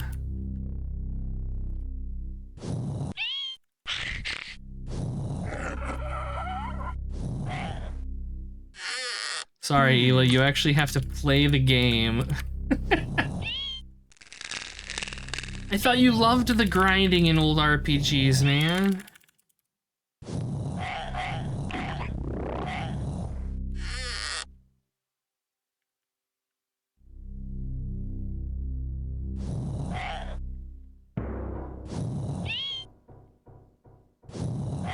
At a reasonable pace. Yeah. Like, this doesn't feel too bad to me. This doesn't feel excessive. The stat tome potion, the stat grind, I think feels excessive. But like leveling feels okay. Even gear acquisition isn't too fast. But I mean, we're still getting upgrades at what I would consider a reasonable pace. The only reason we're not pushing deeper into the dungeon is purely because I'm a fucking coward and I want to have this stuff before we go deeper just so that I can do so a little bit more safely. Because like we could be probably pushing down into level 3, especially now that Rove can cast like Levitate and stuff. Level 3 is open to us. I just want to kind of get some other stuff first. So I figure probably the next time I stream we're going to be getting down into level 3. Getting down, maybe even digging into level 4 a little bit. They said, from what I've read, that level 4 is a marked difficulty increase compared to level 3, but I mean, we've been down there 2 or 3 times now, and it's been dangerous, but manageable. So I'm not, as of right now, too terrified about it. Past that, we'll see. Though the one problem with the sped up leveling and stuff is that we've got the levels, but we don't have the gear. Because we're not having to spend, 20 hours grinding for leveling, so we're missing that 20 hours worth of random drops from things. But at the same time, that, to me, just kind of makes the goodies that we do get a little bit more exciting. Okay, Rove is pinned. Put this guy and zip back down.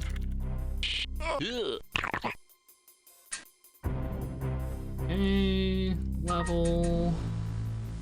See, oh, Mass Levitate and Displacement, which is our actual teleportation spell. I'm tempted to cast Displacement, but I'm worried that if I do, I'm gonna rock my party. So I mean, naturally, we're gonna cast Displacement and see what happens. Where is it? Oh, Rove. Select Rove. Select Rove. Jesus fucking Christ. User interface. Can he even cast Displacement? He can. 123. I love it. Mass Levitate. Saving me 6 keystrokes is 113 spell points. It's a fucking game. All right, so what does this do? Displaces a character. How's that work? All right, let's find out. Enter chords as followed using plus minus.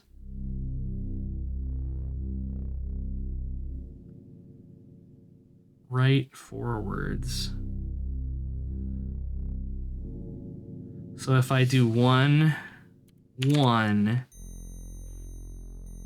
has to be +1, +1. It's gonna put me right here, I think. Yes. Okay. That is more or less exactly how teleportation in Demise works. And then the higher level, like actual teleportation, will have to give it a Z-axis as well. Okay, that's pretty tame and not at all rife for me miscounting squares and bricking my party and being real fucking upset about it. Because if that happens, this playthrough is done.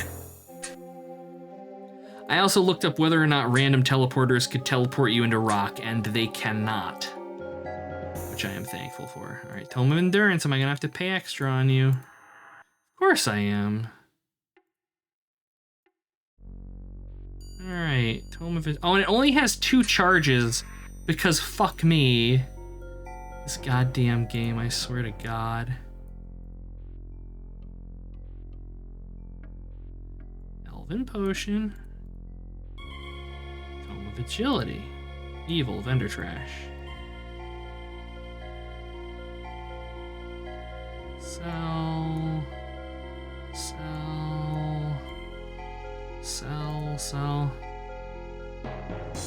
I guess so you choose an area and it has a 50% chance to start you in rock and die. I thought about that, actually, because Cudcrawler has random teleporters in it. I actually have them working, too. And the temptation to let them teleport PCs into rock was very strong. But I cannot be that mean. Alright, I'm gonna give this to Twig, because, like, that's so fucked up to do that. Alright, Twig. Tome of Combat. 1 or more stats are too low. Oh, it's probably his endurance. His endurance is 1 too low to use this, isn't it? No, it's not. Oh, thank fucking God. What stat? Strength? No, his constitution is 1 point too low to use this. Alright, so, alas, because the fucking endurance tome that we found was only +2 instead of +3, like 99% of the other tomes, we are not yet done in the search. It's okay. It's okay. We still gotta clear level 2 yet. Yeah, I don't know how deep I want to take Rove into Wizard. I might take him to like 30. And then I assume I'm going to have to use a character editor to get Chunk, or to get Rove back into sorcerer levels. Tome of Might.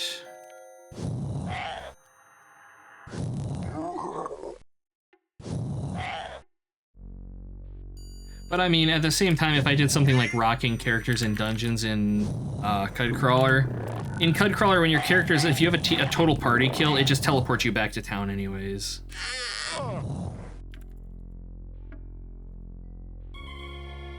Got to buff us. Oh no.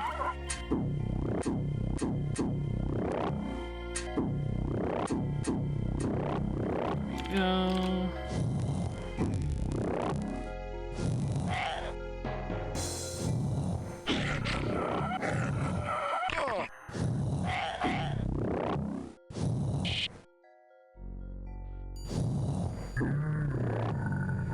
Also, I think you lose all your gold. All the gold you're carrying on you, if I recall correctly. I would have to look.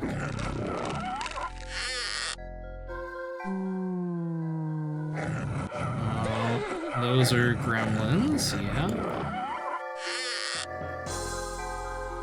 I want to check. I want to check and see if the goblins are back up.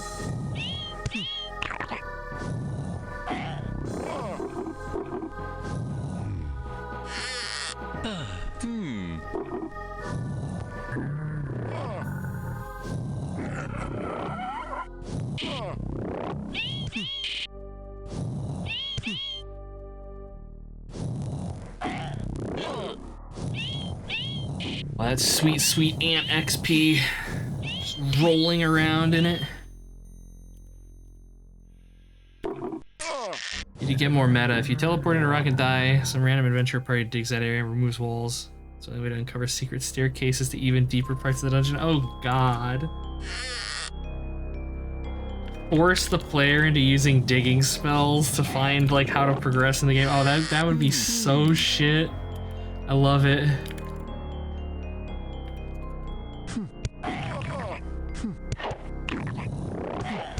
This is like maximum cruelty.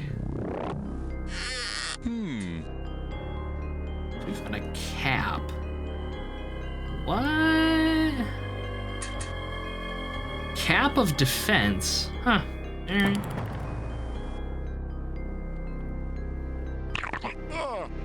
These guys haven't respawned. Wonder if these guys have. I think these guys might have. Yup.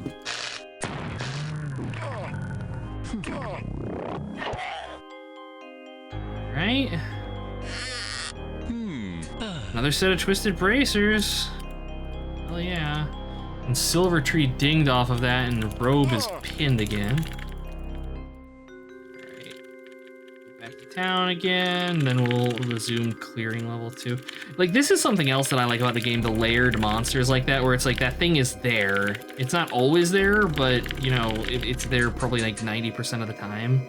And it's super satisfying just going down there and just kicking the shit out of it, coming back to town with all the spoils from having done so.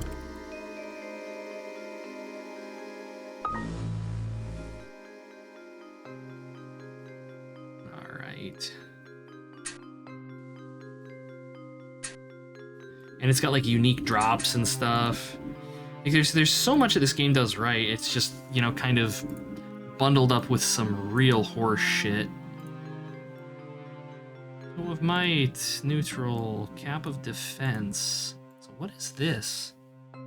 It's just a helmet with defensive stats on it. Alright.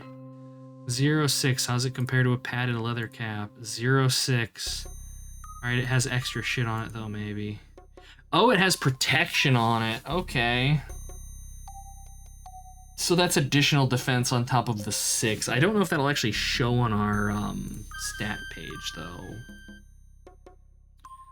115 versus... Oh, guild level's too low. He's in the wrong guild. Here, what are the stat recs? It has no stat recs. Okay, here. Give it to Dave.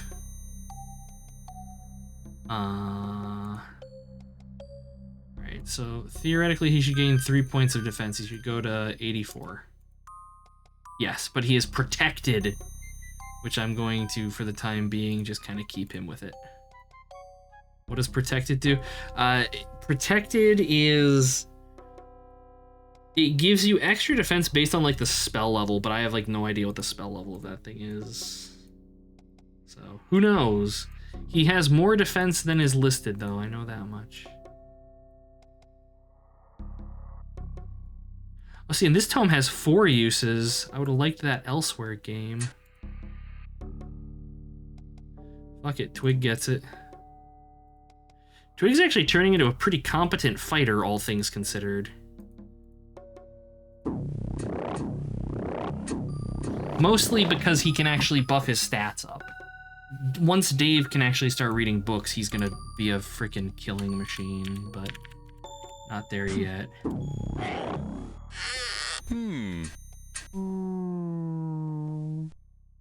Okay.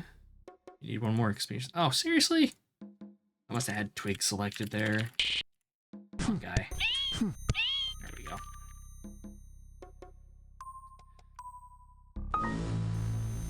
Level 18. Okay.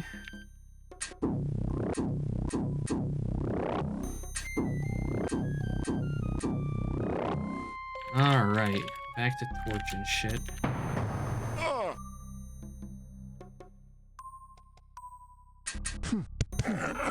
Or in this case, stabbing the hell out of it with a knife. You know, like you do.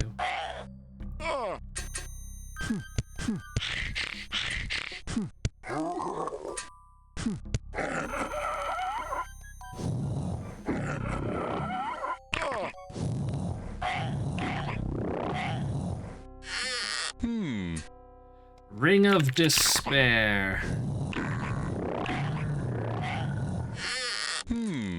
Black chainmail. 2 cursed items in a row. You love to see it.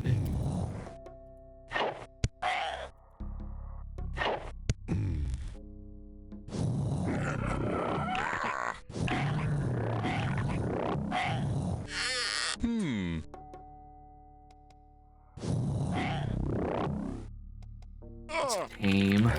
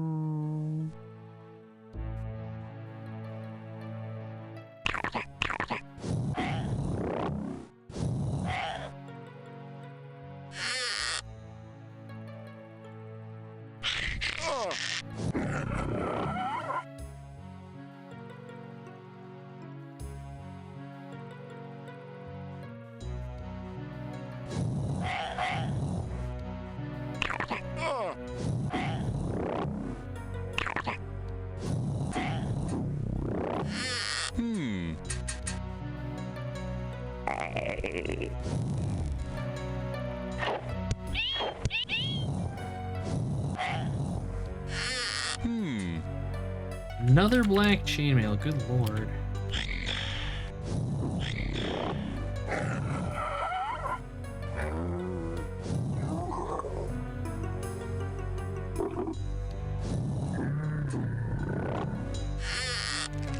So see, the thing is now that we have teleportation, like, we know there's a teleporter in the square ahead of us, and then the square behind it is empty. So I could teleport to the other side of this teleporter and see what's over there. The problem is that I only have enough mana to do it once. But boy, is it fucking tempting.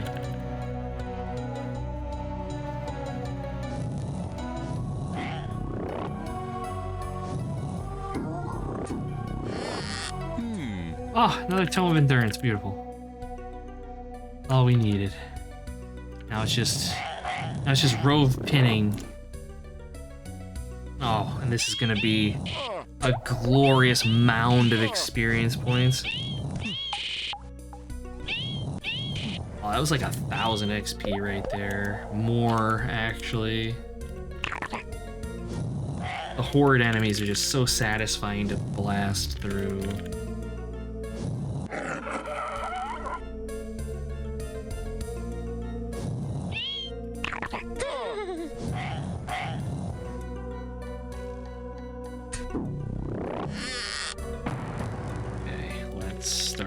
Back, because I'm sure we're going to be bumping into things re-popping on the way. Just watch, this tome's going to have like -1 charges. And I'm going to say words that shouldn't be said in front of children.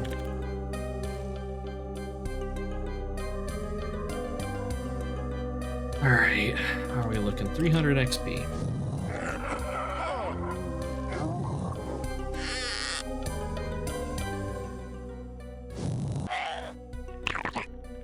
I think we'll do one last Twisted Dwarf check. Kobolds. Wow. Alright, there we go.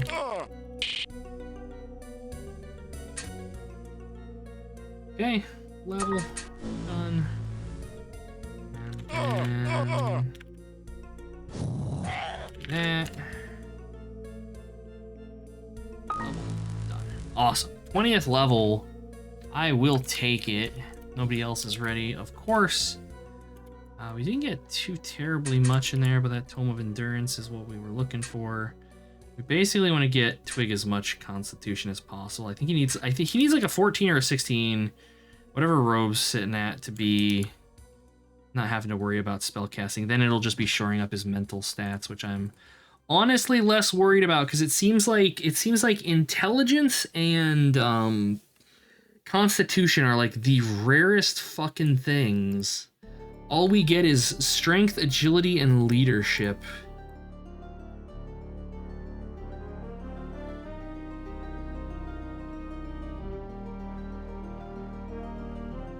Hey, they even did me a solid and made it neutral. Nice.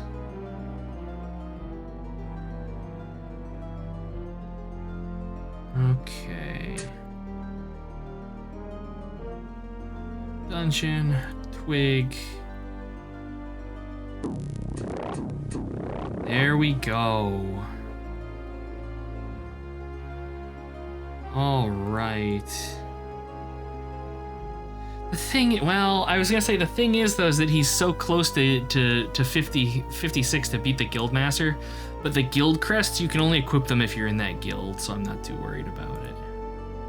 Well, how much is this gonna cost? 8,200,000 gold. Jesus. How much? We've got 20 million though. He just set the record for the wealthiest character. All right, Seeker, visit, join, yes. So yeah, and Thief is still here. So what is reacquainting? All right, reacquainting is free. So once you've got the guild levels, you can swap back and forth for free. Okay, that's not too terrible. Yeah, he can't equip anything now except the amulet and his leather cap. And the rest of this is gonna come with time. Like, he won't be able to use a wicked blade at all. Do we have... The Dagger of Stealth's actually a pretty good low-end weapon to use, but...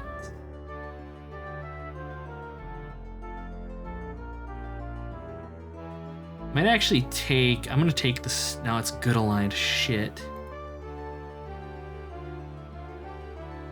Didn't we have...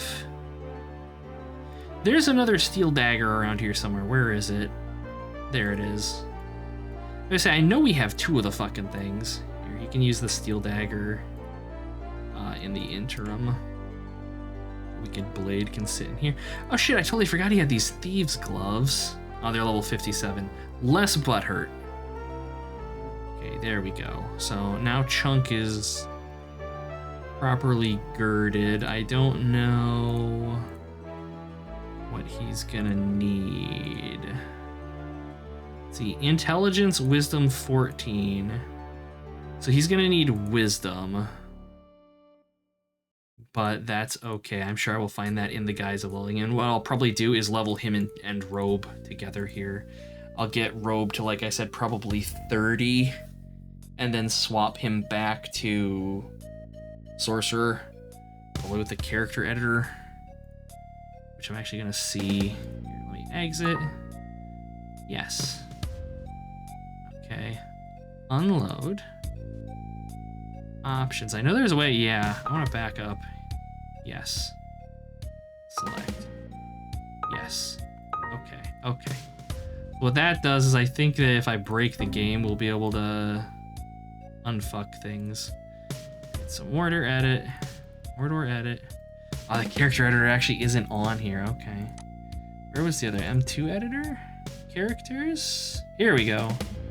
Guild levels. So we can do guilds, but we can't set his active guild.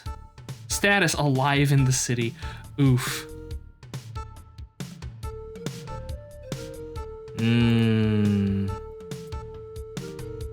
Ah, current guild. Okay. So if I just set him to Sorcerer, except that current guild experience is wrong. Oh no, it's not. It updated. Right, and then I hit save. Yes. Okay, close. Close. And then we boot Mordor. We're doing science. I need to know how butthurt I'm gonna be about things here. Alright, Rove. Alright, and he's back to being a sorcerer. Okay. Okay, so yeah, this is something that we can work around then, them having removed our ability to be sorcerers. Okay. Alright, manageable. Very, very manageable. That's an easy thing to dink around with. I want to, while my mind is on it, party pool and deposit our money. Alright, cool, wonderful.